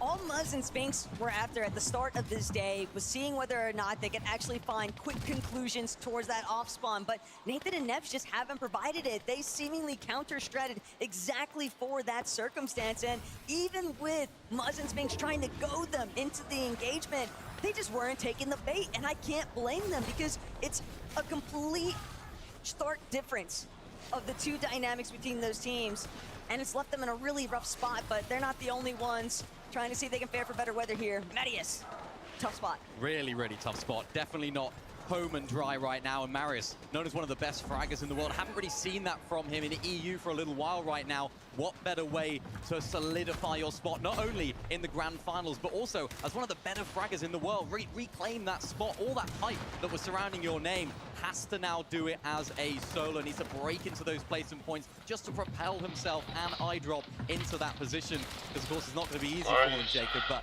this is the player that you want in these situations. Yeah, it's definitely going to be needed because again, he doesn't need to win. He's at 108 or so points. He just needs to get as close as possible to that threshold and then again perform well in game number 6. Flixie, Chap, 541. Again, the spark has not gone out from these guys. Elim after Elim, they're just getting better with each and every passing game. Now they're just looking at the backside of zone because they pulled it. Everybody else on the north end, that's a match score. It's almost like everybody kind of just forgot for a while now that Chap was heavily regarded as one of the best, and now he's trying to showcase exactly why. His fighting abilities are just still at the top here. Flixie and Chap waiting to see whether or not they can actually pick off some other pieces of pie here. Duo's trying to scrap their way in, but Chap realizes, lost track of one of the teams on high ground, will pay the price, but he's still up and running, so that's going to at least keep them going forward. Huge refresh for them. Epic Whale and Pump shaping up to look for that early high ground right now as well. This is a team that desperately need a good game right here. You want to take as much pressure off of that last game as possible. They're in a really nice position. 0 eliminations so far, but above that threshold as well. So they're able to keep a lot of those heals. You can see it by their inventories. They really need a big game here to solidify their spot. Yeah, we've seen so many teams with plenty of eliminations, but they haven't fared well on Storm Surge, which ultimately caused the downfall in their games. It's the opposite here this time for Epic Whale and Pump. 0 eliminations, but more than enough Storm Surge. That grants a little bit of a freedom, a flexibility to move through some of these games. The Sky Jump gets a big elimination onto Nathan, sending him and Nebs back to the lobby with 1 game left. The problem is Sky Jump got that elimination before he managed to tank any ticks of Storm, so he doesn't actually get the health siphon behind it. He's going to find himself still incredibly low before he heads in, but Nebs, this is how the first part went down. This is why Nathan just folded immediately. A great awareness check. Really, really important for them right now, as well as King and Phaser. We mentioned it. These guys need to have a solid game, but look at this. Down and out of that Storm Surge threshold, 239. They're getting hit as well, Jacob. They need to try and take as much damage as possible without dealing enough as well. This is absolutely huge for them. Hopping inside of the box, trying to get some shots away, but there's angles from different areas that are tagging them up. Phaser now down to a solo. He needs to clutch up. Yeah, in that moment, it's kind of popped above the damage threshold. Only one player needs to go down, and it won't be a worry for him, but right now it's active. One more tick. That's all he can take. Needs to find damage. It doesn't get it. Phaser King, they go down, and they have 1 game left. Everybody else here in this lobby right now really has to make this moment matter, and nobody's really claiming the high ground yet. Savage loses his teammate. You see him scrambling around. Only 100 builds to his name. He's just trying to break through a wall. He needs a miracle right now. Is he going to get it granted? Mike Jess Chap still looking to see who else he can take out. Unfortunately, the player threshold has fallen low enough. Savage won't have to worry about the surge damage, but he still has to contend with other players in the lobby. He's trying to do what he can, breaking through all of these pre-existing builds. They're just slowing him down, forced to play through that backside of zone, but he'll at least find a moment to pop the last bits of his Chug Jug. Whether or not he's going to be able to escape the eyesight of the teams ahead of him, though, that's another issue entirely. He's got to stay low, out of sight, out of mind, looking for his opportunity, but it's just not going to connect. Savage still needing just one more. A refresh would be everything in this instance, but no one is permitting it to go through. He's looking for something, trying to find anything to get those builds back up. Of course, that HP as well. It is now or never for Mr. Savage. Huge moment for him to solo clutch. Prove why you are the IGL in this trio. Prove why you have the most experience in this duo as well. Waiting, lurking, backside of zone, looking up at height as well. Not going to go for it, hasn't got the build. Getting looked at from so many other players as well, Jacob. This is being difficult for him. Yeah, but blessed in this moment. The Fizz miss down below, getting some shield. He has the low grab effect. He's trying to move his way through. Gets a flank onto one, misses a crucial shot, but Savage has not given up just yet. The zone is closing in. He knows he needs something big here. A full duo to his left, waiting for him to peek out the box. Shockwave sends him flying. A lost opportunity there. The window is closing. No Sif is inside, trying to put pressure. He shockwaves over. They're just taking away every opportunity by escaping from Mr. Savage. But fortunately for Savage, there's still other players in the lobby wiping each other out. He Aye. faked through that last metal wall, but he still managed to secure a decent amount of solo placement points. Every little bit helps, and we'll see just how Game 6 shapes up. But for right now, Akira, Kurama, straight towards height, but it's Phantom and QND looking to play spoiler to that. They were waiting in the wings, QNDX and Phantom, and Akira and Kurama have to now drop on down below. QNDX and Phantom, the duo from Middle East, claiming the high ground, looking on down at the rest of the lobby, but Akira and Kurama are still working. They find a shot and take down Phantom. Huge elimination, huge knock. Can they find QNDX as well? Akira! Down. It's all up to Kurama. Up on high versus QNDX. What's he gonna do inside the bottom right? Oh my gosh, back and forth right now. Top 5 position, Insane. make it top 4. Placement points are flying in, but no Sif and Izzy. They're on the high ground. They use everybody's moment of distraction there to take it for themselves. They're one of 2 duos left in this game. Teus and King are going to be down below. We know Kurama's still alive. He's a solo that's trying to run rampant here. He has the build to take control of the front side of the zone. He's all the way down below, but no Sif is there as well. Kurama, though, he's excellent in these types of situations. He's a solo clutcher through and through, but with only 11 builds to his name and a duo directly ahead of him. King gonna look to challenge. It's not the one you're thinking of, though. And Kurama proving why he's still able to escape. 1 HP in a dream, but he's not gonna be able to break through. No Sif, Terry to take all the credit here now. King is weak, but can he close it? Can he close it out? No Sif's down to a solo here. Huge moments. King up above. Teus goes down all the way up to Teus up on high. Fuku now as well as Nosif. It's solo FNCS. This is essentially what we're going to see later this year. Fukun making the plays from up above, but Teus, he's in the driver's seat. Eliminations down below. It gets it stolen away. Fukun is trying to use the Cypher to stay alive, but there's no build on Teus. Shockwave, the only option, tries to go up, and he wins the fight. Welcome to Championship Sunday. Fukun needed that, but so did Teus and King VR. And the fact of the matter is, they're the ones who really struck in some of the closing hours here on day 2. Perfect timing, perfect solution, and we'll see them in finals.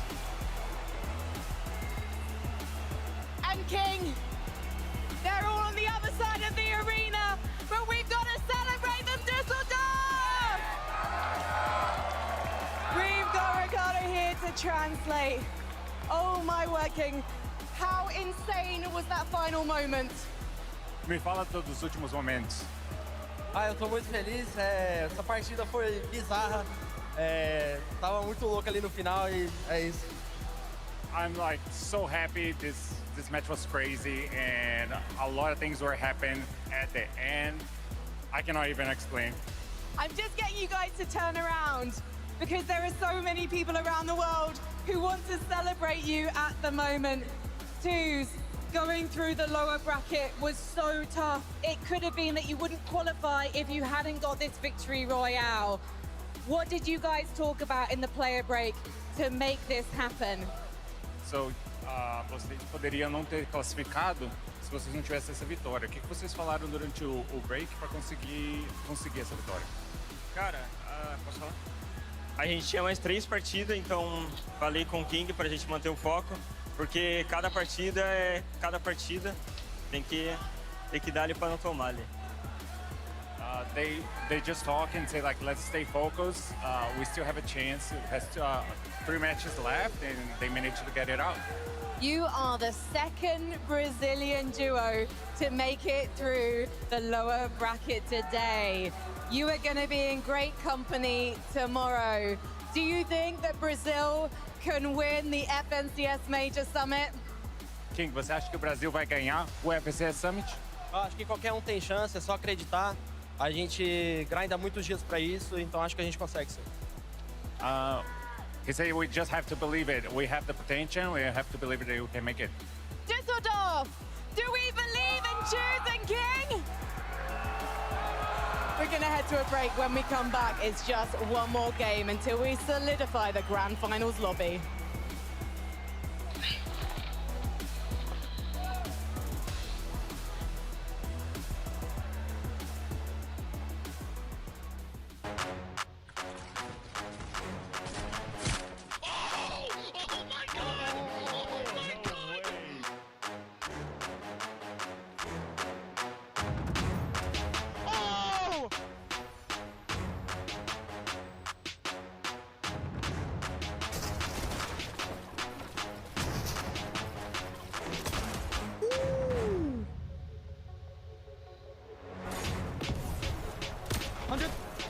here.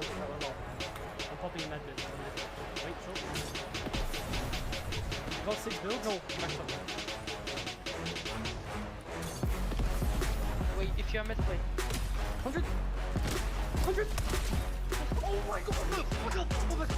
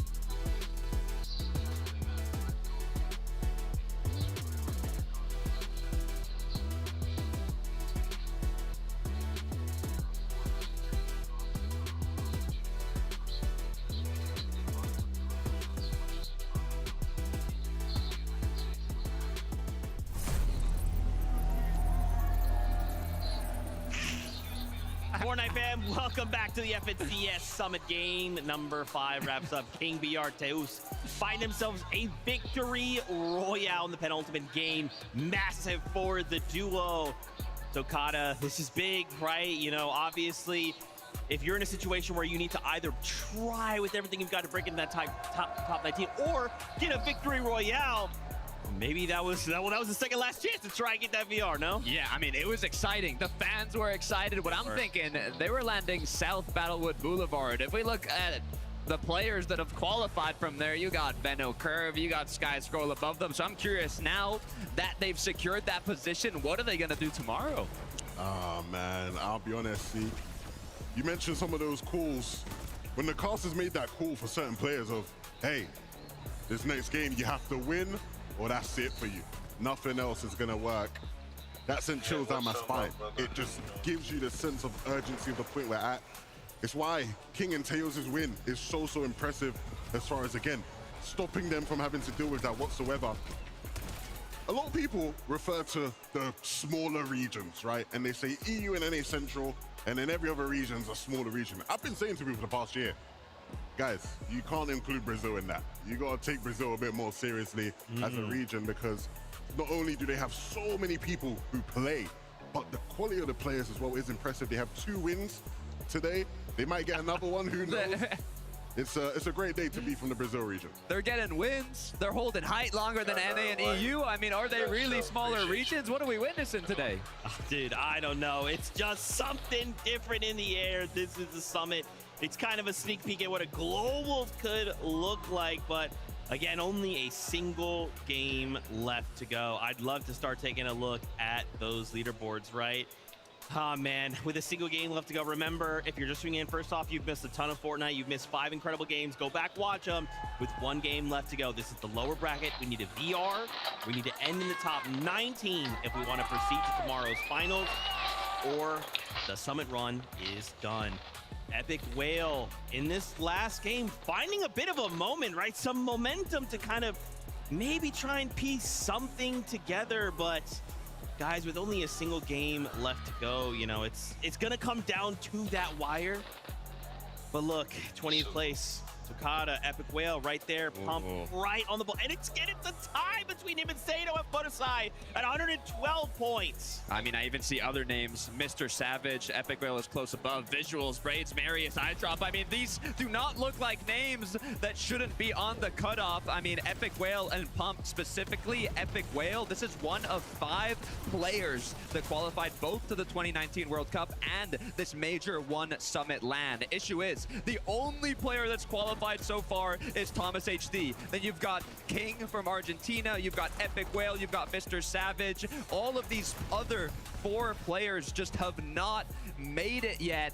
Every single one of them outside of qualifying range, and all they have is one more chance, one more shot in this final game of the day. Yeah, I think when you look at a lot of these guys that you sort of mentioned there, right? We have guys like Clix, Mr. Savage, King, Epic World, these guys who we love them for all the amazing memories they've given us, but we big them up for their longevity.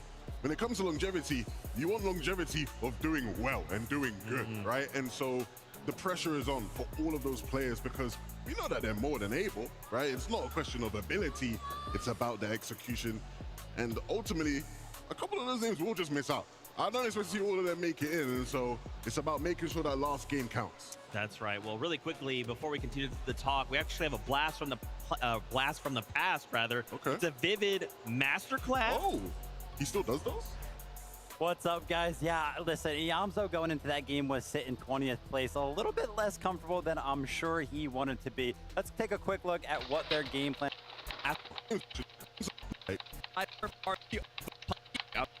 20th place. Oh, you know, it's gonna come down right there.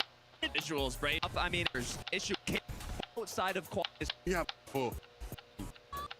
Really, I'm sure that the same exact power see here and land directly in the center of the zone. That is such a good spot. We've seen Acorn do it. We've seen Iamzo and Josh be able to do that every single one of the games so far today. Their problem right now is not necessarily making it to the end game because they have been utilizing that launch pad very, very well. They've also been able to keep themselves above the Storm Surge very, very effectively as well.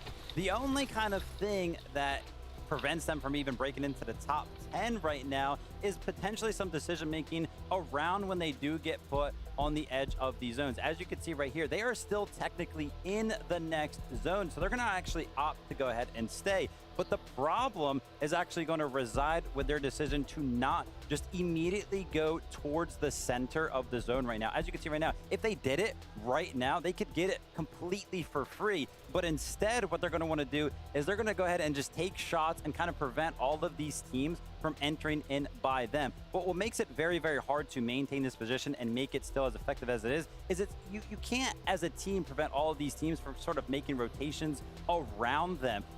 Later on in the game, that easy rotation towards the center of the zone that we just kind of looked at is going to be cut off. So I feel like that could potentially be one of their hardships. That being said, I'm kind of judging their game plan as it currently stands. That last game, they did perfectly fine. They got 12th place, and they're looking good going into the last game. Dude, we should let that guy do more of those. You know, we're drawing closer here. We're about to get ready to kick off the final game of the lower bracket, boys. I kind of want to get your thoughts. Really tough spot, right? After this, a bunch of duos are going to go home, right? And others will rise up and start preparing for tomorrow's finals, where game plan has to be a bit different. Any advice, anything you want to see? I don't know if the word's advice. I mean, it's more how I'm feeling, my emotions. Because as I look through this list and I look at all the legacy, the champions, the names that are not currently in that bubble to qualify, I'm honestly I'm surprised. I mean, the era of Fortnite competitive, it might be changing. It's a big moment. You said it's gonna be time to go home, Zeke, and I think the saying goes what? Go big or go home. Yeah. For a lot of these teams, we've seen them have success over the years, but none of that matters unless you can do it in this final game. Oh, I'm excited. These are the games we live for in Fortnite, right? Ultimately, a lot of these players, we won't get to see them past today. Yeah, and like obviously, I feel like I in this situation, I normally would be like really like more amped, but part of me is sad, right? Like, these are some of the very best players from all around the world. They've flown out here. They've really given us everything. They've left everything on the stage. But some will be going home after this. So I think for all of us here, we just need to keep cheering on those teams, whoever it is, if it's a Savage, if it's an Epic Whale, whoever that may be, cheer that team on, right? Anything can change. This one game can be the difference maker for every single duo out there. Some might be the top 19 right now that might fall out. Others might rise. People at the very bottom of the leaderboard can get a VR and everything changes. The top 19 could see a VR pulling everyone else up. It's so complex. It's so unbelievably complex. Dude, if we don't get a Mr. Savage W, I'm gonna freak out. But I mean, I can't lie, guys. I'm a fan favorite of Muzz and Spinx. If we don't see them make it on through either, I'm gonna lose it. I'm gonna lose it. I'm at a loss for words as well, Zeke. I mean, some of the names, as you can see, like Muzz and Spinx, who were so close yesterday, still not able to make it. But as Levin was saying, they have one more opportunity, one last chance to prove what they're capable of. Whether it be a legacy veteran team, whether it be new up-and-coming talent, now is the moment to show what you're capable of. In the case of Muzz and Spinx, this is a duo that consistently has just had so many doubters, right? But they've been able to overcome hurdle after hurdle after hurdle in this long race that is this season. If they stumble at the final 2 hurdles, it only just reinforces the narrative surrounding their ceiling as players. They have to push through that now. Yeah, man, I feel like, you know, looking around the room, some of these players, those mentals are fractured or on the cusp. I mean, with so many different names out there. I mean, even someone like Akira and Karama, right? Trying to fight through. We saw for a moment last game they had height, and, you know, Akira goes down. Karama left a kind of solo clutch. They end up with a 9th place finish there, but still, job's not done. Job is not finished. You can hear the M8 fans cheering them on. They were so close to making it happen. The good news for this duo is they have racked up a significant amount of points. They've been performing well, and now in this last match, all they have to do is keep playing like they were in these previous matches. It's their only chance of making. Yeah, I mean, Karama showcasing why a lot of people in the EU Clix has to win the game as far as just being able to stay in the game, clutch up some extra points for the duo. Epic Whale, just the one little bit and Mr. Savage, they're not on the same team, but they're like, they're in reaching distance. Clix and Iggs, they have to win the game to get through. Excited, very happy whenever these If guys Clix pop and up and Iggs, scream, and if understandably, Epic Whale, had Hub, what has been and Mr. Savage and turbulent Bello, season, you could say. they need But the like, performance today has showed us that they are both still need like a threat close to to top the rest 10 of the to make it. What I like about this duo is I feel like we're seeing a new level of Akira and Karama. We see them make it to finals. Maybe We both see them top always 5. make it to these They competitions. both get top but 5, they both are they haven't guaranteed. quite But Clix and consistently Iggs have gotten to win. those top placements, and I now's hope the they do it, time but to show what you're capable of. Yeah, There's you one want to game send left. that message, right? Hey, we're coming out, lower bracket, we're heading up into finals. You want to try and That's make what some I'm moves trying to against us, contest us, rotate on over third party. Don't try it, right? Don't try it. I want to go back to those. It's about to start We in, gotta like, keep taking a look at the bubble. Those points are way too close right now. Obviously, the top 10, 162. Keep that in your mind, Fortnite fam, as we go into this final game. That's top 10 as it stands right now. Remember, 20th place, tied with 19th, by the way, is 112 points.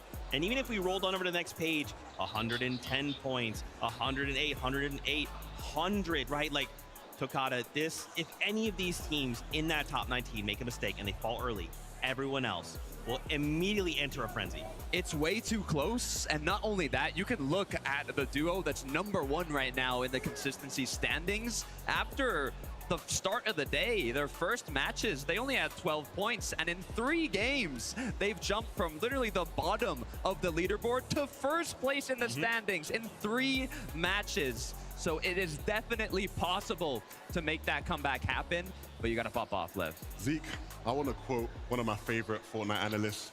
Vivid. I think he said, I feel like it all comes down to this. One more game remaining. Legacy's on the line. It's the part where I take off the headset and start going crazy. No, we're not doing that bit, yeah. Look, it really is that, right? We highlighted some of these legacy players who have had great moments. They need to have a big one here because ultimately seeing some of these teams go home without getting a chance to really fight for the trophy tomorrow. It would be a disappointment, not just to us here on the desk, but I'm sure to a lot of the fans. So they got to pull up the goods. Yeah, man. Dude, I just keep thinking about Clix of Higgs, right? Just as one of the duos who is trying to fight their way back in. But it's okay, right? Again, we have this one game right here, right now. It doesn't matter how your day has been going. It doesn't matter what your off-spawn situation is or what your rotates are or your third party. It doesn't matter. Nothing matters. Right now, you can get a Victory Royale, be outside that top 19, and change the trajectory of your duo's FNCS career moving forward. Suddenly find yourself in the finals tomorrow. Suddenly you're winning the summit. Like, anything can happen. Mr. Savage, Epic Whale, Clix, King. There's just too many names that are outside of this bubble. And with only one shot left, the pressure is on. It's time to show what they're made of. Right here, right now, one final game to close out the lower bracket for the last time today. Casters, take it away. I can't believe that Levin actually hit us all with the bait and switch. We were ready for the hype man moment, but maybe it's just something he's trying to say for finals. After all, right now, we're just trying to see who's locking in for that battle bus tomorrow anyway. I think the game carries that hype going into this last one. So many big names. We talked about it going into this second last game. It was like, hang on, there's a lot of big names here. They need to clutch up. Again, it's now or never, Jacob, even more so in this game. Yeah, on day one, you kind of saw the start of the tournament. Well, forget what I was about to say, because the last game of the day is ready. Who goes to finals? Let's find out.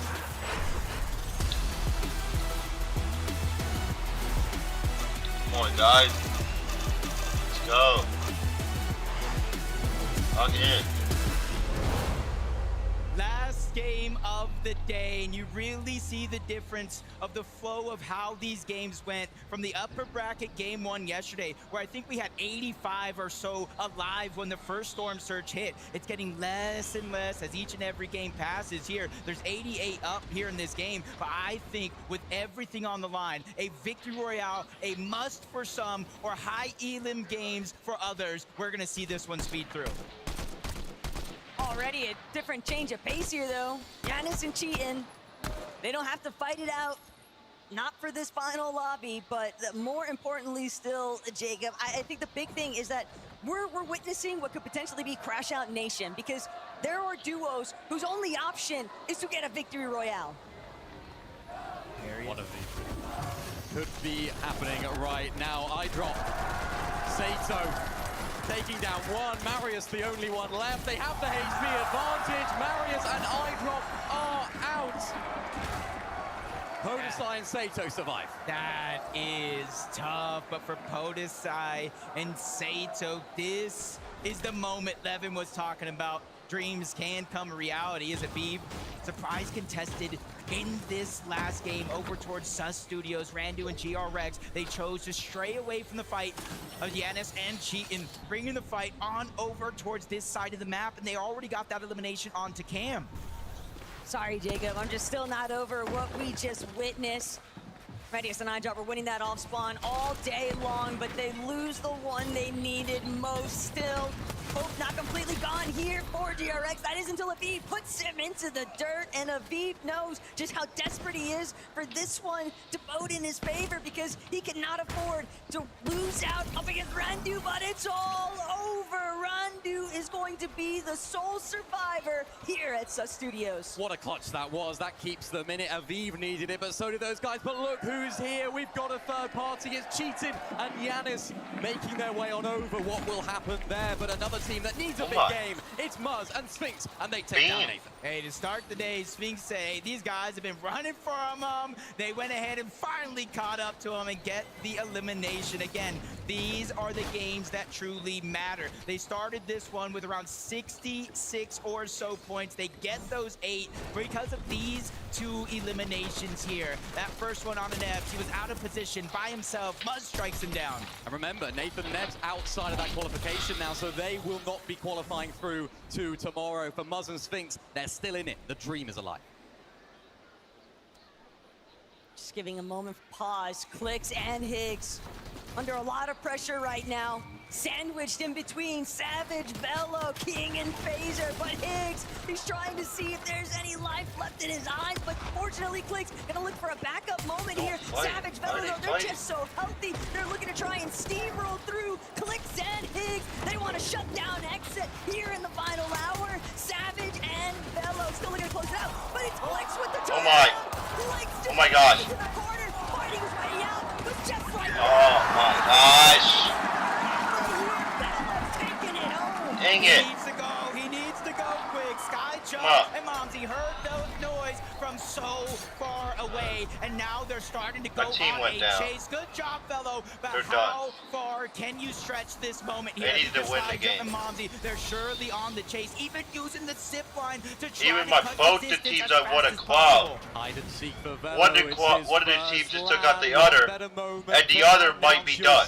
To the world so they just screwed themselves. Can he clutch up here? Can he screwed both of them? Evading the attention of Skyjump and Momsy, trying to be a little bit sneaky Clix here. and Higgs, they just went down. They trash had to get the cans, win, and they lost. Very, very careful. And this because team, he my knows guy, what Mr. Skyjump Savage and and them, Momsy are capable of. they Has need he to get done like enough? 20 more points this game, but Still just he's looking the on soul over, of the trying guy. to find this elimination.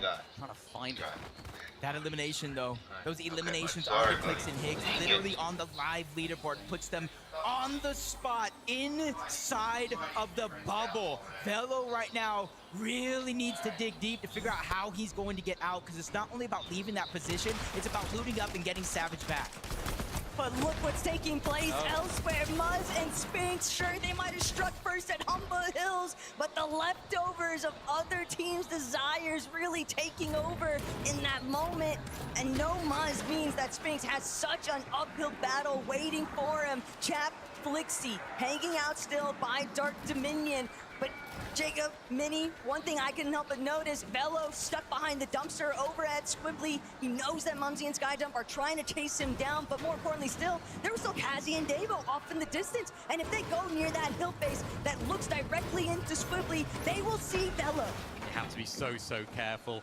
And as does anyone that gets in the way of Chap and Flixie in here at Dark Dominion. They're a team that have already booked their spot into the grand finals tomorrow. They're going to be looking at conditioning the rest of the lobby. Yuma, Koyota, a team that we haven't seen enough of today. They need to make it all happen in this final game. Remember, this is a team that know this drop spot well. They have that advantage. Hits a huge shot to Chap already, trying to close in on the distance as well, but Chap's able to find the heals. Yuma's trying to find an angle as well, but Chap is able to find a position of healing.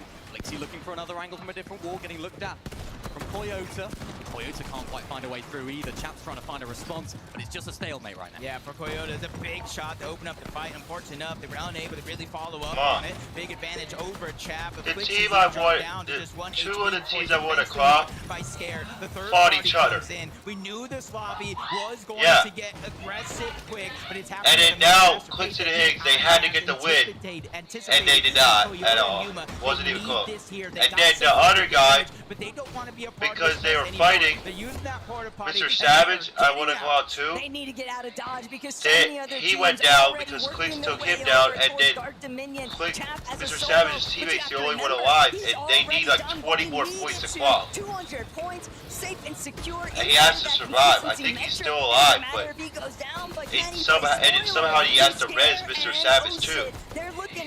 Somehow, I don't know how. But how much further can they push him? And finally, they get that elimination. So I don't know what to do. Toyota and Yuma, though, thanking their My favorite lucky team is stars now that not they to be didn't in it. have to continue that exchange, but it does suck in the Like end I told you because about the they curse didn't smell. get the opportunity to properly loot the body. He couldn't get it done in lower bracket 2023. It's happened again. It happened again. Have to try and look for the He damage didn't get elsewhere. back. Of course, already found that early I don't know elimination. They'll be happy with that, but I don't know the what rest they're of the doing. game needs to go their way. 34 points. I could The never win do any is gonna better, be but what I we're don't looking at understand what's right here, happening. Jacob.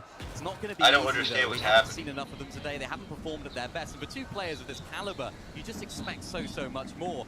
Can they do it now? Yeah, unfortunately for Yanis and Cheatin, all day long, they're essentially at a 50-50 drop spot. You either get the loot, you get the weapons, or you don't. And they've been on the receiving end of a couple losses in some of those games, but the one that matters most, they're still alive. Chino and Pablo, couple struggles to start the day Hopefully for them. someone We've seen it else yesterday as like well. will Triple be there. contested, does do. I mean, there are some at the end teams of the day, there's some but teams they that have are been cool, finding their just with stride my favorite to team close it not. out. And now they're at 190 points, and it doesn't look like they're slowing down anytime soon. Chino and Pablo are ready to settle the score. They were hunting Mini Theo and Pukum because they are just way too close for comfort. Where is my guy? Pablo Is he and still Chino alive? are sick of it being a triple contested Where's situation Bello? over at Did Sandy he get Strip. Mr. They Savage? want it and guarantee that I don't know. They haven't gone back to him. Victor V and But I haven't seen him die in the chat. Still, Osid Scare, they're doing everything in their power to just put themselves in a best case scenario to try and win out in this lobby, because that's what they need. They need the BR in order to get into tomorrow's competition.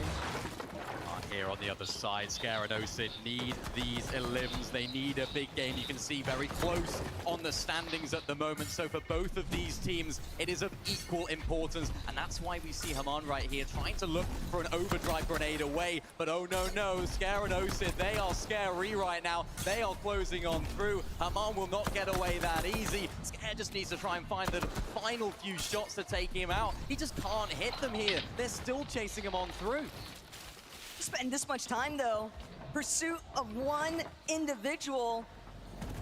Scare and Osid are lucky that they haven't encountered anybody else along the way. They were beelining for him, and finally they'd be able to cut him off. So Scare, Osid, they add yet another elimination. That's 5 in total. And you could be right. It might just be a go big or go home instance. Maybe the Victory Royale could be in their sights, but it could also just be a lot of points off the eliminations and a strong placement finish. This is one of those teams right here. Mini Pio and Kun, they've been kind of going under the radar until that last game. Almost had me cheering them on. If they would have got the Victory Royale, they could have got a bunch of points to put themselves in control of their entire destiny as Yanis and Cheatin. They know it's not just the Victory Royale, it's the eliminations, because if a lot of those teams along their path, in and outside of the bubble, do go down, that gives them a chance if they get enough eliminations in a high-scoring game to where they might not need the Victory Royale. A little bit more of a long shot, but it's definitely possible. Hide and seek worked. He wasn't seeked, if you like, as Velo can find the reboot onto Mr. Savage, keeping them in this game, Taco. But of course, their entire game plan, they're now going to be behind. They took so much damage there in those previous fights, so they're going to need to try and find enough damage to make that happen. Epic, Well, and Pump, a really solid game from those guys in that previous one. They need to make something happen here as well, but oh no, Savage down again. Savage just never got the chance. Teams are looking every which direction. The moment the audio cue sounds out, another player is looking to close in, but even still, Velo at least has one silver lining. And it's a reach in the dark, it's a long shot, but with the way that the lobby is thinning out so rapidly, excuse that last reboot that just took place though to bump it right back up to 60, they might not have to worry about search threshold, but first and foremost, Velo has to escape. He needs to just find a way to position himself and make it into the zone to begin with.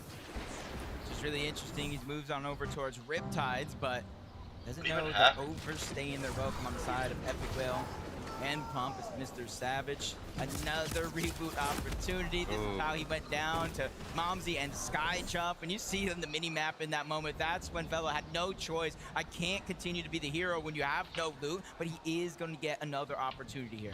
Saw it right there. 70% of their points have been from solo clutches. That's the story of this season as well. So Velo needs to make it all happen right now, even if it is a solo situation throughout the rest of this game. Really putting themselves under it right now because they've got to make it all happen at the end of this game. A team that don't know Taco, Ages and Ritual, experimentation, trying different things, playing back inside of the storm, maybe experimenting tomorrow. And this feels like watching a breath of fresh air in action because Agers and Ritual, they have all the time in the world. They can do whatever they want. They can get eliminated in the next couple of seconds and it wouldn't make a difference. They have secured their spot for the Summit Finals. But now, Sado, Hodesai, they're also looking to take control of their fate and make it onto tomorrow's battle bus. First, they'll have to contend, though, with the team left over at Wonky Land, King and Phaser. But King and Phaser, they're not interested. They're just trying to play this one out. Second time is maybe be Mr. Savage. Can you survive? Yes, you can, but for how long? A little bit of HP. Medkits being passed. They have absolutely nothing to their name. In a 2-tick zone, they're not going to have a lot of time to actually loot up and get the loadout that they want, so they're just going to be scrapping their way through the end of this game. But at 116, again, they were that team that is on the line. If they could somehow make it out of zone to start scoring some placement points, they should be okay. 2-tick zone though, the Storm is moving in. It's going to get increasingly more difficult for them to get on in here in a good situation. Maybe if they even make it in. They don't have any loot. Mr. Savage doesn't have anything. So if this is going to happen for them, they're doing it in style. Even when they make it into the zone, though, they'll have that constant looming threat of Storm sickness. We haven't seen too many duos threatened by it throughout today's matches, but this would definitely be a circumstance where I could see that taking over just because of how much time Velo has had to position himself inside of Storm to bring Savage back. Skyjump and Momsy, though, devious start. Chasing down Velo from the beginning has now left them in a position where they've got ample surge and they're looking to make their next move. And for a couple of teams in this lobby, it is looking good. Fadil and Juice specifically, 400 damage above the threshold. They're looking for opportunities for more. Cheat and Yanis, they're the ones in their line of sight, and they cause a little bit of a distraction. It does look like Cheatin was just taken down, leaving Yanis by himself. You got to blame Fadil and Juice a little bit for that causing the distraction. But at 122 points, you see them inside of that bubble, but they are not safe. They still need to perform decently well in this game to secure that spot. Max full zone, absolute nightmare situation for them right now, but how are they going to handle it? Overdrive grenades goes through. They just decide to white line it here, try and go the easy way through, get on top of this hill. An important position for them to find themselves in as the rest of the lobby also try and find their way on through. Where will they position themselves next? Every single move they make here, Taco, has increased importance. And for Braids and Visuals, they might find themselves a little bit cut off. Bit hesitant to try and move out initially. They knew that Randu was right next door. They didn't want to be at risk of losing their shields. They're gonna opt to take a little bit more of an isolated path here, wrapping all the way around through some of their pre-existing builds even, but so far so good. Nobody's holding down that hill, still just ahead of them, and so they will be able to work their way into this next edge of zone.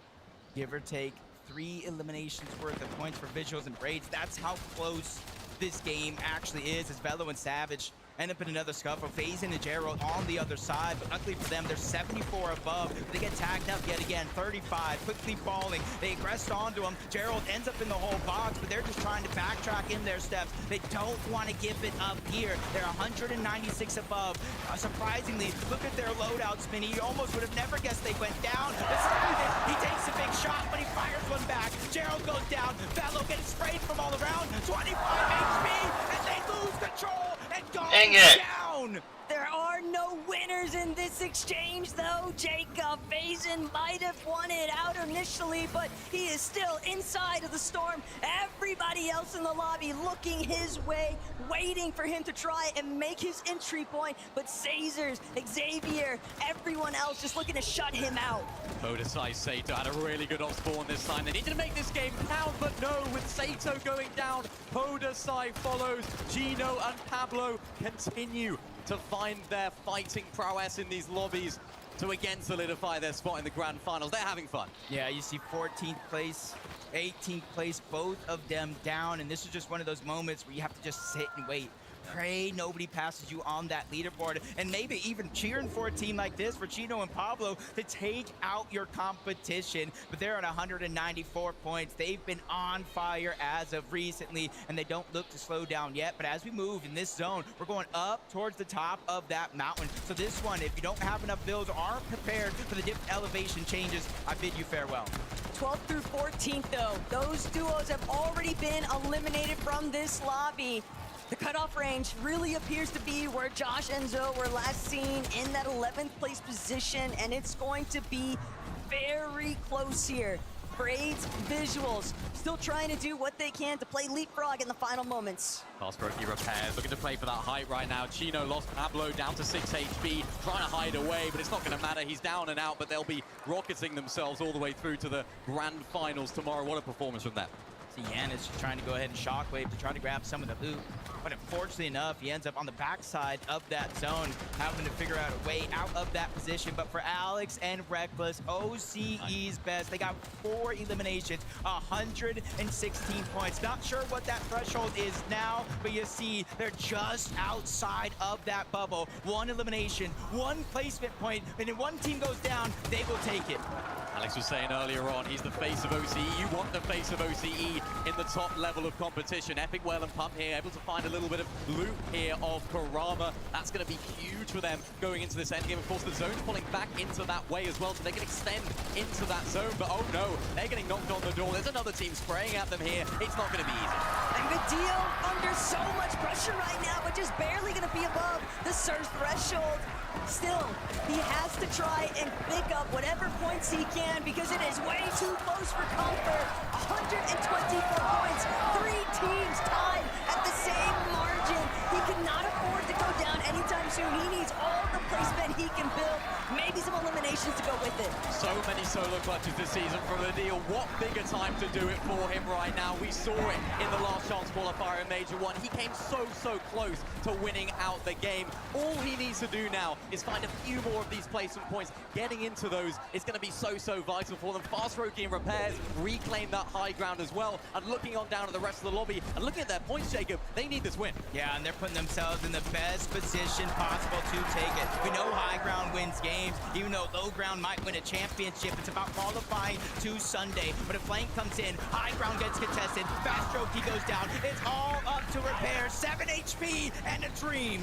But everything is crumbling right underneath him. Too many teams looking his way. Repairs still managing to drop, avoids the brunt of the damage. Currently, Yuma and Koyota, they are all or nothing at this stage. They want the victory royale more than anyone in this final. All avoids the brunt of the damage. Currently, Yuma and more than anyone in this final moment. But they don't have bills. They're trying to fight. They're trying to find that refresh. It's all a bit of a frenzy right now for Koyota and Yuma. They're not able to find this height hold successfully. It's absolute chaos. Koyota goes up onto height. They're still trying to hold it, but they don't have the bills. Yeah, they just trying to cause havoc. Let some of those shots bleed through. Maybe get the elimination, but Badil, you said it yourself. Clutching up again.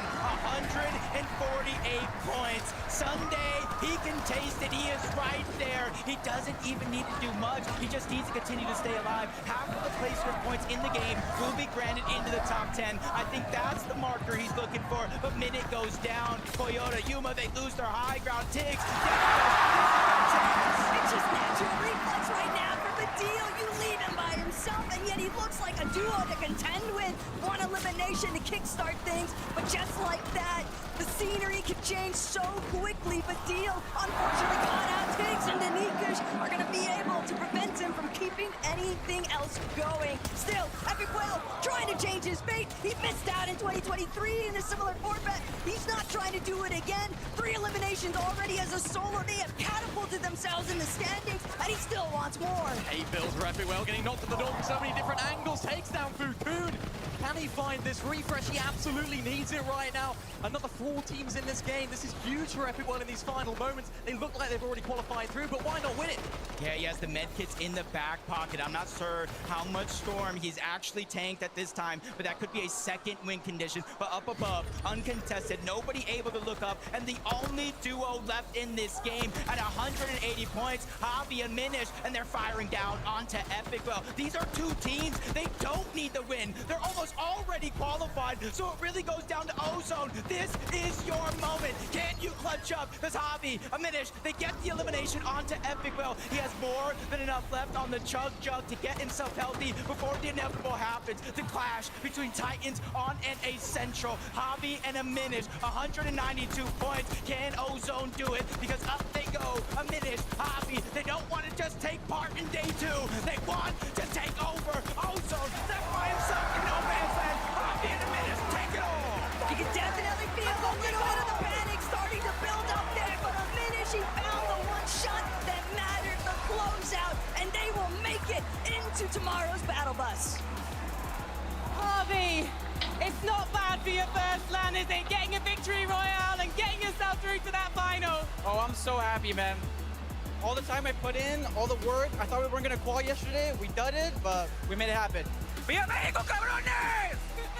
I think all of Mexico just heard you, Javi. And Minish, I spoke to you this morning. You said there were small mistakes to fix. How did you fix them? We were just uncontested, I'm not gonna lie. Other than when Chap and Flixie tried to grief me, but it didn't work that well the last game, you know what I'm saying? It didn't work that well, but you might have to see them again tomorrow because they've definitely qualified too. Looking back to the major finals in your region, a big problem for you was managing that storm surge in the mid-game. Do you feel like it might still pose a challenge?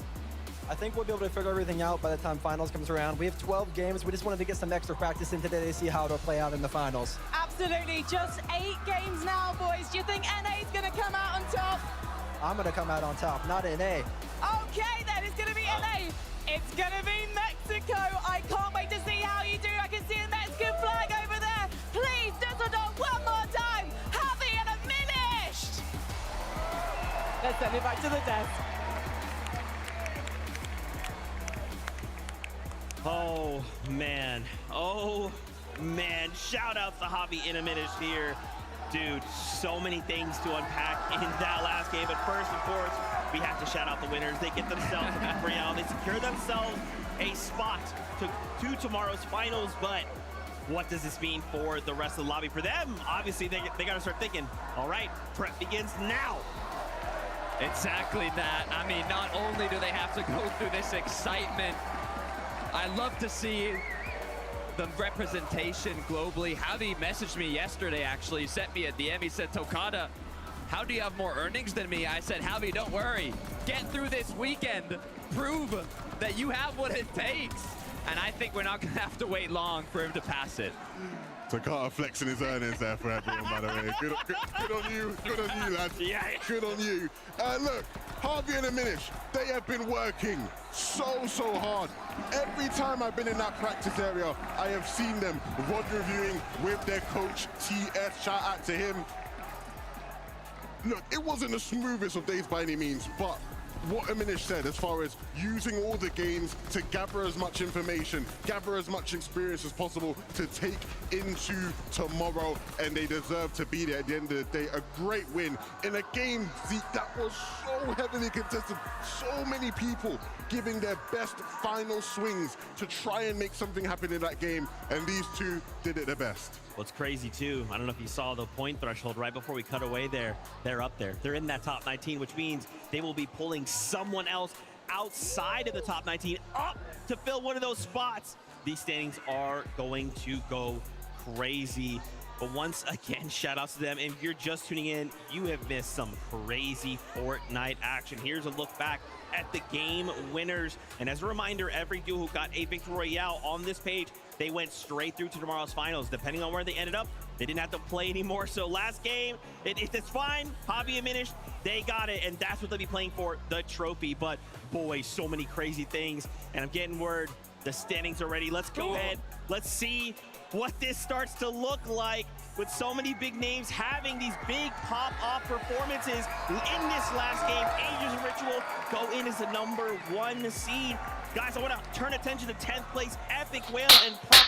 Epic Whale, Tokata, you and me were like, wait, this is the old Epic Whale. What am I seeing? What year are we living in? Is this 2019, 2018, 2020? Epic Whale at one point, I saw a flash from the past when he was looking unstoppable, winning every single FNCS back-to-back on NA West, and now paired up with Pump. We are back at it again at the Major One Summit LAN. They have qualified themselves to the Sunday Finals. Epic Whale, when it mattered the most, stepped up. NA. Wait, this. Aegis, Ritual, Donnie, Chris, and Tiggs. Nalu and Randy, Izzy and Cliff, Pixie and Ghost, Yamzo and Josh, which I wanted them to make it, which is cool. Lixie and Chap, Akira and Kuma, Jano and Pablo, Epic Whale and Pump. This is the old Epic Whale. What am I seeing? What year are we living in? Is this 2019, 2018, 2020? Epic Whale at one point, I saw a flash from the past when he was looking unstoppable, winning every single FNCS back-to-back on NA West, and now paired up with Pump. We are back at it again at the Major One Summit LAN. They have qualified themselves to the Sunday Finals. Epic Well, when it mattered the most, stepped up. He was right on that threshold going into this final game, and he did not leave it to chance. I mean, you already said it. He was moving, he was flying. Still plenty to figure out as far as tomorrow goes. But that is what we wanted to see from the veterans, the experienced ones. Epic Well is one of only 3 players who played in Solo World Cup, Duo World Cup, and every single FNCS LAN. And so for him now to be making the final in this one, we were talking about players who maybe got to play 2023's upper and lower bracket format and didn't make it through. He failed last time around. Here in 2026, he makes it through the lower bracket and avenges himself from the past. A great performance to do it as well. Oh my goodness. Let's take a look. Remember, we need to be in that top 19. Oh my god, Alex and Reckless did it. Oh my, I thought they didn't do it. He made it they just made it. I didn't know they did it. Oh my. Zengi, Baludis, Biddy, Moore, and oh, they did it. Asia for the win, okay? Daisy and Liam. Okay, for Dio and Zuko, Golden and Ozone. Ozone did it. Ozone got it. He was at 27 before. They made it. They made it back up. Bobsy, Guy, Phantom, and Keen. QNDA. Hazy and Demo. And I gotta turn attention. I want to start at 14th place. Vadial, this last game, he shows up and has the solo clutch, Tokata. We were following his perspective, and in that moment, dude, again, it's like, it's just a blast from the past, getting these long-time OG players showing up massive. Lev, I was getting hyped. This season, we have seen Vidil do this so many times. Takar, you've casted some of these moments where he has been down as a solo and just having to stay alive in a game to keep his dreams alive, and he does it here today. When it mattered most on home turf, Vidil did not disappoint. The solo clutch was unreal, racking up elimination after elimination, but all that matters is we will see them tomorrow at the Sunday Finals.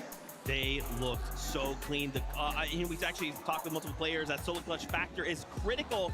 And finally, obviously, the team in 19th place, Alex, Reckless, we're going to be seeing you in finals. The OCE dream stays alive. The champs of Major 1 in OCE have not had the smoothest of days. But again, like we said, when it mattered the most, they stepped up and got the result they needed. This next page, though, is where things start to get sad. I mean, some of the goodbyes we're having to give to some of the players who have walked off the stage now, the likes of Sato and Podesai, Visual and Braids, Mr. Savage and Velo, iDrop and Marius. Marius was one of the players on the global stage last year who was fighting till the very end, giving Queasy, Swizzy and Mestache a run for their money, and he won't be playing in tomorrow's finals. Janice and Cheating. Again, a legendary German player in Janice, not gonna make it through. Koyoto and Yuma, the Asian Peterbot. We all wanna see these guys playing in the final, but the competition, Zeke, is so tight at the top. I mean, you saw it there, King and FaZe as well. Dude, so many duos, Tokata. It breaks my heart, right? I'd love to make sure every single one of these players got the prize money, the beautiful trophy, but at the end of the day, this is a competition. We are fighting to see who will be the best duo and earn the title of Summit LAN champion. It was very refreshing to see as well so many of these OG players and kind of forced into these solo clutch situations, firing on all cylinders, clutching up in this game when the pressure's on. Think about the experience they've already had. They've been in these situations before, and for just that brief moment, they find that flow state. They go, hey, I've been here before. I'm gonna tap into that. Now it's time to clutch. The issue is, though, it's just all of this experience, too. We're seeing a lot of these legacy players that have been here before. They were just not able to make it through, but it's that bittersweet moment where you have players like Clix and Higgs who didn't make it, but you have also up-and-coming rising talent showing what they're capable of on an international stage. But what I'm thinking too, I mean, a lot of those wonky land teams, Clix, Higgs, King Phaser, this means some interesting stuff for tomorrow. Yeah, we can't just move past this though, man. Clix and Higgs, the start to the year this duo had, all the hype was on Higgs. People highlighted how amazing he was as an individual.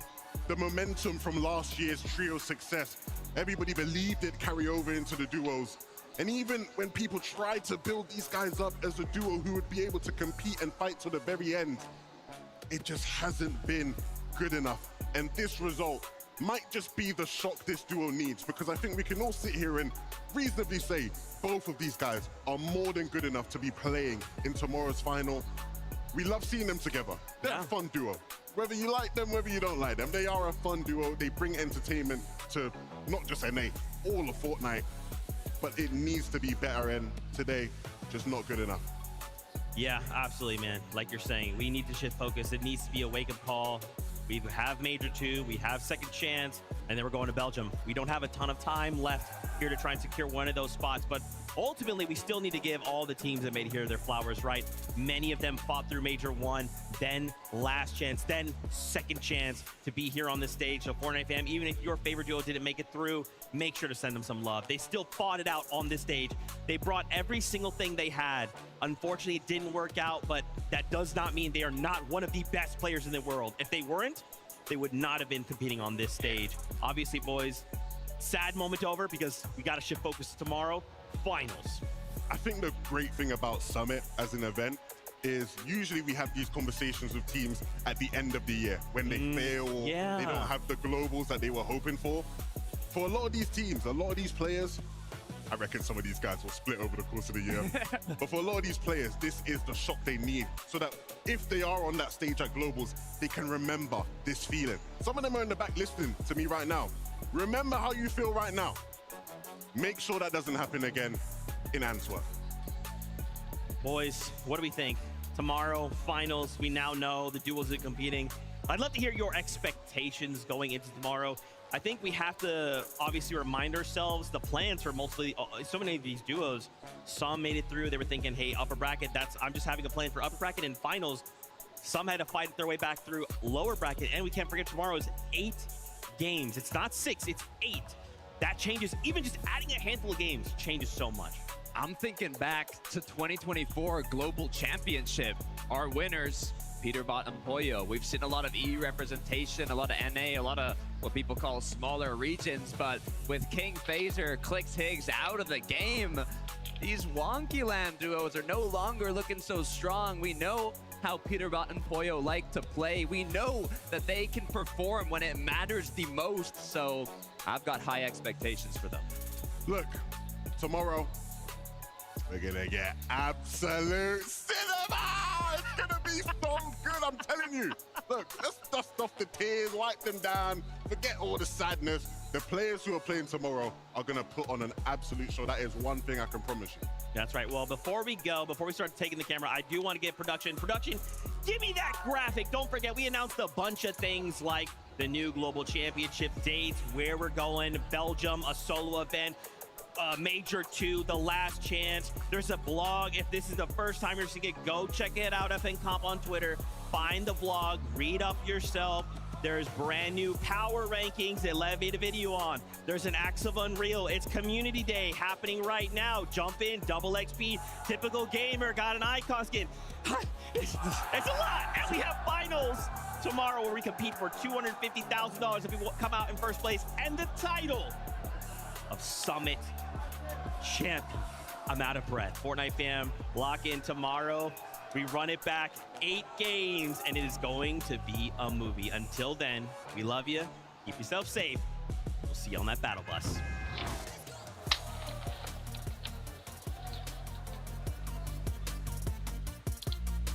Thank you guys for watching. Appreciate you guys watching.